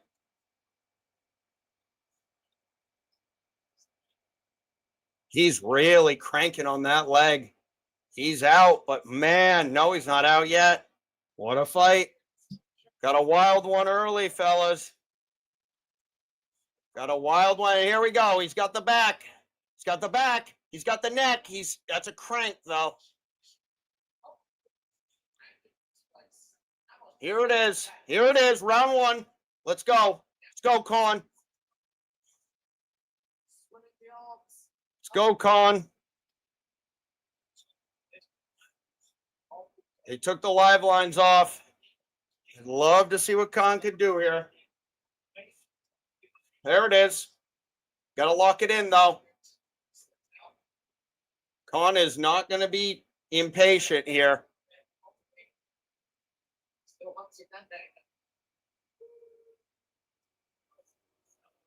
Three minutes. Here we go, Con. Get loose and get the juice. Here it is. You got it. There it is. There it is, guys. There it is, guys. Get it. Nope, he's got to switch it. This is as tight as you can be.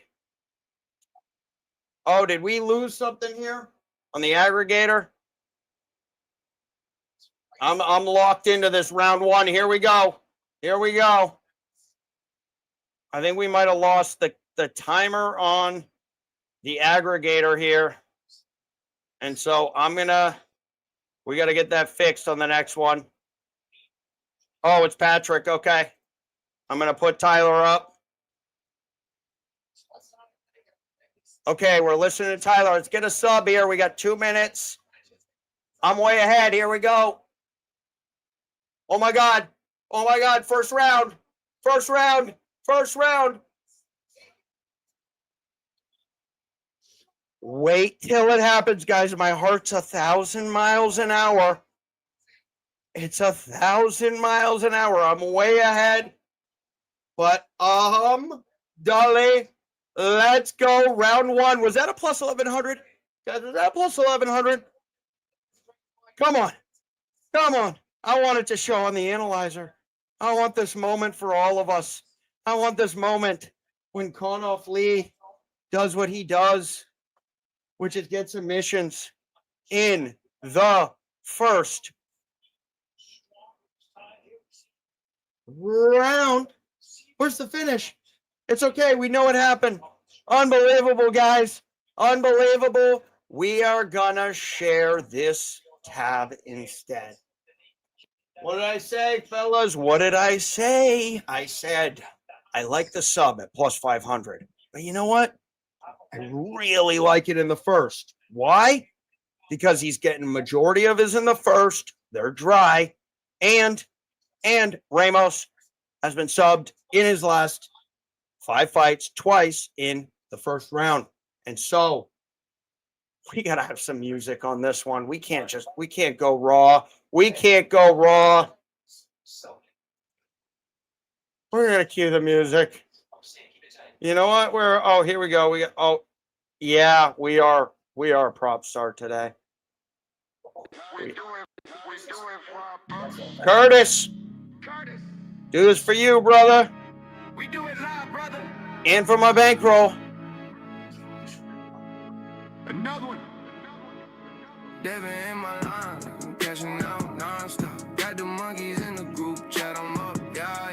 Cash boy singing like I'm cheating eyes, no. I'm a prop star, not an analyzer. Devin in my line, like I'm cashing out non-stop. Milwaukee in the fucking house, I'm up, yeah. Cash boy singing like I'm cheating eyes, no. I'm a prop star, not an analyzer. Cash money. Wait till you see this. Cash. Nuts.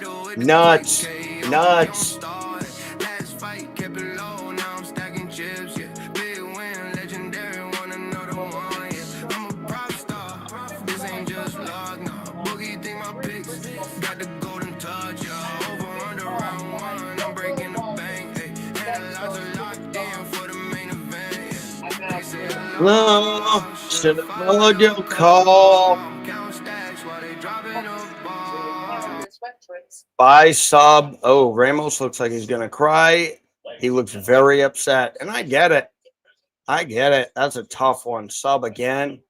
Connolly fee. The Aussie comes and avoids the clean sweep, and for us, I just have to say thank you, sir. Let's start with the obvious. The sub could happen in the first, could happen in the second, could happen in the third. Didn't matter, but it happened in the first, fellas. And so that was a 5-unit cash plus a 0.33 units on sub in first round plus 1,100. We saw value there. He's getting a majority of them in the first. There's a thought behind it. The other guy's getting subbed in the first. You give me over the 500. You give me 2.2 times as much, and I'll take that all day. Seeing a lot of threes out there, guys. May never take this shirt off again.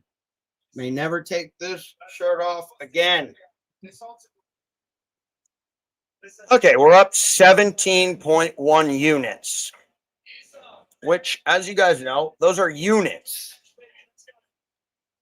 Who knows what they are? They're just units. You still have to, when you go grocery shopping, you still have to only buy items that are on sale, because that's what we're doing. We're buying items on sale right now.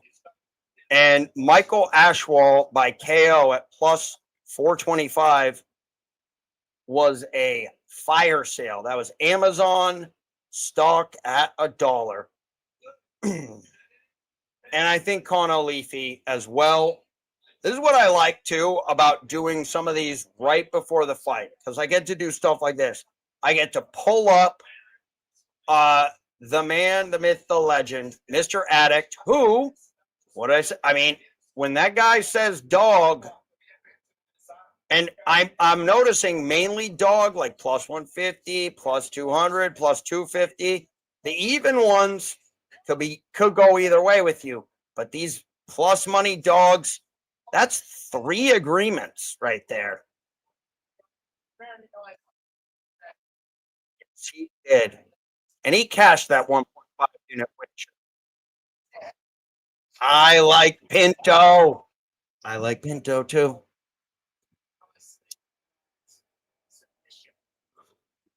UFC BJJ returns on Thursday, December 11th. The stack card featuring 3 title fights.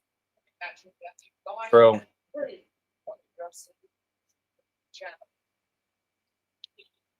back to here if you like it. Yep. Ooh. Plus 130 on Pinto.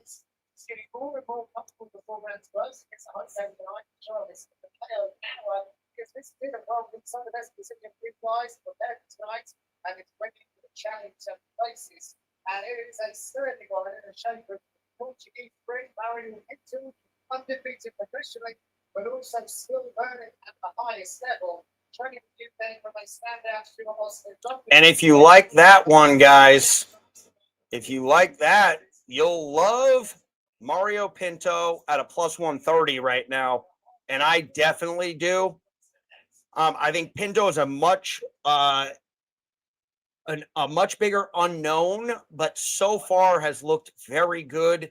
And Denise has had spots where he has not looked very good. I mean, he got out wrestled by Carl Robinson. Carl, not Robertson. I'm messing the name up. Cue the Joey Diaz. But whatever the damn Carl Williams. And all he does is wrestle. We have no idea what Pinto is as a ground practitioner, but we know he has 3 KOs, 2 decisions. I lean this fight going to decision. I think both guys are technical with good defense. Much higher level competition, though, for Denise.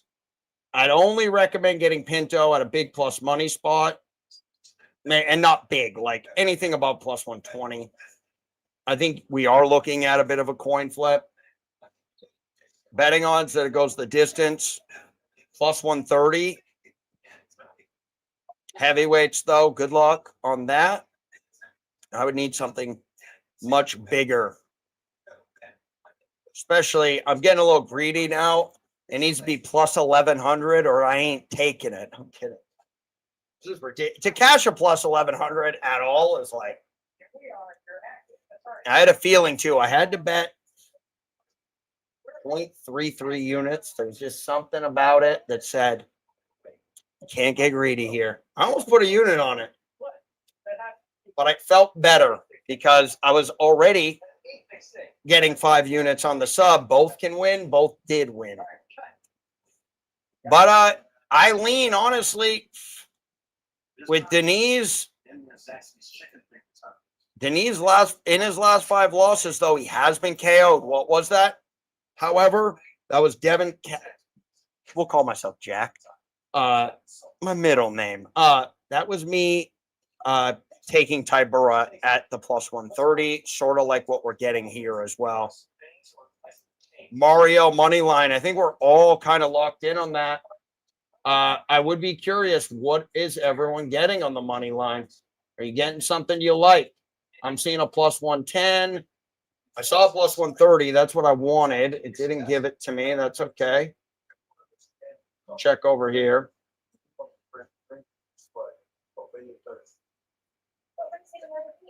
Oh, nice. I forgot I bet over there. I'm not even looking at my books right now. I'm just kind of, I don't know which one has what on it.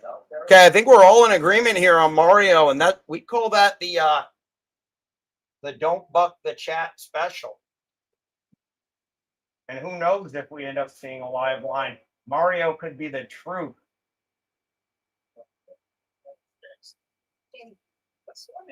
Could be the truth. Bovada's in slow-mo right now. I got to get this in quick. I got to get it in quick. But I hate getting the worst line. Plus 110. Plus 130 or plus 110? Tell me which one. What is it inside the distance? We actually have about 6 minutes here.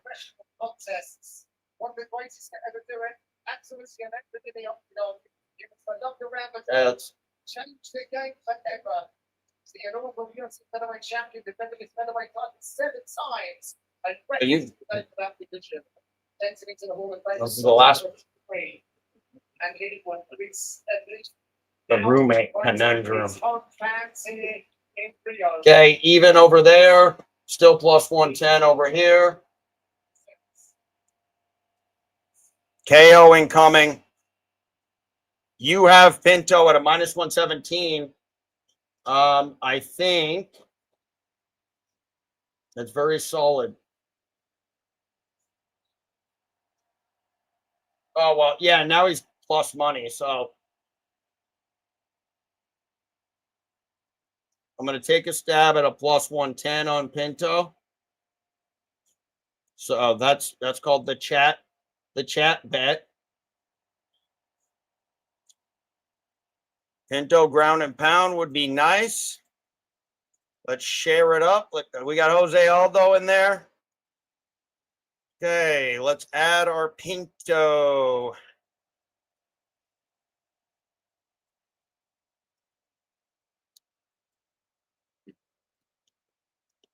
At a plus 110.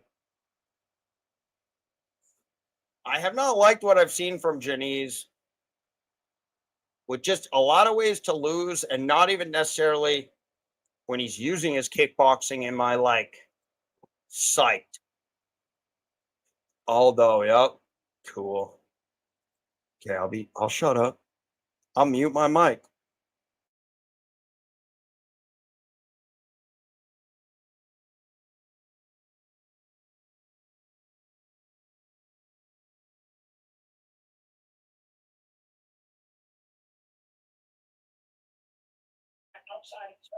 Okay, that's as long as I can shut up for.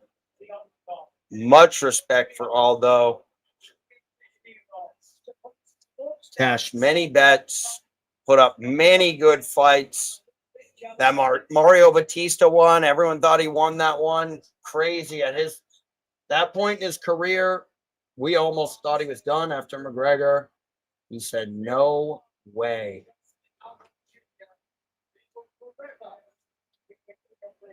Was Mario Pinto saying live? That's a pre-fighter. That's a pre-fighter.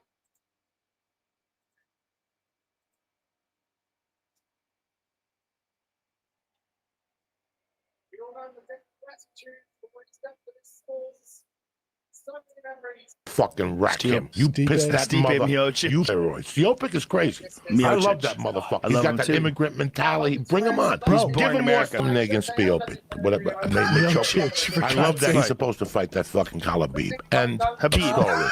End of story. No more fucking around. No more fucking around. Want to see Khabib. That's the fight. Habib. That's it. End of story. Made Memorial Day weekend. Khabib and him. Habib. This has been a long gap before.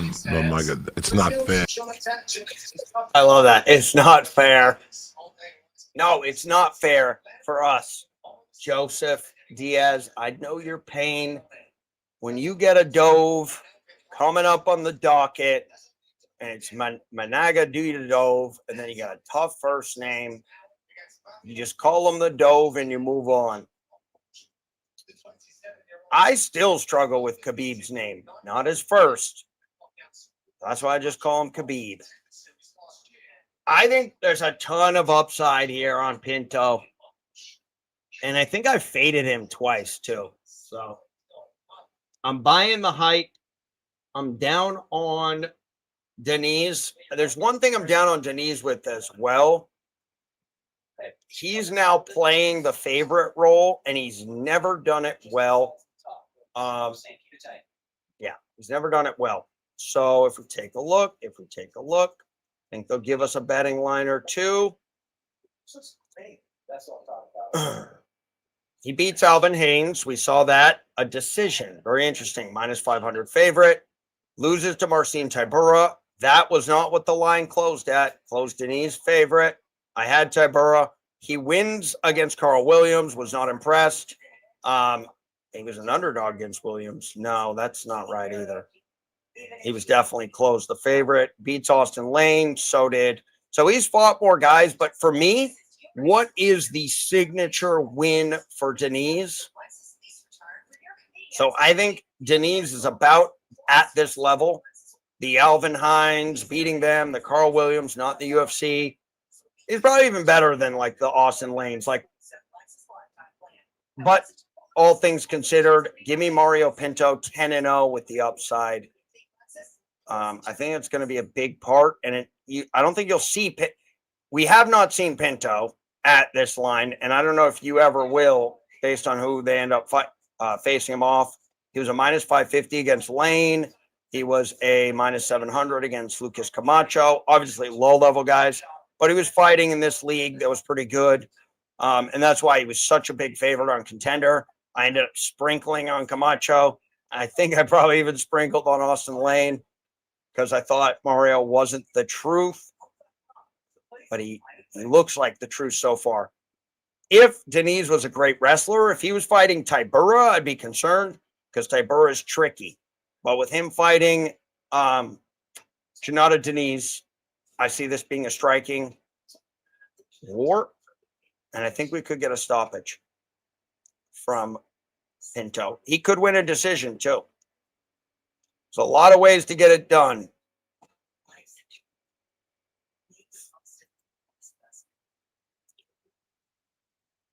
Yeah. Lane is not that good. Lane is not that good. They both beat Lane. They both beat Lane. Very similar too. This is the only difference. No losses for Mario. Does he get the loss? Maybe. Eileen Pinto, I said pre-fight. Fight might be a good live spot with both fighters being upper level striking. So we'll see. It's a gold one. Grab on the knees. That is the best buffalo way to go. You eat buffalo, not just chicken. You better than buffalo. So it's not buffalo. It's all right now. Spice.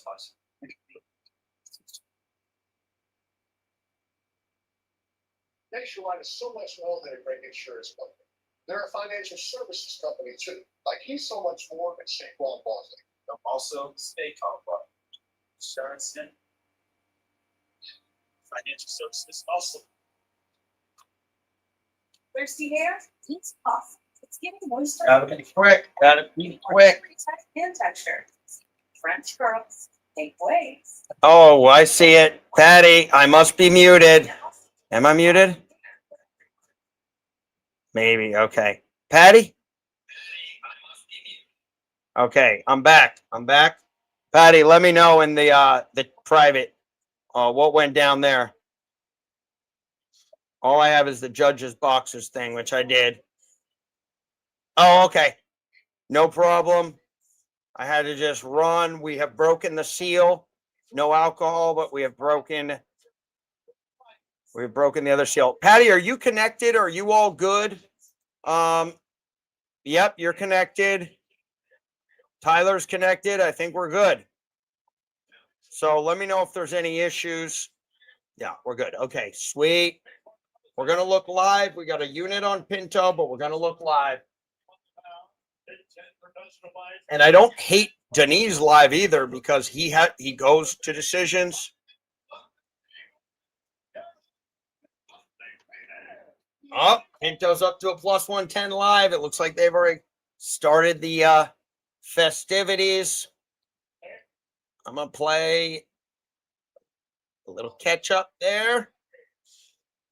Oh, I did it, didn't I?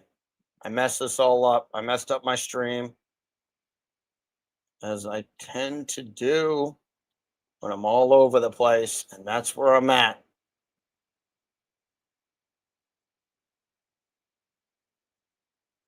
Still haven't started yet here. Live lines are up. They're up. Depending on where you look, you can get a plus 110 on Pinto. Are we about to get a start? I'm going live. Plus 105 on Pinto. Minus 105 over there. Pinto doing a little bit. We're all started up. I'm fired up. There we go. Oh, I'm pretty far ahead here. Not really sure how I'm getting so far ahead, and maybe I'll pause it to be on with you guys.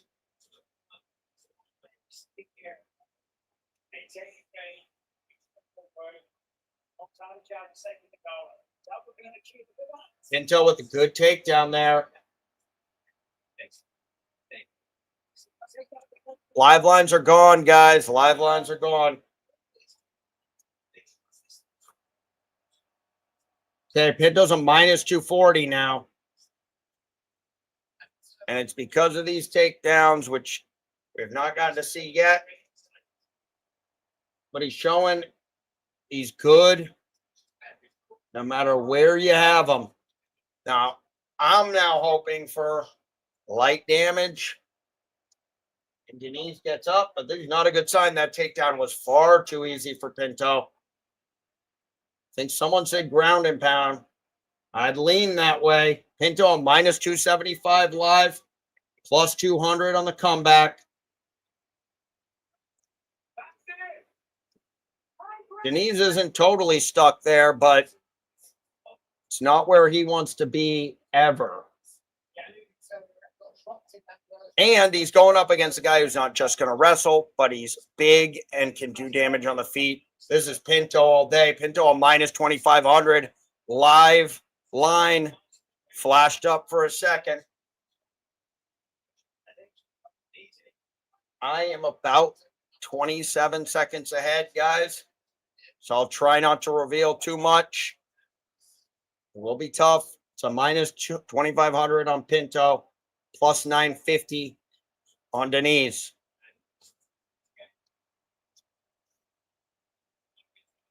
Wow, it's only a minus 300 over here, though.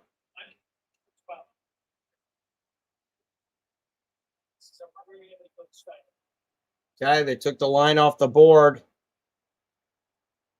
Yeah, Bet Online's the only one who's saying, nope, we got Pinto minus 2,300.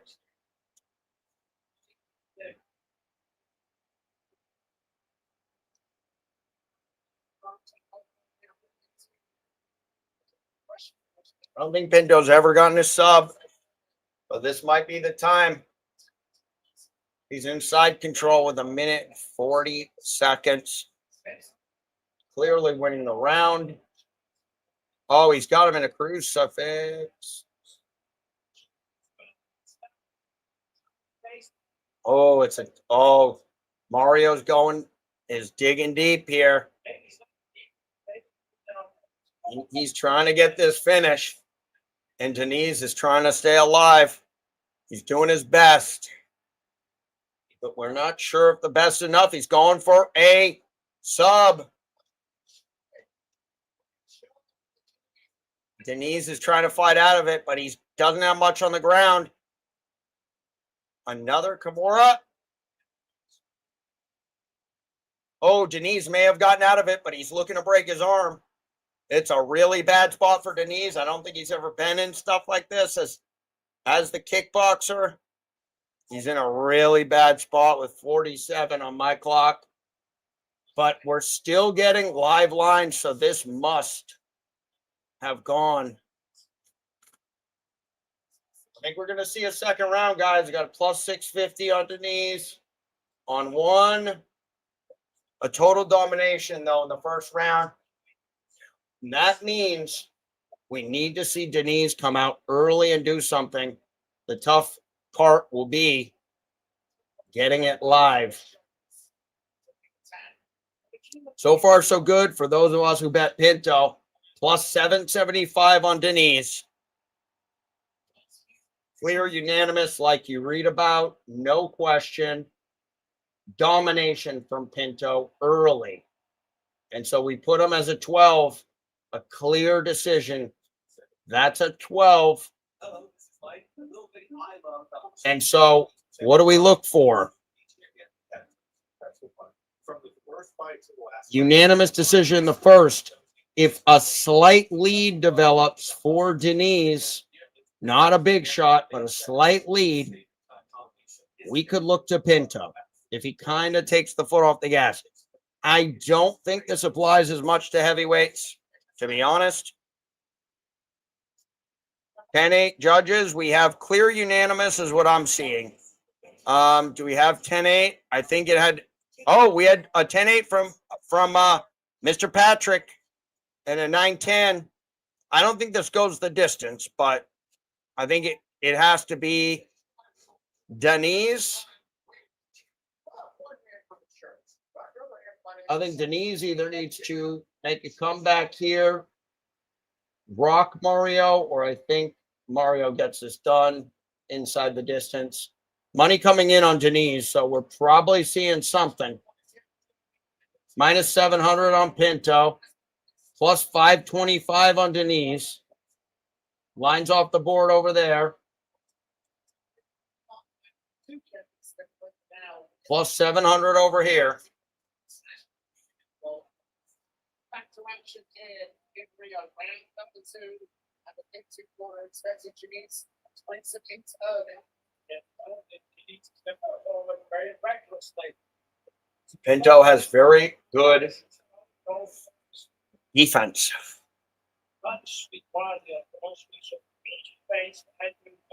Minus 650 on Pinto. Taken off the board. He knows he can just wrestle and beat him up on the ground. I think Pinto is a smart fighter. From what we've seen, some decision wins, not just a heavyweight who's going to knock you out every time. Kind of like a Costa Cortez. Well-rounded enough where he can beat guys who are strikers in the wrestling. That was a nice takedown. I mean, this is Pinto all day. This is Pinto all day. Minus 7,000. They won't even let you bet him over there. So we're going to ride with it. Barring something crazy and Denise gets up and starts teeing off, we're looking Pinto all day here.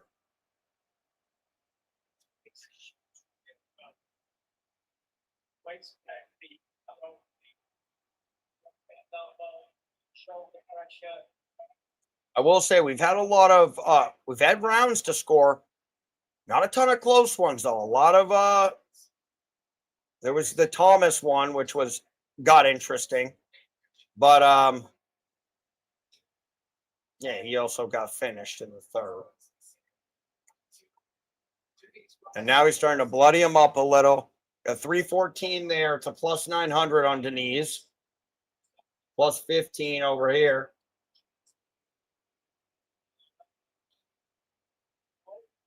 Lines are off. And it looks like a beat-up spot. Looks like he might take this for a few rounds.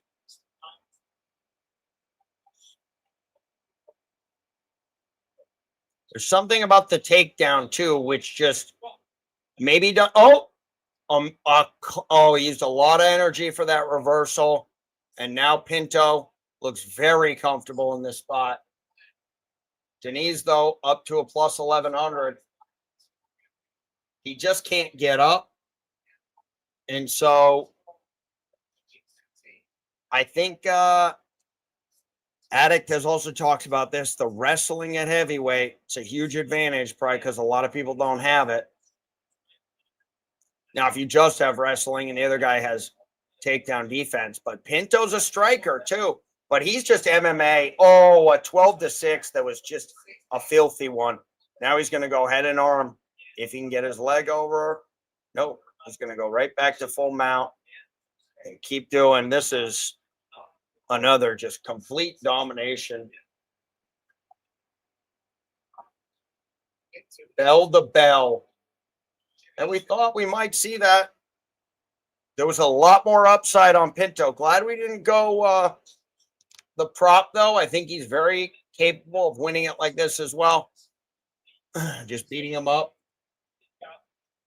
I think he gets the finish in the third. If he doesn't get it here, though, it's just too much damage for Denise. There's no way out now. He just might not be at that level. It's hard, too. You know, Pereira comes in, kickboxer, and then everyone's thinking they can do it. That's it. Wow. Everyone's thinking they can do it.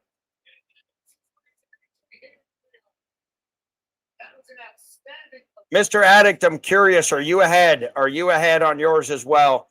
Because I might tell Tyler and Patty in the break here, and we should get a break, to refresh that stream. I'm about 30 seconds ahead. Okay. Oh, hey guys, we cashed a ticket here. What am I saying? Nostradamus. And we had a 3 agreement in the chat, didn't we? We had a 3 agreement here. Where's my man? We had him. Oh, where is he? There he is. Mario Moneyline. And where it counts for me as well, Mario Moneyline plus 110. Cash it up. Not live, but that's okay. We'll take it. We'll take it. Oh, a lot of pre's here, fellas. We're at 18.2 units. It's not how you start, it's how you finish, though. And we have a few more fights. Cash money.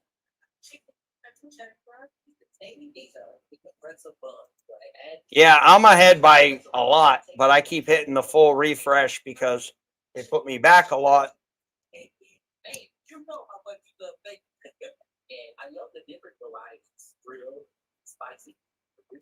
Cashing it up. Cashing it up.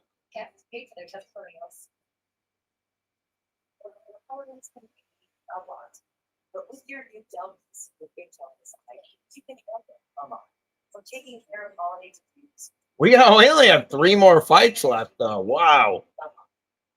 I don't think we've had many live spots. I don't know if we've had one. Rocco, we got before. We got Oswald. We haven't had a single spot where we could actually bet live, but I will say this. Michael Oswald, round 1 or 2. That was running through it pre. Connor Leafy getting the 3 agreement with the plus 1100. Are you kidding me? Amazing. Lucas Roca, 2-unit play on him. And so, in this next one, Joel Alvarez. I'll tell you how I love him. What? Yeah. Well, the last 3 fights, none of them, except actually Figueroa versus Jackson will be interesting. Yep. You guys are doing the job. Oh, that cut is insane. Mario Pinto is a beast, man. He's dangerous. Young, too. Mario Pinto versus Victor Petrino. Let's go. Vitor, Victor, Gabagoo. Gabagoo, Gabagaf. Theopic would fucking rack him. You pissed that mother. You steroids. Theopic is crazy. I love that motherfucker. He's got that immigrant mentality. Bring him on. Bro, give him more against Theopic. Whatever. I love that. We got that immigrant mentality on the bets. There you go. Multiple reasons. Plenty of reasons to watch. We got pre-fight bets. We got live bets. We got live props. We're throwing out plus 1100s, cashing. Alvarez moving up in this next fight scares me. I think I paid way too much. Sir, Joel Alvarez is absolutely huge. And I think we're going to see a little bit of, who did we just see move up? Petrino at heavyweight. Huge. I don't even know. People are saying he's on the juice. I think he might look like that. I think he might, because he's been in the UFC for a long enough. I don't know. I think he's just that way. Mario Pinto, he's got more of a heavyweight body, but I know nothing about jiu-jitsu. Is that what he said? Alvarez under 1.5 looks interesting to me. It's a minus 140. This is the one I don't see going far. I just think Alvarez is, like, Luque is solid, but Alvarez is extremely good.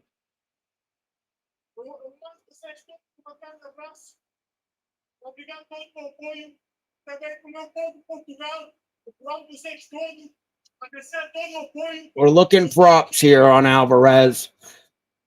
I practice something in English. I want to speak English now. What is Alvarez in the first or the second? That's what I'd be interested in. You can get it done, or you can go sub or KO, but he could go either way.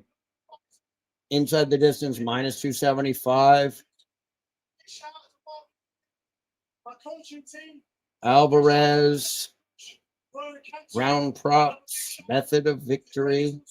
There we go. Alvarez and under 1.5, minus 140. That's insane because it's minus 140, period. In round 1 or 2, he's minus 200.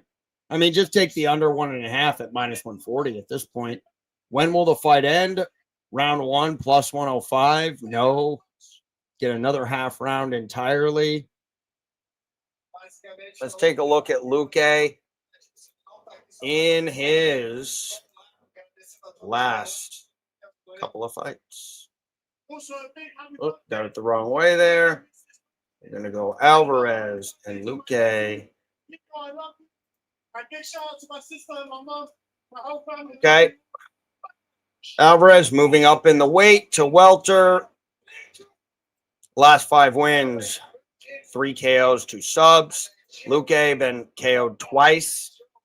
Actually lean that way. Last 5 losses, 2 KO losses for Joel Alvarez.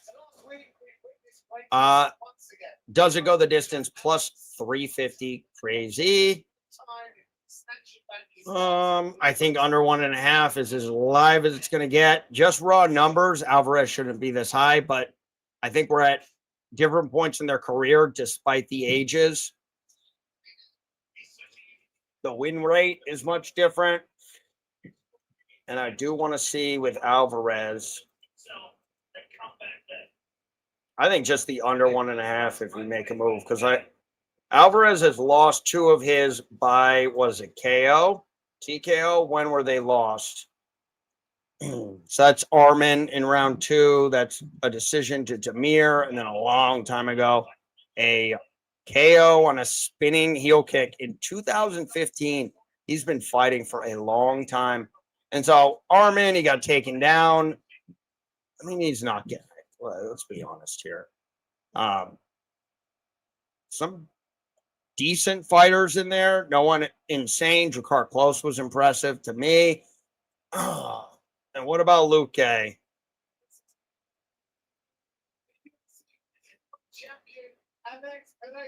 How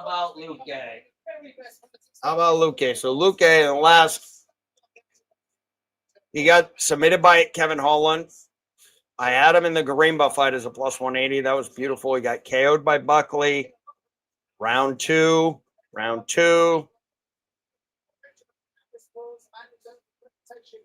Round 3 to Jeff Neal.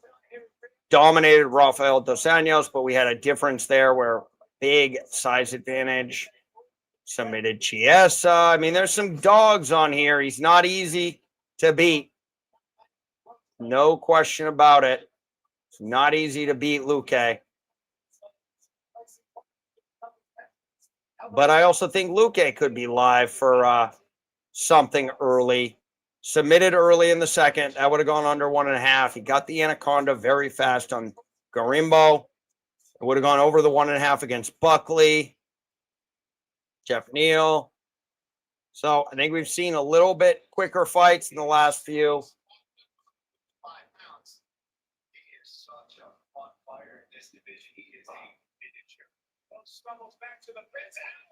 Joaquin Buckley. Alvarez is the truth, though. Alvarez. How long will the fight last? We'll go under 1.5.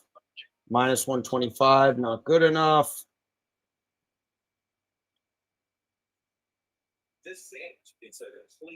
Wow, Alvarez by KO over here is a plus 100. That's usually the sharper book. Because I think I'm getting plus 150. I think the KO is very live on Luque. Very live on Luque. The Buckley, Kevin Holland was sub. I mean, that's still just, we're talking MMA math. But we look at Luke, he's got 8 first-round TKOs. He's got 6 subs in the first round. As we go later, less so. I think the 1.5 is kind of staring us in the face. At a minus 140, I think it's looking us right in the face. Minus 155 over there.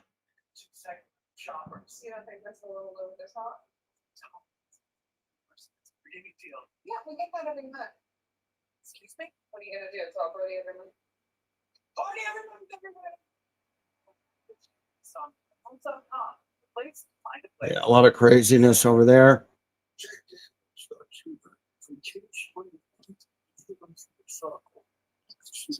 They're not going to wrestle them. They're going to strike. There's a, what's the length?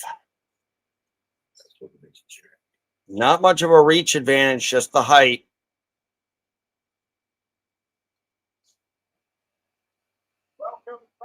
Will look live as well, but the under 1.5 at minus 140 is looking like the best, the sharpest, or the most likely with good value that we will find here. Yeah, it's minus 160 over there. Yeah, it's back up. It's at 2 plus 145. I think this is our way.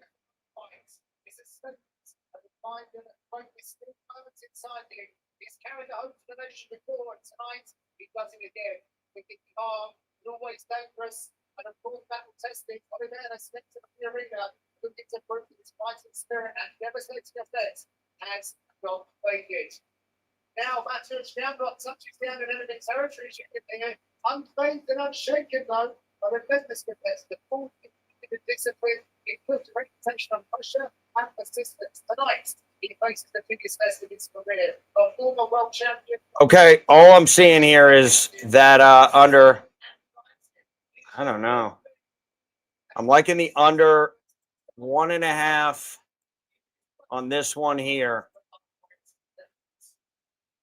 But first, we've got a big one at welterweight. Buckle up, folks.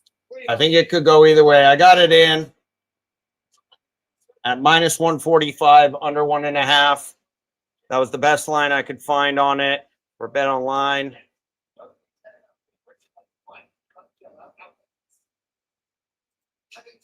So it's this fight here, Alvarez versus Luque. I like that too because of the wide line. And Luque could, if Luque is tough here, he could even get the finish, but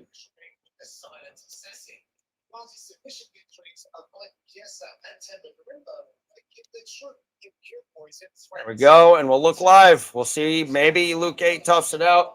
Maybe it's a closer fight than we thought. We will see. Can't believe it. All right. Oh, by the way, Mr. Patrick and Tyler, if you're still here, see if you can refresh your stream because we've somehow I've gotten way far ahead, but just see. I don't know for sure. Just check it.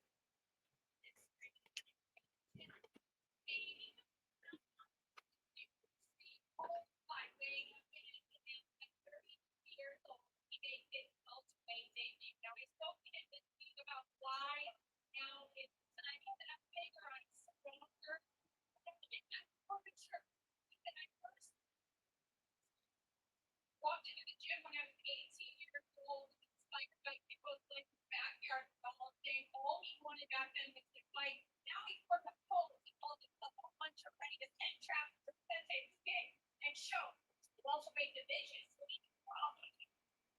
Out there, Joe. Got the hunter. I do like the fact that we can also get it at just get the under without. Okay. Alvarez. Okay, here we go. Just did. Oh, you might be ahead of me now. Let's see. See, I hit that thing every time because the books are already about 30 seconds ahead on Bet Online. The other one's a little slower, maybe 10 to 15 seconds. But that's enough where I'm trying to be as close to the action as I can. I just refreshed. Alvarez just got to the Monster Energies doing the bow. So that's where I'm at. We're probably pretty good. Probably.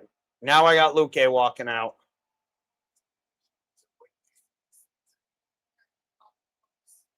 Okay, Tyler, you got inspection of Alvarez or Luque? If that's Alvarez, I would refresh. Okay, Luque walking.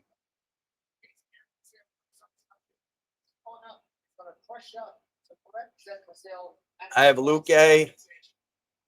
I'll just go play by play. Got RoboCop in Luque's corner. Got Luque taking his pants off. He's wearing yellow shorts. Shirt off. Okay, I got pants off. We got pants off for Luque. Now he's high-fiving. Now he's ready to go.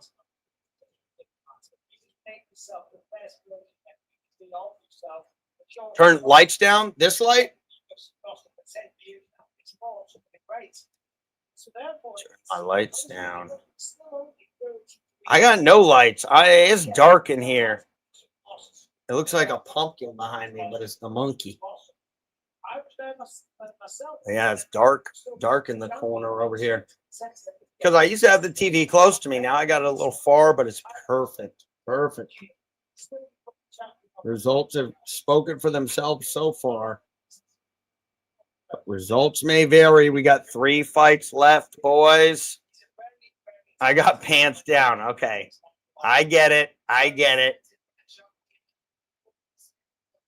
I don't need to wear pants technically, but maybe we'll get one of the, I do know there's online poker players who got little water bottles that they just hook it up so they don't have to get up. Get a toilet here, be all set. All right, we'll look live, but this could be a barn burner. Hold on to your seats.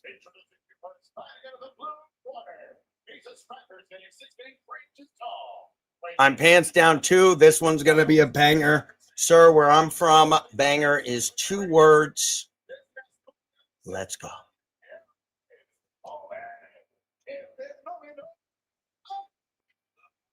I think this will be a banger, though. 1 word.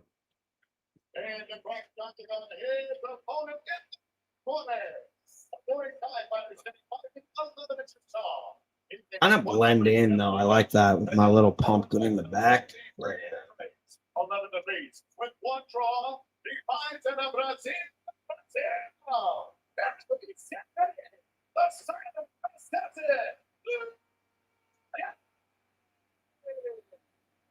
Gotta give the eyes a little air.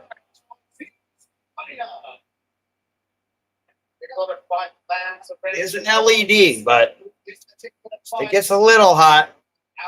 All right, fellas, live lines on the boards. Cup check. We got minus 625 on Alvarez and a plus 400 on Vicente Luque. And mine just started. I know I'll probably be a little ahead, but yep, yours is going. We're good though. We're lined up perfect. I'm actually okay with either one finishing.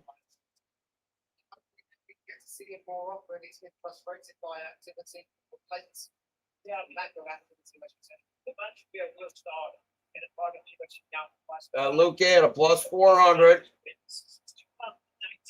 That's the way I think we'll look because the line's so wide and the variance on this is Alvarez moving up. How does he do? How does the size translate? So we'll look Luque. Oh, big shot by Alvarez. He's patient. Alvarez being patient. That's the other thing. It's going to have to be a clear one for Luque. A clear round 1 for Luque to move on him.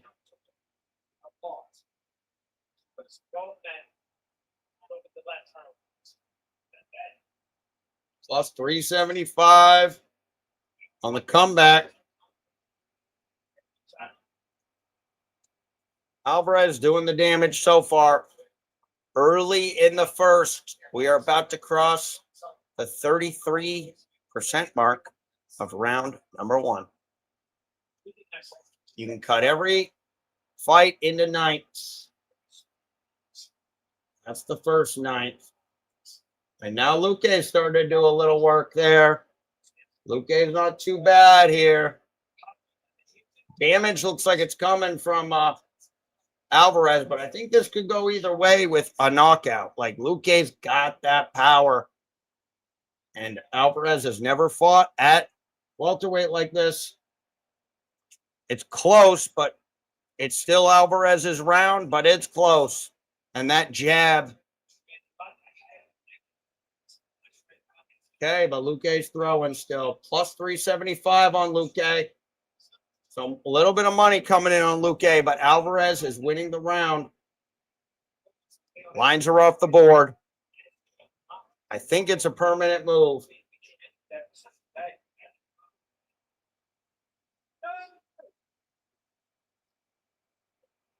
Oh, we got an eye poke.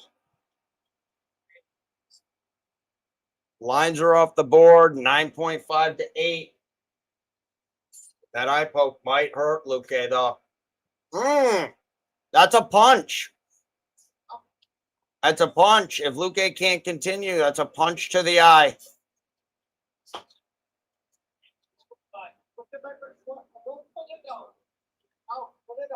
That's a punch. Oh, he's saying it was a punch. He's supposed to get 5 minutes. Timeout. No, he didn't. He didn't get poked.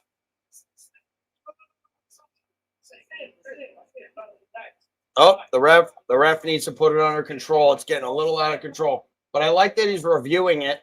I think he's reviewing it. Someone let me know.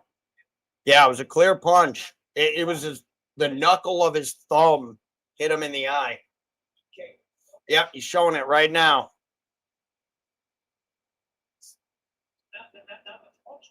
And really, Luque's now just getting a rest that he shouldn't be getting.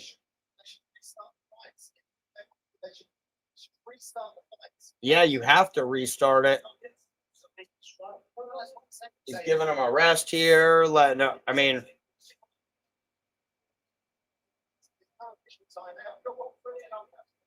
so what is this? This is an official timeout for a non. I mean, I guess he's pausing it technically to check with the doctor. Now it's not a eye poke. It's he's checking. Let's go. Here we go. Luque plus 300, minus 455 on Alvarez, which is very interesting to me. I think Alvarez has shown higher level here, but now he's coming in, getting a little work done. Luque's getting wild, though.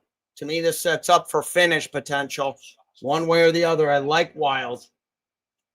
Oh, big shot by Luque, though. They're swinging from the fences now, and Luque has that chin, too. I think Alvarez may need to know that he's got to sub it if he wants it. It's close first, though. There goes Luque. Minute 40. We got 1/3 of the fight, and we're pretty close. Luque a plus 270. Plus 300 on Luque.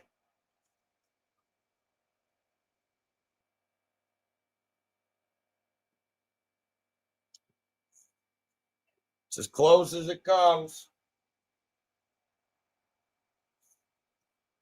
Plus 300 on Luque.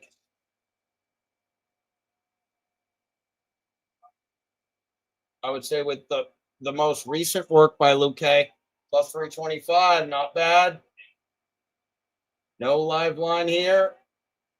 Plus 286 on Luque. It's real close here.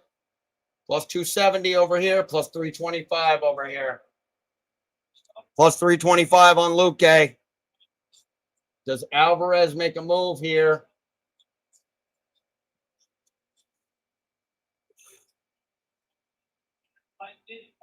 Alvarez is coming for the kill here. But Luque's got the killer instinct too. Luque's just sitting there waiting. It's a plus 325. Alvarez up 5 points. I got 20 left on the clock. It's going to be a close one, but I think we're going to give it to Alvarez. And what we will look for is we will look for Luque starting out pretty well, pretty quick. Okay, that's 25. I want to see Tyler's. This is the combined score. This is the kind of round we want to see. Let's bring them up. Patrick up. We got Alvarez by 11 there. We got Alvarez by 6 there. That's a pretty solid number. I know where to put it.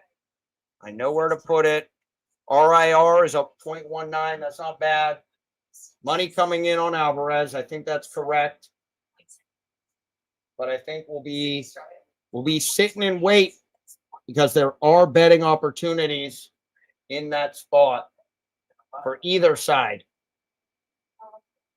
But this is what I'll say.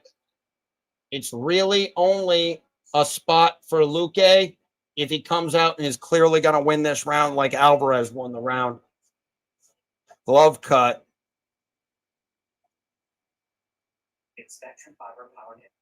Okay, so yeah, we got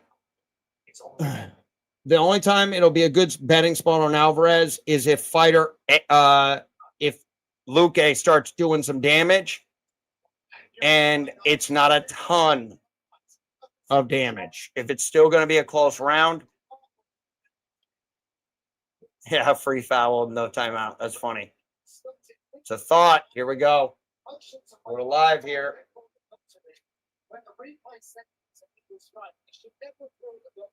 Luque lines off the board, plus 525 over here.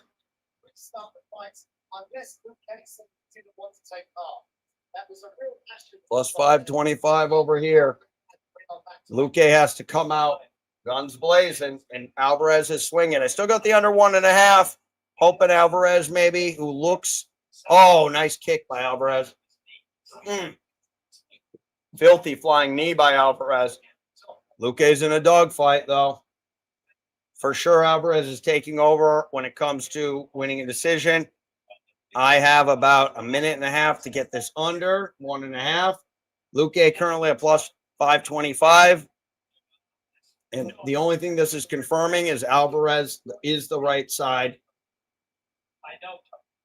by taking over. Luque would need a comeback here.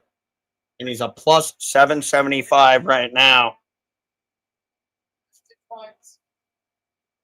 Competitive, but Alvarez is winning. Doing more damage. Oh, nice knee. Here we go. It could lock something up here. Let's go, Alvarez. You got a sub spot here. There we go. We got 1 minute to get it. Can Alvarez get it? He's got long arms. I don't know if he... Okay, there's something. There's shots by Alvarez. There, neck. Got him. Got about 40 seconds on my end.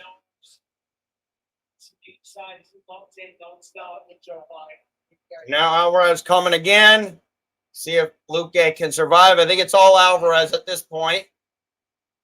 But I don't know if I'm going to get my 1.5. Doing damage, but we'll see. Come on, Alvarez. Got 15 seconds.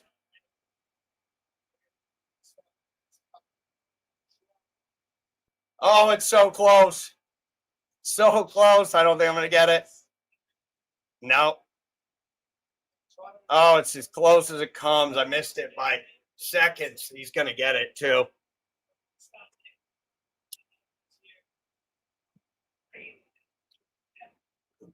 Luque showed the toughness, but Alvarez is going to get this one done. Should have paid the extra price on the round 1 or 2.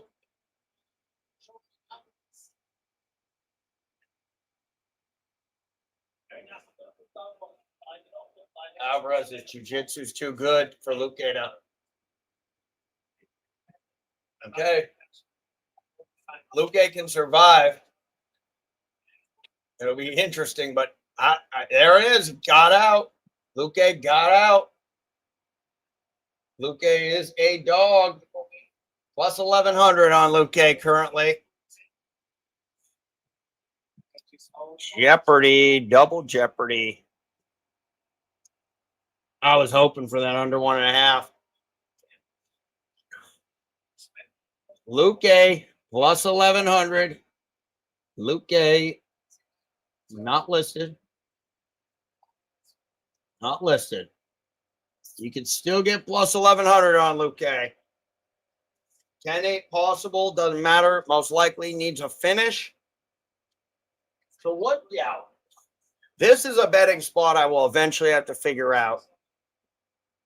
But I think it's favorite all day. Maybe even favorite to get the finish in that third round. It's tough to get that live, but Luque surviving, but now he's got the.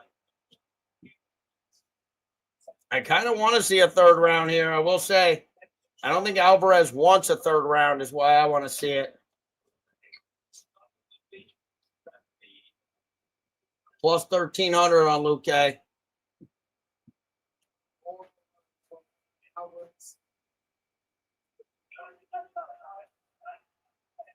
Oh, Luque covering up. Oh, and Luque, will he survive? Oh, he's covering up. Luque is going for a leg lock, really, to defend himself.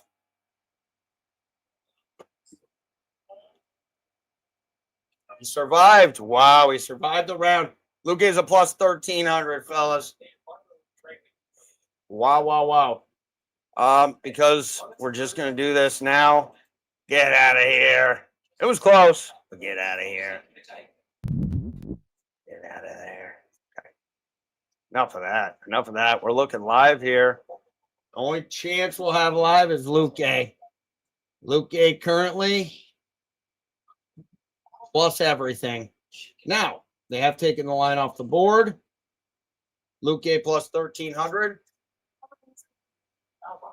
Could be a Kevin Holland. No matter what, that's the only thing you could hope for, though. And Joel Alvarez, not an easy man to finish. Not when he's cranking like that, but wonder how he looks on his gas tank. Rarely goes to a decision, but has gone. I mean, he's a complete fighter.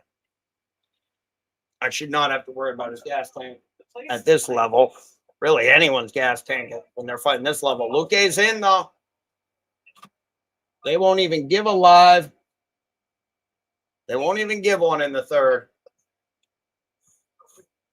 How tough is Luque? I do think what I'm seeing, and we'll see if this is a spot, when a fighter gets really beat up in a second round but survives, that third round, you got to be looking a finish potential for sure. Right now, plus 1,350 on Luque. I also know they're 30 seconds ahead of me, so.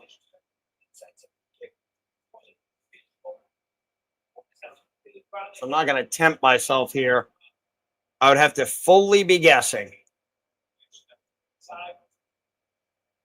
And Alvarez is now, he's going to pick his spots. He wants the finish, though. You saw him in there. He's dying for that finish. I don't know if Luque's got the juice left, though.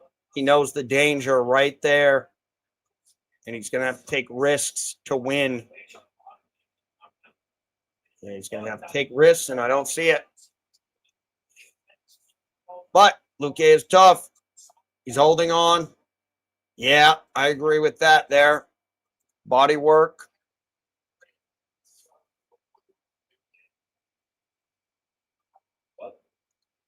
And really, I think Luque will be content to stand up here, not have to deal with that ground and pound, and just do a little kickboxing, a little jab, a little kick here, spar it out for the third round. That was a good one, but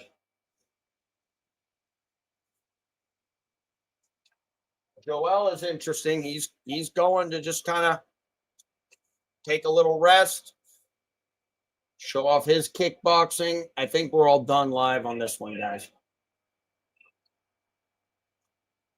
Yep. Luque gets the win. Good job. My numbers say this is, after that first round and after the second, it's a 91%. It's probably higher for a favorite like this. It's probably 98 on Alvarez. And this is where Luque could get finished because he just cannot compete with Alvarez there.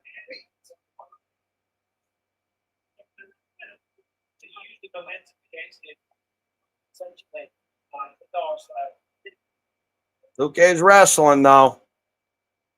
Yeah, and Luque is not Yuri. Yuri was also never, like, rocked. They kind of were exchanging. It was just Khalil was getting the better of each round and was up 2-0. But Yuri came out and went 3 straight minutes just landing. Alvarez looks really good. No matter where, he might be able to get this with his legs. Luque is going to try to slip out, but now he's going to hit his head. You can bet a minus 10,000 still on Alvarez. That's a good bet. It's not what I'm going to make because if I bet 10 units, I get 0.1 units.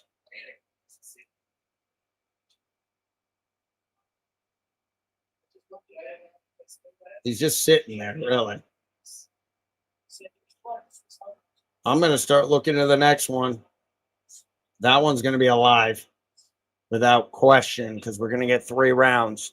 I'm just worried we're going to get Montel jabbing him up in the first, jabbing him up in the second. And that line will spike and spike and spike.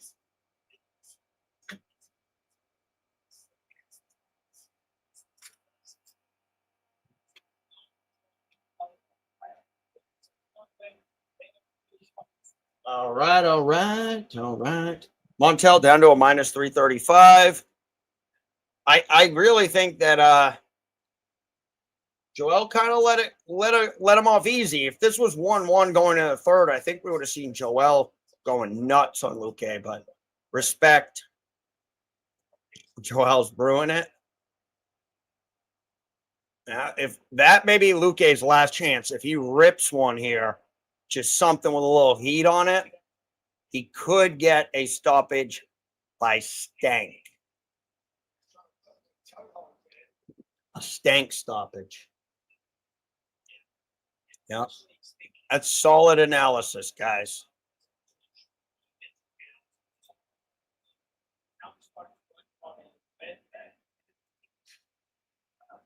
Last few seconds.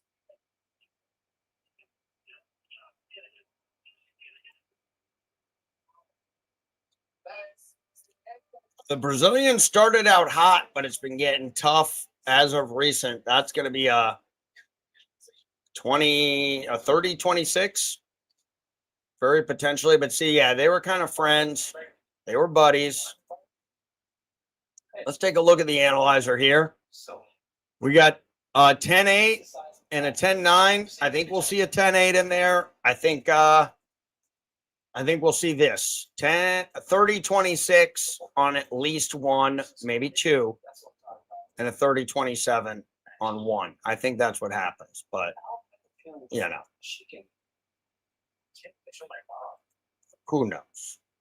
30-26. That's what Mr. Patty had. All right, guys, 2 fights left and a great one in the main event. And I am going to say this. In the main event, it's tough for me not to bet Oliveira, but I might be looking Oliveira. I think Oliveira by inside the distance, but Gamrot's gonna wear him. If Gamrot can withstand it. The thing is, a lot of those we're going to break that down. First, let's do this one. Montel Jackson, cash money every time he comes out. goes the distance, minus 180, likely to see that. But what do I see? I see this reach advantage here, 7.5 inches. That is a ton. The age, even though he's 33, he's a young 33. And then Figgy's been around for a while. On the numbers, just straight up, much lower level competition in the last 5 for Jackson, but he's looked very good recently. He's got the 2 KOs. He knocked out Blackshear. Going to be tougher against Figgy, but Figgy's been KO'd twice, and this is bantamweight. He did move up. He has 2 subs, 3 decision wins. Montel has only lost by decision. He's tough. He's smart. He's the guy you want to have. If we look at our live notes, I lean Montel, probably decision. So that's one way to look at Montel. Winning a decision, jabbing him up. That's the way I see it getting done. That's about the only way. I mean, Montel could get a finish too. He could, but I think in this spot against a guy like Figgy, that decision is going to be live. Let's take a look at our markets. Minus 330 there. Let's take a look at what I got for Figgy too. Value is probably on Figgy at this big plus 267. But it would be live if there are close rounds. Can't discount this fight being in Brazil. And maybe there's a boost for Figgy from the crowd. Maybe Montel. This is a journey for him, you know, but 7.5 reach, advantage, age, advantage, bigger, just in general. Montel's very long. And it doesn't seem like a lot phases him either. Montel is very solid in all ways, I would say. Still looking for a prop here on the decision with Montel. That's I would say that's 80% of the time how he gets it done. I think strike. My hand was closed. We can watch the replay. I never hit the open hand.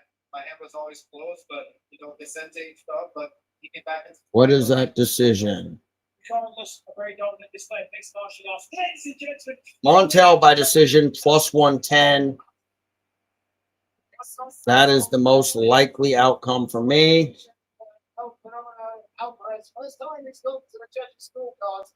Montel, most significant strikes, takedowns, and wins by decision. That's okay. That'd be nice. 5 points, plus 110.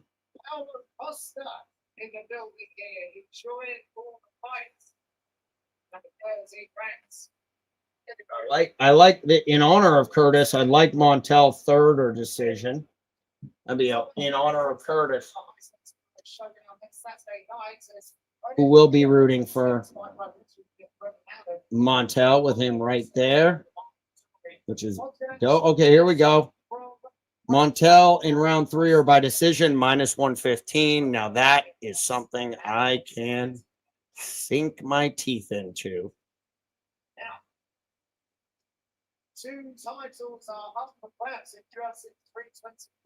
And also do Montel in over 2.5. What's going on here?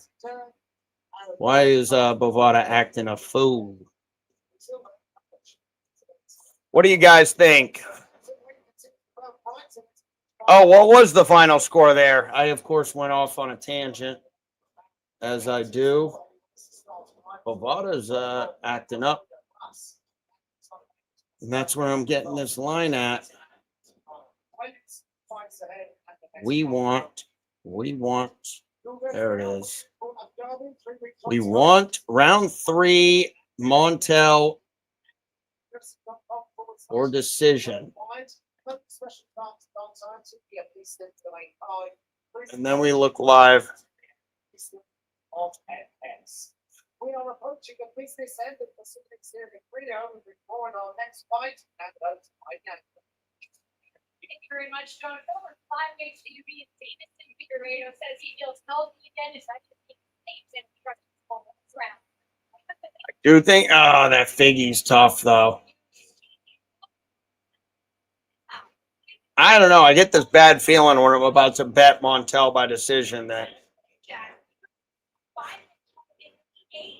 something will go wrong. And I think live Figgy is like my new gut feeling. It's a huge spot for Montel. Montel by decision. What are we giving him? That's even money. Back to fights and that's 0 for 0. The bantamweight division will be on. I think we're going to end up going live, guys. Figgy is lost by 2 KOs. Montel has 2 KOs. Subs for him. No losses there.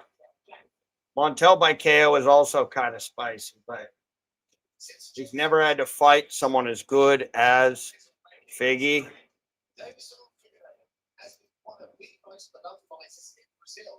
Get his quest to one day become a two-division champion. With the heart of the 35 pounds. Starting with the scorching hot Montel Jackson. I respect the girl game in the aspect of MMA Internationals, and I'm always looking forward to trying to finish the fight. He's going to keep me sharp on my toes. Porque hoje você pode ver um cara diferenciado, um cara nesse tá pronto com o Jaqk. All right. Like the dynamic former champion, flyweight division, Davis on featherweight, made an ambition to bring the wow factor to the octagon each and every time ends. And wins over the Bob Fonts, Cody Garbrandt, and Marlon Fair as it's making the move up to bantamweight had only strengthened his result. Interessante que eu quero deixar para a categoria é que eu sou um cara preparado e o primeiro da fila que merece lutar pelo cinturão agora. Todos lutaram com a Almerada e eu consegui vencer. E eu estou preparado para este tamanho. One of the hottest fighters. Let's go.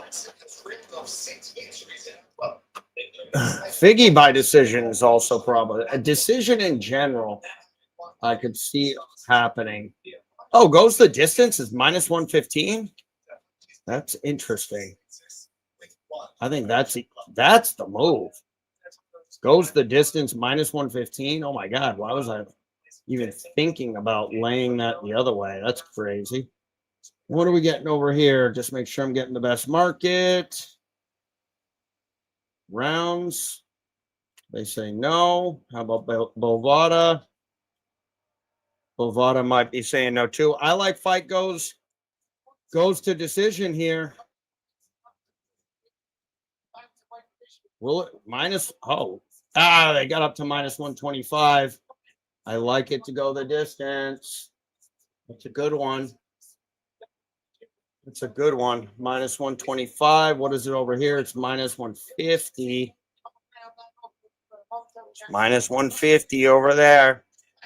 And I think that still gives us. I think when it's Figgy who's live, though, to get a KO or a sub. I think we go to decision here.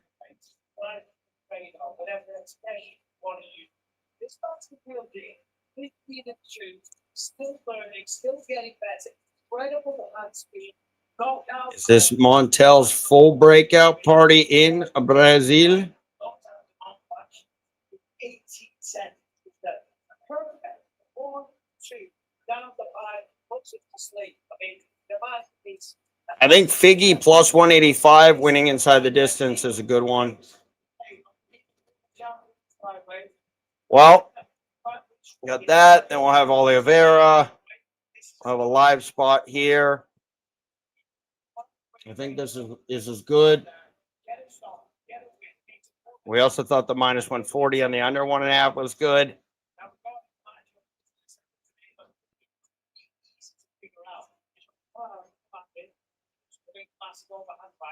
And he's going to shoot. So therefore, wrestlers, guys, well, sense pretty sick. Stick and do the job. That's about use all the space in the outfront. What they knock out on. Montel inside the distance plus 145. So they're thinking he can go either way on this one. I'm laying off right now.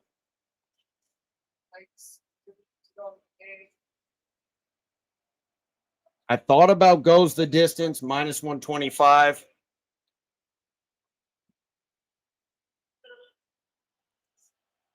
Thought about goes the distance. Yeah, money has been coming in on the under all week. It was at a minus 180. Some people may be thinking Montel, but I think that gives us value on Figueiredo. However, if there's value, it's inside the distance. It's KO or sub for Figgy. Figgy inside the distance. Yeah, see, I'm all over the place though, aren't I? All over the place. So this says let's go live and see what happens. Let's go live and see what happens. A lot of money coming in on the under. Do we know if Figgy is done, or maybe this is a pressure spot for Montel? So with all those variables, nothing pre-fight. We're going live. We're going live. Let's do it. Let's play some music. Let's get some music going to just... We're not a prop star. Let's pray for a monkey. Pray for a monkey, guys.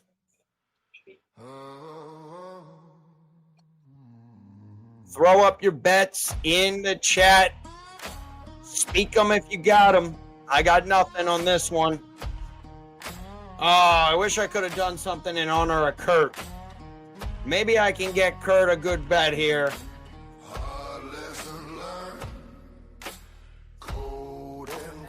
What the hell?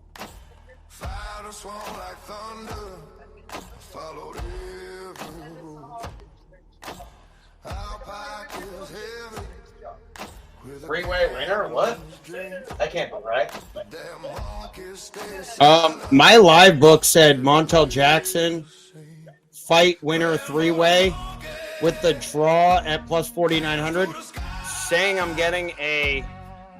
I don't think it's going to place the bet, but... Oh, it placed it. I got Montel Jackson at a minus 118. I don't know how.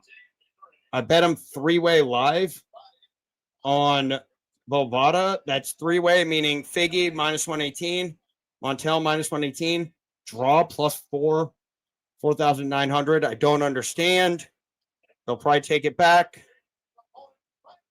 But let's not talk too loudly, because we're okay. Minus 118 on Montel, guys. I'm not going to even put it on, though, until that it either cashes or loses. We'll see. Because it almost doesn't even feel right. Doesn't feel like I should have gotten that. I put a unit on it.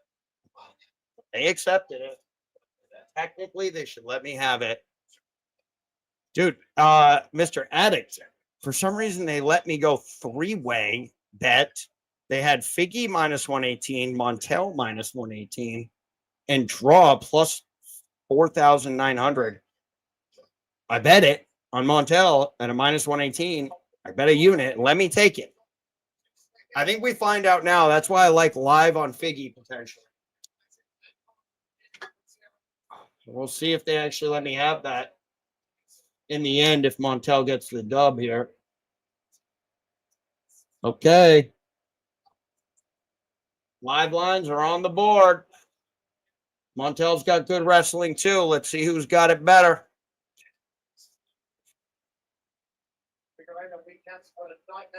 I'm a little ahead, but not much. Right on the line.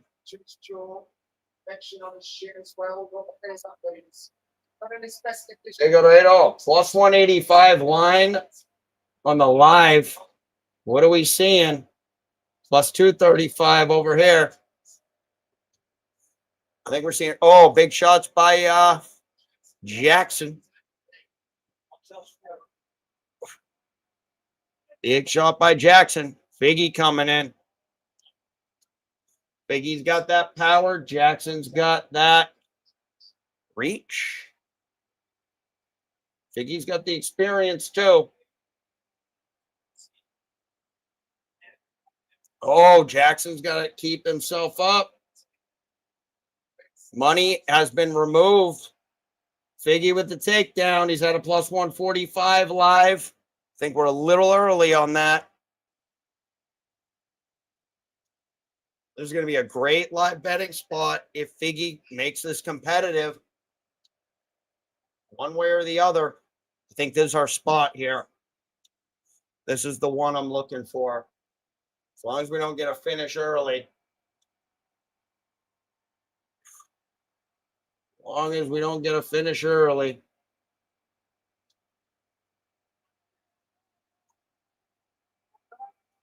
Montel went to wrestle. He's got good wrestling, but Figgy's tough, and Figgy's got that.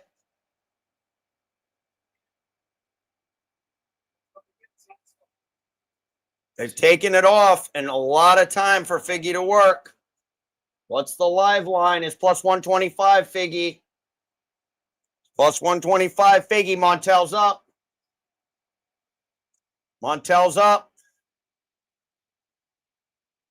And Figgy's up on the cards, though. Figgy down to a plus 115. We only have plus 125 now. Live line up and down. Montel on his feet, they like, but it's an 8-2 here. 8-2. This is going to be big. We're going to be watching real close with a low scoring. Figgy's got his mouth open a little.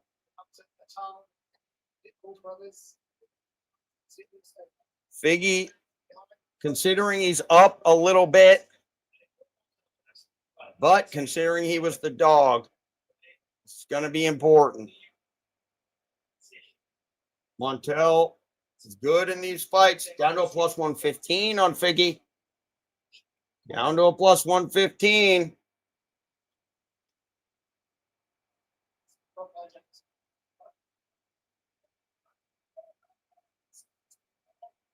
Where is my live lines?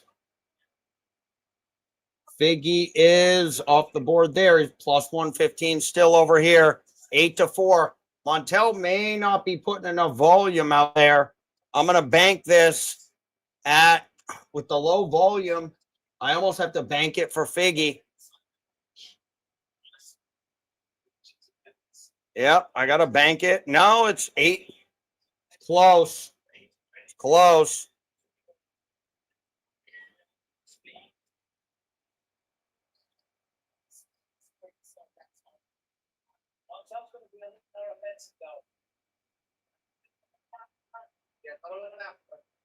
Yeah, the low output. I've seen this before.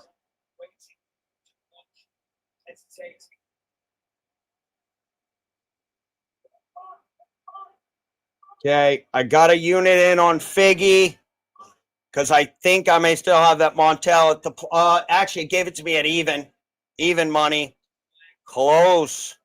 This round's as close as it comes, though, and Montel might have scored there. Figgy's now minus 105. We've got a live unit in on Figgy at even. Got a live unit in on Figgy at even. He's a minus 103 over there. And he's a minus 120 there. He's got a clear lead here. Minus 111 over here. Minus 113. Figgy with the clear win. It's going to be a 7-pointer, isn't it? Montel, we're going to wait. We're going to wait. Figgy at a minus 125. We got him at even. We got a unit on Figgy at plus 100. He's up to a minus 145. Could be a Montel spot coming up here.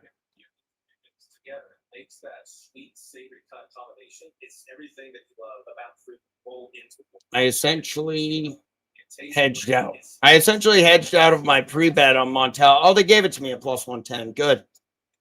Good. So I got Figgy at plus 110. I got Montel at minus 118 somehow. Yep. Good sprinkle on Figgy there. I don't like the low output from Jackson. I've seen this pile up before. Figgy a minus 145. Took the line off the board there. Minus 125 here. Minus 145 here. Lines off the board again.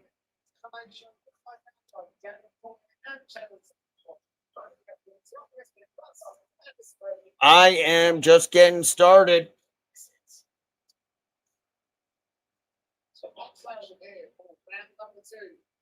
They've been pretty good at we would. Oh, that's a huge spot for Figgy. Figgy just getting the takedown. Montel doing his best, but he's mounted. And we are pretty close. We're 5 seconds, Figgy.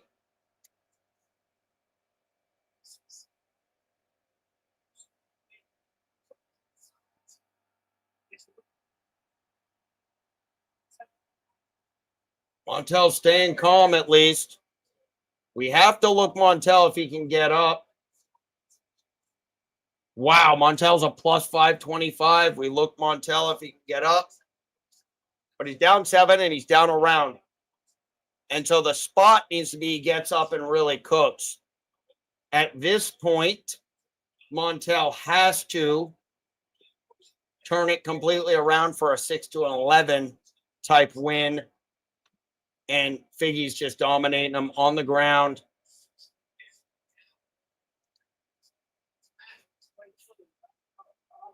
Plus 180 on Montel now. He must have gotten up. He did get up. And now we're in a dogfight again. Montel was a plus 5 something. He's now sitting at a plus 180.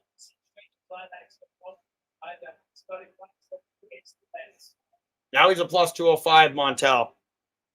Because he is taking pictures right now. And that's going to be a disaster against a guy like Figueiredo. And again, I need Montel to put out a lot of volume for this to even be considered a bet. Because right now, this is 10-1. This is almost a bet on Iggy. He's a minus 312. But it's a bet on Montel if he can start putting things together and come back. We're still only 2.5 through here. And so it's tough, though. It's tough. Izzy will be a spot as well if he holds this lead than anything on Iggy. I keep saying the wrong name. I keep calling him Iggy. What? Figueiredo. Figgy. You guys know what I mean. Montel's easy. It's an easy name. Plus 185 on Montel. Plus 235 over here. He needs to really put his foot on the gas. He is coming back slightly. He does have Iggy cut.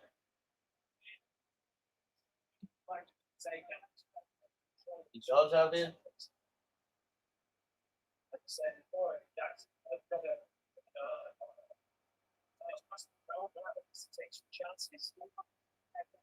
He's not doing enough to win this one, though.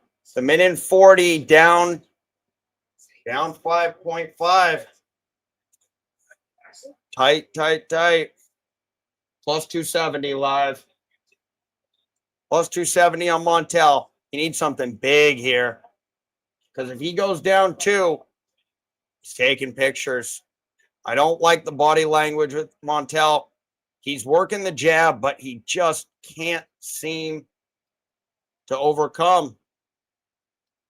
He needs to do way more and catch up a little. We are close enough now. But this is the point where I have to know that Montel can win it. And we might like it. And the split is likely. And what that says is, boy, oh boy. We might be looking at Iggy here, especially with it being, nope, money coming in on Iggy. It doesn't look like Montel did enough to clearly win this round. Montel all the way up to a plus 250 here, plus 300 here.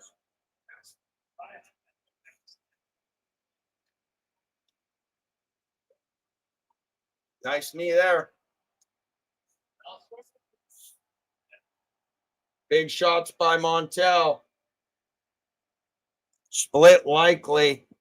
Split likely. Let's see how both of them had it. Patty had it. Montel slightly.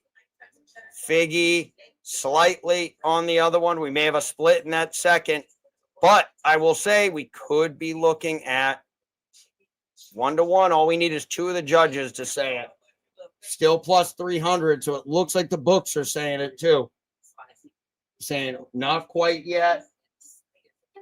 Montel plus 250 on one book, plus 300 on another.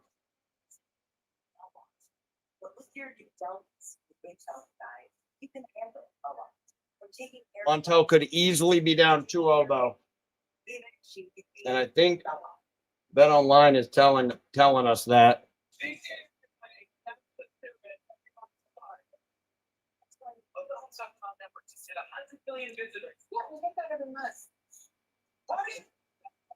I bet him a lot, made a lot of money on him, but yeah, I think in this fight, you guys were all calling that last one for Figgy. I'd be very curious. Like if Figgy gets out to a somewhat fast start, could we get a plus 500? I put a half unit on Montel at plus 5, considering I already have the crazy weird rogue minus 118, and then I have the unit on Figgy. I'm essentially free rolling here. Essentially, I have no bet on the fight, so I guess I can look to whatever I want. Plus 300 on Montel. Lines off the board over here. It's back on the board, plus 282. Not good enough. Figgy still striking, still hitting. Figgy is plus 280 over here on Montel. Plus 300 is the best I found. Sharpest book I know.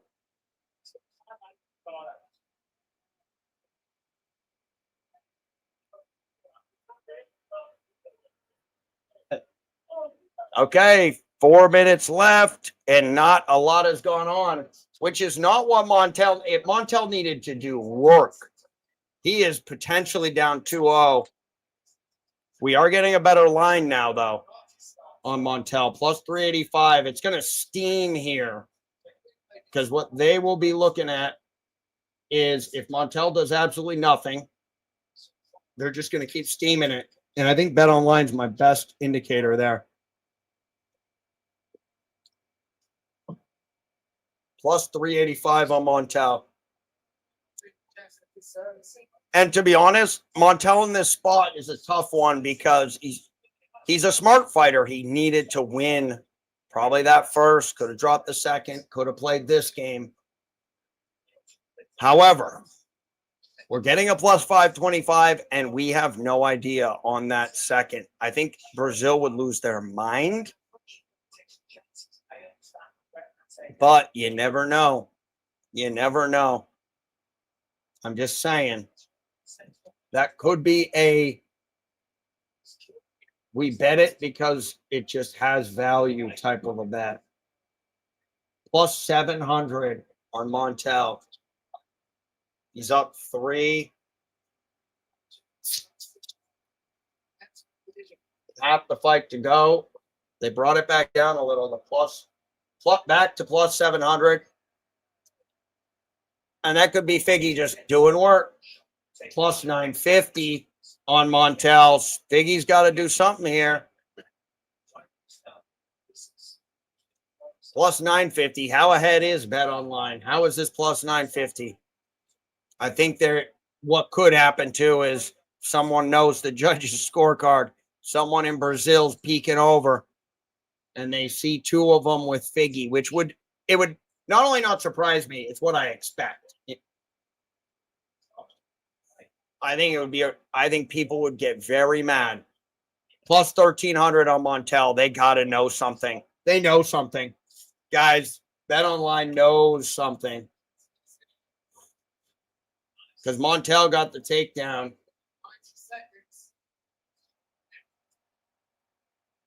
I actually don't know if I care if they know something, to be honest. No damage there.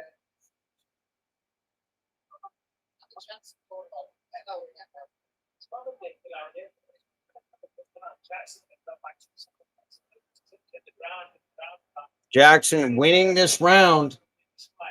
We have to decide if it's close. You know what? So we don't kick ourselves. We gotta put a sprinkle quarter unit on Jackson at plus 1,300, just in case BetOnline's making an assumption. It's just too much with that second round to not have some action on Jackson here. It means that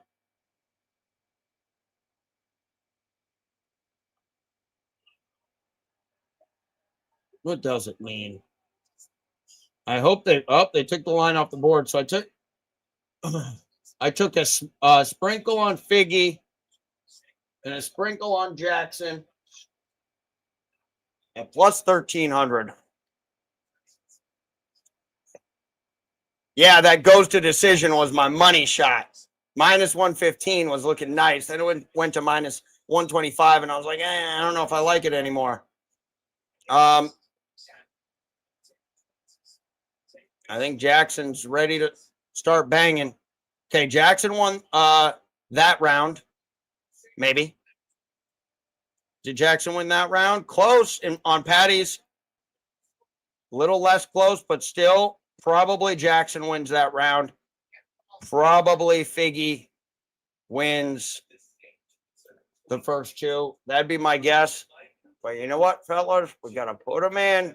Got to put them in. We're going to add a pre-fight bet. Somehow we got this in. I don't know how it even counted. It was Montel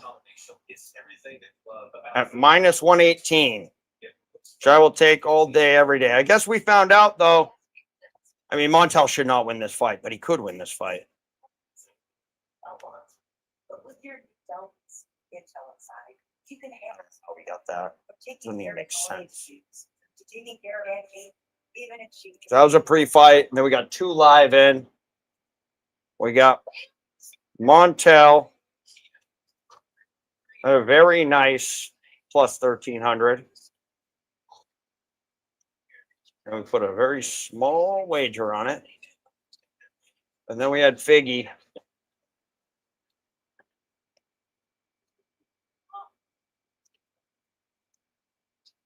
Plus 110. And let's see where we came out here, fellas. If Montel wins, I'm playing the monkey song. And I think Brazil might lose their mind.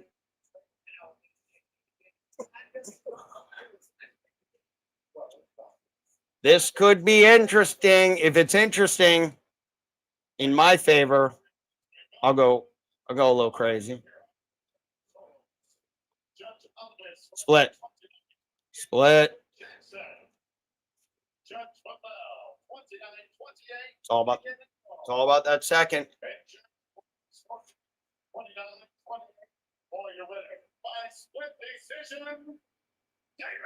Yeah. I thought split. I think even Jackson admits split was good there. All right. We took a little stab. Took a little stab here on Montel at plus 1,300. No. I think our read was on Figgy the whole time. Wish I could have got more than the unit. Montel, I had that weird pre-fight, but live minus 118 made no sense. But I had to bet that because the line was minus 330. So that was an L. But then Figgy came back, gave me some juice back. Give me a little juice back. I would say nice cash there on Figueredo. Okay. One fight left to go. I would say, the bad song, you had one of those. Hattie finally didn't nail the majority. And it was, could you imagine if they had given that, though? One guy gave it to him. One guy did. I'll play you the song though, just to play it. Mas eu vou lá e vou ganhar, porque eu acredito em si, Deus. This one here. Amo vocês, galera. And I'm going to get on to, I'm fascinated with this next fight.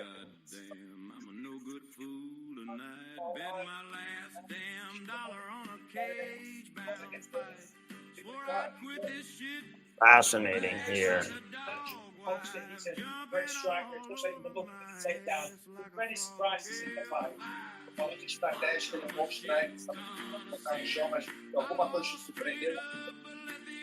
Cara, treinei com esse cara. All of that, you know, that online. Não estou ninguém, vontade que eu tenho de lutar contra o nada, mas eu tenho que treinar muito para lutar contra aquele cara. Porque ele já I guess Montel minus 118 wasn't the best value. Eu quero chamar os caras com porrada aqui em cima. Porradão, José Aldo, tem uma. Você tem que quebrar. Guys, I think this is going to be our big one here. And I don't even know which way I'm going, but look at what I am going to be going through here. Comments. Not a great co-main. Yeah, and I'd do it again. I'd do it again. Split decision. All I need is one other guy. I mean, it's one plus 1,300. So it's, yeah. Guys got to listen to my implied probability. It's very important. I only need to win that bet less than, not that, less than 7% of the time. Ish. Okay, let's talk how much money Charles Oliveira has made me in his career, because it's a lot. It's a lot. However, we are not betting the past. We are betting the present. Now, let's call a spade here. Everyone's picking Gamrot, and everyone I knew was taking Montel. So, Charles Oliveira, we must not forget. Got KO'd by Topuria. 5-round decision win versus Chandler, which I was not super impressed with that, but he won. Showed he can go 5 rounds. I'll tell you something. To me, it's Oliveira under or it's over, because lost a 3-round decision to Sarukian, lost to won a decision against Chandler. He's been there a few times, but if we really look back, especially in 5-rounders, got TKO Chandler. That was the start of the run for me, of me just cashing Oliveira tickets. I want to go to his Tapology too, and we're going to go to Gamrot's Tapology, because I do find this a very interesting fight. Just the dynamics of wrestler versus everything. Jiu-jitsu, striking. His striking is going to be better than Gamrot's. I will say that. Gamrot never been finished. So we look over here. Chandler in his last fight, he was big favorite. I actually sprinkled Chandler on that. Of course, he was underdog against Sarukian. Dariush, almost even. He grounds and pounds him in the first. That's a nice win. He loses the Islam fight. But this is how hot Oliveira was. Oliveira was a plus 160 against Islam Makhachev. And so that's because he rear naked choked Justin Gaethje as a slight favorite. He rear naked choked Dustin Poirier as a slight dog. As a slight favorite, I had a massive 5-unit cash on him against Chandler. It's funny, I bet him. It's all about the betting line, though, right? Like, I loved him against Chandler at minus 130. I thought it was a massive step up. I was just starting to run some numbers there. Liked him against Poirier at that number, which was slight dog. Loved him against Gaethje. And so, I don't know. Is Mateus Gamrot better than all the guys we just said there? Or is there disrespect on Charles Oliveira in Brazil? Little bit of money coming in on Gamrot. I'm going to check all the books and see what they got for us. I think there's going to be an awesome live spot potentially too, though. Okay. Here, Oliveira's a minus 112. We're split right down the middle, guys. Right down the middle. Here's one thing I will say, though. Gamrot, 25-3. He has 3 decision losses. 2 of them split or majority. 1 regular. He lost a split to Dan Hooker, who's a dog. I think he was a big favorite. Yeah, he was a big favorite in that. I had him big against Ludovic Klein. This was inexplicably. Ludovic Klein was one that everyone was favoring him, and then he comes in a minus 160, just absolutely wrestles him to death. Difference is Ludovic Klein is not Charles Oliveira on the ground, might be the opposite. So he's got to deal with the striking and the ground game. He beat Rafael Dos Anjos in a decision. Leg injury for Faziev. Too bad for him. He was a slight underdog in that. He must have been a favorite against Dos Anjos. Yep. Split against Jalen Turner. Does not look the best. A loss decision against Beneil. The Armin Sarukian decision looks amazing. He was a plus 210 underdog. We know how Armin can be in certain spots. I mean, the guy has fought very good fighters, but no matter how you want to slice it up, Ludovic Klein, he was a minus 160. I obviously bet him at a minus 160 against Charles Oliveira. He's got up to a minus 120 in certain spots. Looks like money is slowly coming in. Ooh, on the sharp book, I think it's sharps and squares. I think with the squares though.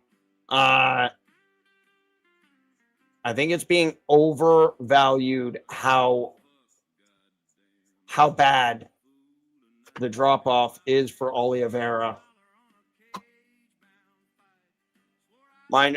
So enough looking at all that. So I think this could go decision. I think if we get a finish, could be Oliveira.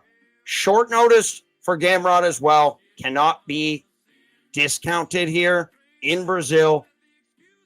Ooh, goes the distance, plus 170. Doesn't, minus 200. Gamrot never been finished. Something has to go. Something has to go. Gamrot supposed to be a little bigger than Oliveira too. Okay, back up to a minus 110 on Oliveira. Minus 110. Minus 105.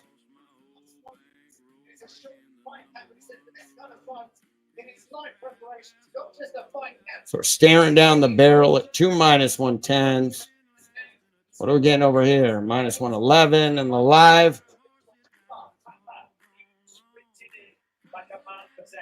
Now that makes more sense on the 3-way lines here. Still we're even. We're right down the middle, guys. Right down the middle. I think we're definitely getting public money on Oliveira.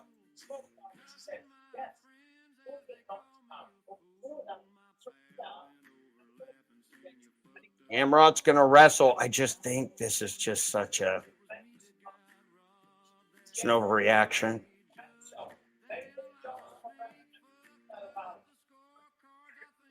Yeah, plus 1,300 is what I got on him in that 5th. So I had to go a little bit there. Okay, I'm not seeing anything. Will we get live is the question.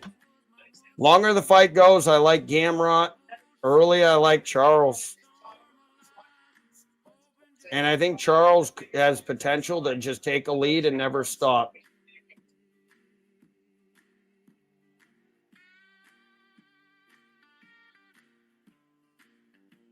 Not bad so far. Well, let's see how far we'll go. We got one more. And who knows what this could bring us, guys. So what I'll say with the live betting, it's tough to like be up and like going the whole time. But I've learned you can never take your eye off the ball because it's always going to be, you never know what you're going to get. You know, if one of those judges decides to give that to Montel Jackson, I think number one, we have We have a lot of trash that gets thrown into the octagon. But if Montel wins that, it's a plus 1,300 live. And so same thing could happen here. You just never know what you're going to get.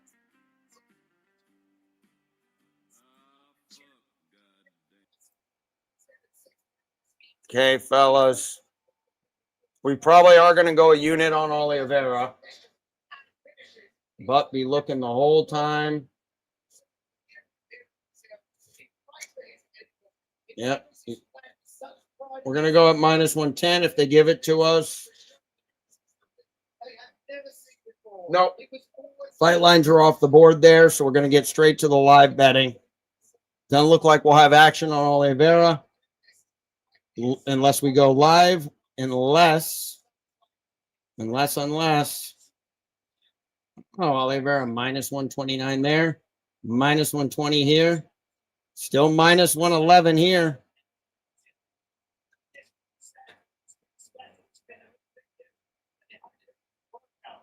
We're going Oliveira minus 111. Let's get it. Get it. We're going to have one unit, fellas, and then we're going to look live. We're going to forget we even put that unit unless they don't give it to me. We wait. Minus 111 on Oliveira. Let's put it in. And then we're going live.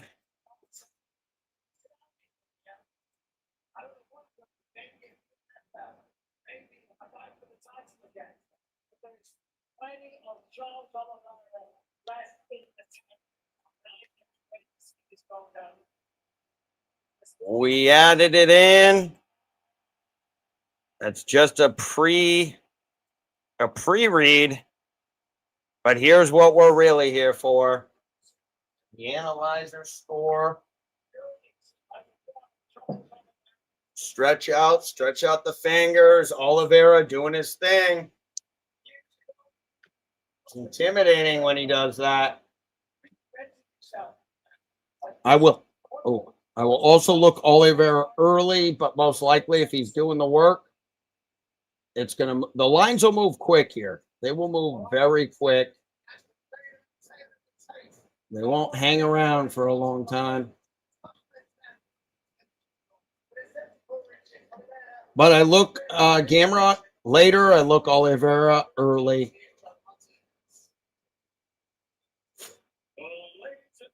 I probably, if I took a little more time as well, would have looked for something Oliveira prop early.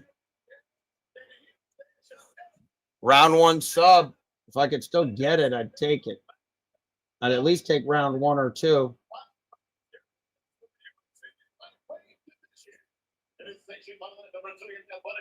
Still offering a few props. What a stretch that would be. Oliveira in round 1, 2, or 3 plus 200. Nah, it's not good enough.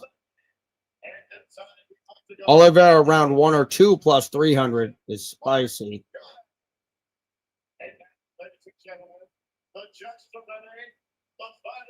Round 1, if the fight ends, plus 335.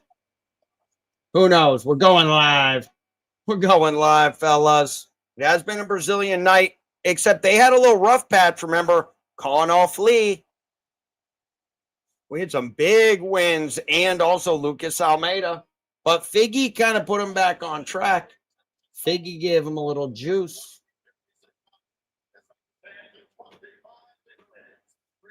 Mateus is a dog, though, and we'll see it here. Just know, though, if this is just stand-up, I mean, I was worried in the Ludovic Klein fight, but he always had the takedown in the back pocket. He always had it. The Polish power.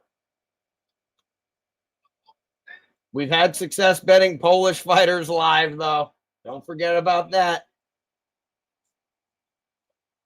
I can't wait to have this one live. I'm actually way more excited about the live opportunities that we could get with the analyzer. I think this is kind of having that feeling, Jimmy, fellas. I'm getting that feeling. We haven't had a ton of... Gamrot's got some power, too. That's what I think everyone's going to think about, but realize who that KO was against. No one was doing that to the Daggies were getting them on the ground. So that's the question. Can Gamrot do what the Dagestani guys did to Charles?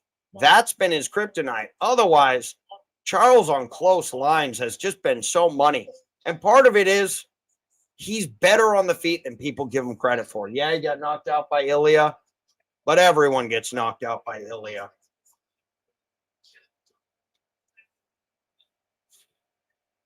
Oliveira's a minus 143 live. Now the line's off the board. I wonder where I'm at with you guys. I'm just starting up. You guys are just starting up. We're dead on.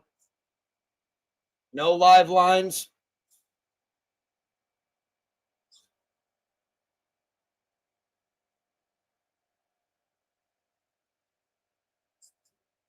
They took it off faster than they could put it on. Oliveira in the red. Oh, and we got red trunks, blue gloves. Red trunks, blue gloves. Oh, there's the takedown. This is where it's at. This is where the fight will take place. And Oliveira will have moments, but can Gamrot wrestle him constantly? And is Gamrot going to over wrestle and get stuck in weird submissions? And this is Charles's. This is where he lives. Lines are off the board. They never dare when there's a potential sub. Minus 110 on Charles. Minus 110. They took it off, so they evened it up. Charles is dangerous here. We've seen some nasty subs. Charles a plus 120. Now he's a plus 100. Not a lot of damage, though. Still early.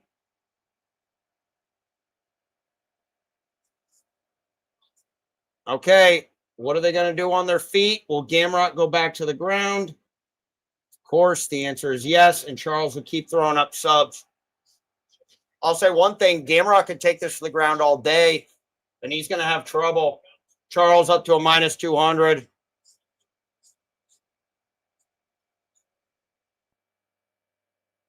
Minus 185 over a Bovada.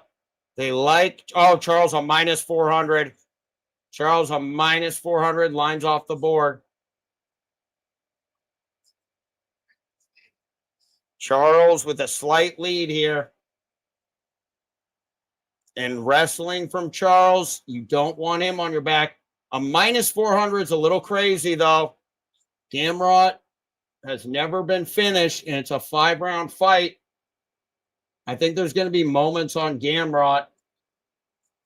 Plus 210 on Gamrot.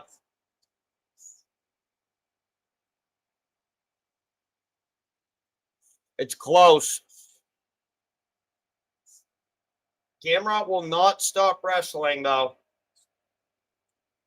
Plus 210 on Gamrot. Still too early. Crowd is going crazy. Charles is on top. We'll wait to see where this ends up. We got a minute. Charles with a 2.5-point lead. Oh, Charles got under the neck. Gamrot.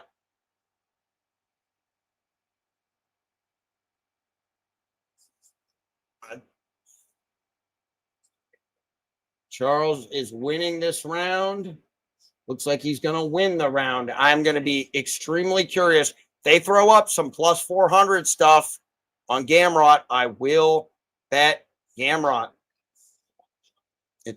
The line is the great equalizer. This is going to wear out Charles's legs as well. Plus 200 on Gamrot. That's not what I was talking about. Talking about plus 300.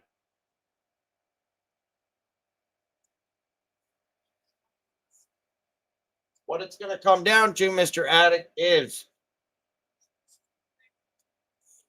what does Gamrot look like in the third? What does Charles look like in the third? If we're not getting that crazy plus money on Gamrot, I'm saying plus 250. Because, again, there's a 5-pointer. If Gamrot turns it around, especially in a 5-round fight, that line will be gone. It'll be very, very gone. It's down to a plus 180.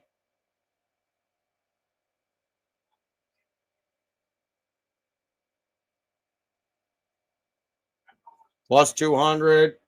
Plus 200 Gamrot. It's a clear round for Oliveira.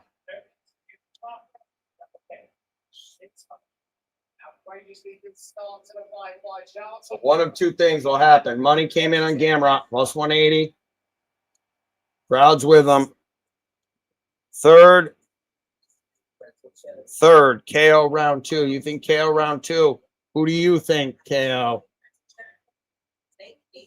I think that Gamrot at a plus 180 has value. However, with a 5.5, I'm sticking that in the 5 range. That's not enough damage. That's going to be a coin flip at the start of this second. Now, that's for a 3-round fight, though.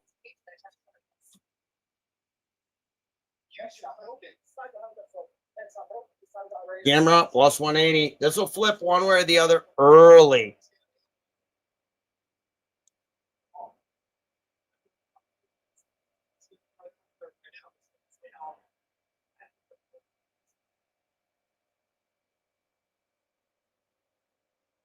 Plus 1.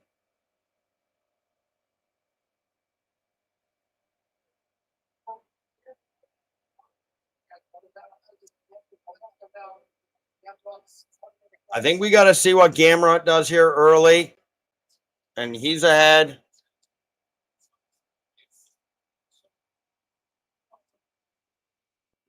Catch up here.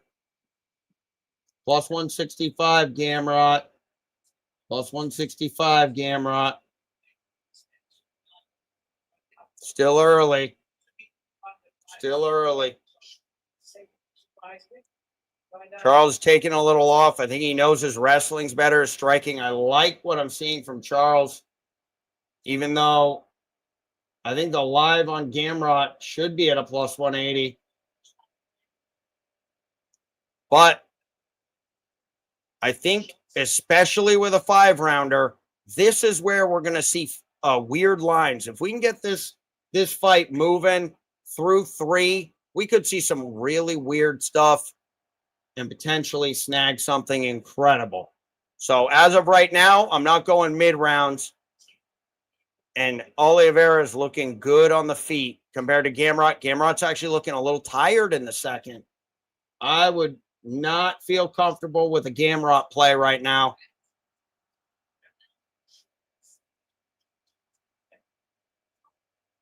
Gamrot on the back foot. Oh, nice little shot there. And we're tied up. And in a war of attrition, I like Gamrot late. I like Gamrot the later it goes. He may look a little tired, but I think he's got that extra gear. Charles wrestling. Oh, he almost slammed him. And now he's got top. Now he's got the top, and the live lines are off. Charles Oliveira on the top.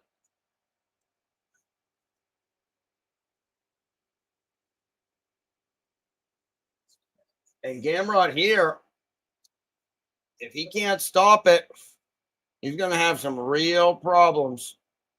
And that's why we don't bet the plus 180 on Gamrot in that early. Oh, he's face cranked.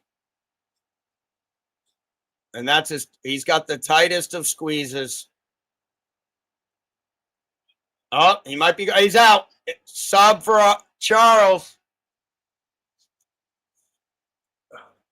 We didn't have a live spot, but that Charles sub prop. Charles round 1, 2, or 3. It's okay. We got Charles, period.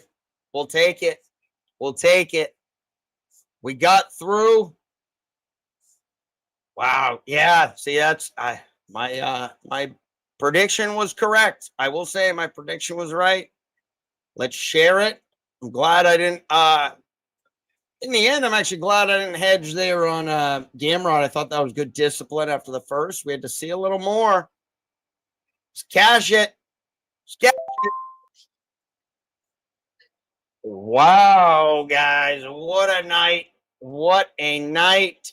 Easy work. Easy work. It's never easy. But you'll have some of those. It's funny, actually. What did I put? I put on my calendar. I said Whittle stream. I'm calling this the Whittle stream, by the way. We do it live stream. A success with 15 units profited. We beat it by 2.42 units, fellas. Cue the music. Cue the music. I think we got that monkey.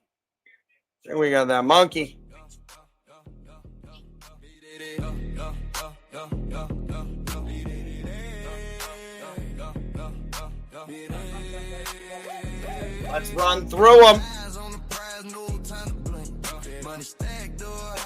By the way, as a prop, Oliveira by sub, it was just right in front of our faces, wasn't it? Oh, and who called, I think Mr. Addict called the round 1 sub. Pretty close, pretty close. I think round 1 or 2 would have been fire. Or 3. I thought if we got to round 3, though, might have been a little tricky. Okay, let's go through our board. We started out tonight with Lucas Roca. We went 2 units. We said we like this one a lot, and we may get a live betting spot. We didn't, though, because Roca from the get-go. And that's why I also liked Roca here pre-fight. And, you know, I should have done the same with Figgy. Should have put a unit on Figgy at that plus 350 or 250, 260. Why? Because there was an unknown with Montel, and we had to see how he would handle the step up. And I think Iggy, play the Joey Diaz. You think that Tyron Woodley is going to fight? Tyron Woodley. That was already established in New York. Tyron Woodley. Tyron Woodley is already. See that? Woodley, okay? That's the fucking seed, okay? Jesus Christ. That's the fucking seed. It smells like a zoo. He's going to look at smells like a zoo. Already at the press conference. Khabib again. Already Khabib, he said. Alabib, so Figgy, Iggy, whatever you want to call him. Whatever I want to call him. Where is he, by the way? Oh, page 2. We got page 2. So anyways, Lucas Roca, 2.2 unit cash. We had Victor Petrino, KO, TKO, first or second. Had a unit, was so close. He decided to get in the third. Oliveira holding up his child. Beautiful. He's a cool guy. He can never be sad when Oliveira wins. Petrino first round, no dice. Guys, here's when we really started cooking with gas. Right here. So I'll try to give these out next time early. We had the 3.45 to win 2 units on Ashwell based on that hand issue. Then we went KO at a plus 425. We had only 0.67 units, but we made up for it when we went KO in round 1, half unit to win 3 because we already had round 2, 3.33 units to win 9 at a plus 900. Would have won about 3. And that's when we started cooking on the night. Cono Leafy sub. That was a money play.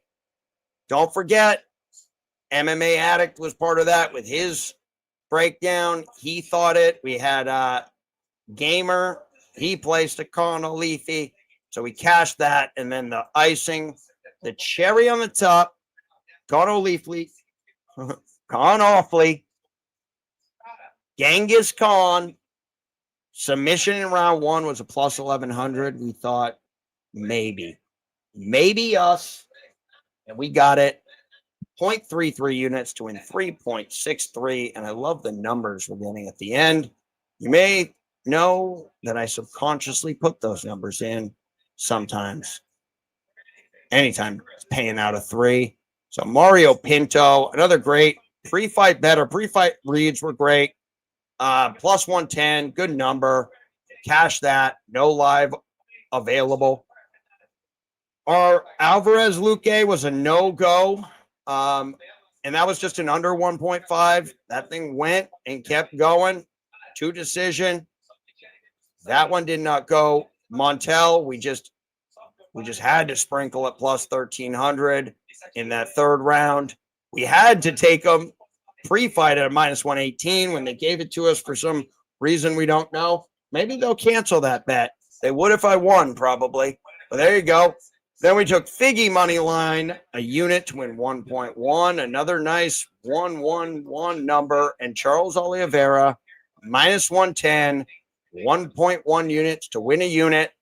We thought live. We didn't see a live spot. Happy we got him free.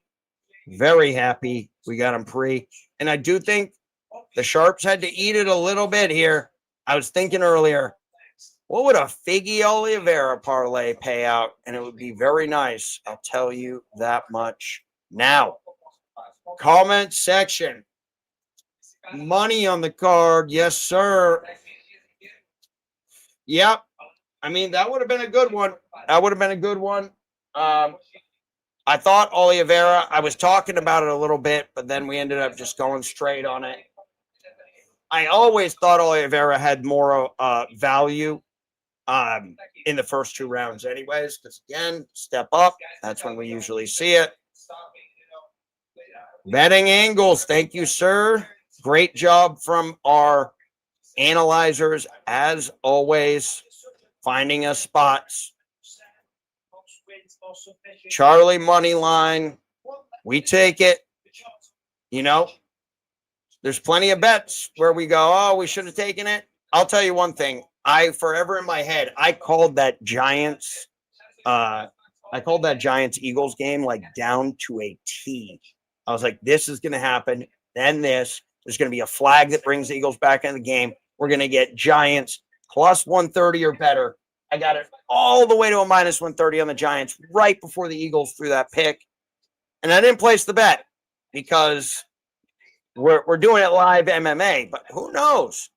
I may just have the magic touch on live. We'll see. We'll see. I do know a lot about football, so maybe a different channel one night. Or we teach the analyzer, Patty, some football. Teach him about the 3-4, the 4-3, the cover 2. No, I don't. We don't need our judges thinking about foosball. We just need Mr. Patty to keep doing the great work that he is doing. This one's an under 6-hour stream. I love for me, the 4 o'clock starts because 10 for it to end is just perfect. When it's 1 a.m., I hate that. But it was a great stream, guys. 17.42 units. Let's download this before we forget. Boom. That is a real nice night. Okay. Amazing. Charlie Oliveira. Yes, sir, Tyler. As always, anytime, every time, all times. I made that Joey Diaz cut for you, by the way. Joey Diaz of live betting. All right, well, my head's spinning, but we're winning. We'll definitely clip up some of the dubs, but a lot of the dubs were also some pre-fights and pre-reads. And I will be putting out something on Friday night, especially if there's something to put out. How about that? Mr. Addict said shorts. I like it. Mr. Addict, how did you end up on the end of the night? How did things look for you? I know you had some real nice bets, real nice cashes, dogs, favorites. Random gamer. Good to see you back here, sir. There's some good stuff in the chat. Okay, guys, check out my man live from the gazebo. That would be Tyler. I refer to him as Tyler. But he is doing some boxing scoring. Who's fighting tonight, Tyler? What do we got? I got nothing. I got nothing. We could hop onto some Pac-12 live betting college football. Stay tuned. Night out, Viking Space Pirate. Good to have you. Good to see you again. Where's this? Where's the song? I don't think I have the song. I would like to play him out on it. Damn. Let's see if I have it over here. Mr. Pirate. Yeah, we didn't even get our 6 hours in. We got plenty of time. We can all hang out. Where's it? Oh, here it is. Here it is.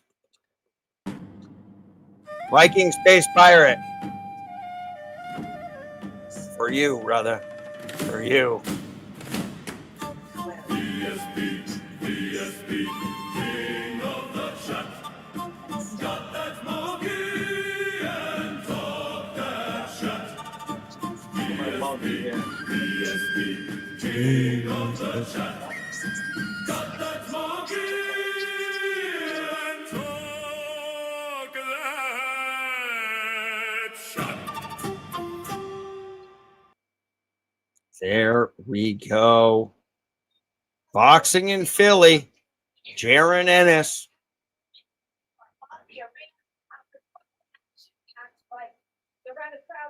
This shall be played on your walk through Valhalla.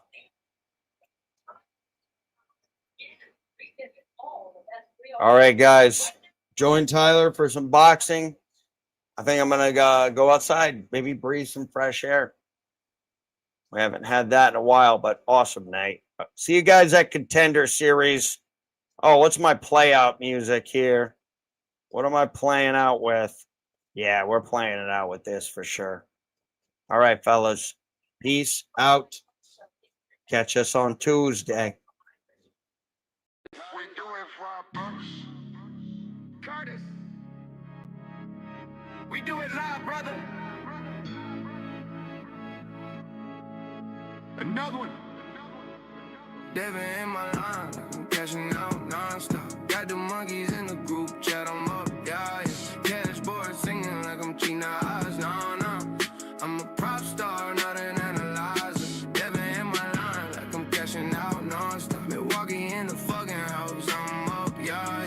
Cash boy singing like I'm cheating eyes, no. I'm a prop sar, not an analyzer. They better with the big parlay, I don't fall it. Fighter with the quick KO, you don't start it. Last fight kept it low, now I'm stacking chips, yeah. Big win, legendary, want another one, yeah. I'm a prop star, this ain't just luck, no. Boogie think my picks, got the golden touch, yeah. Over under round one, I'm breaking the bank, ayy. Analyzer locked in for the main event, yeah. They say I lost, should've followed your call. I'm counting stacks while they dropping a ball.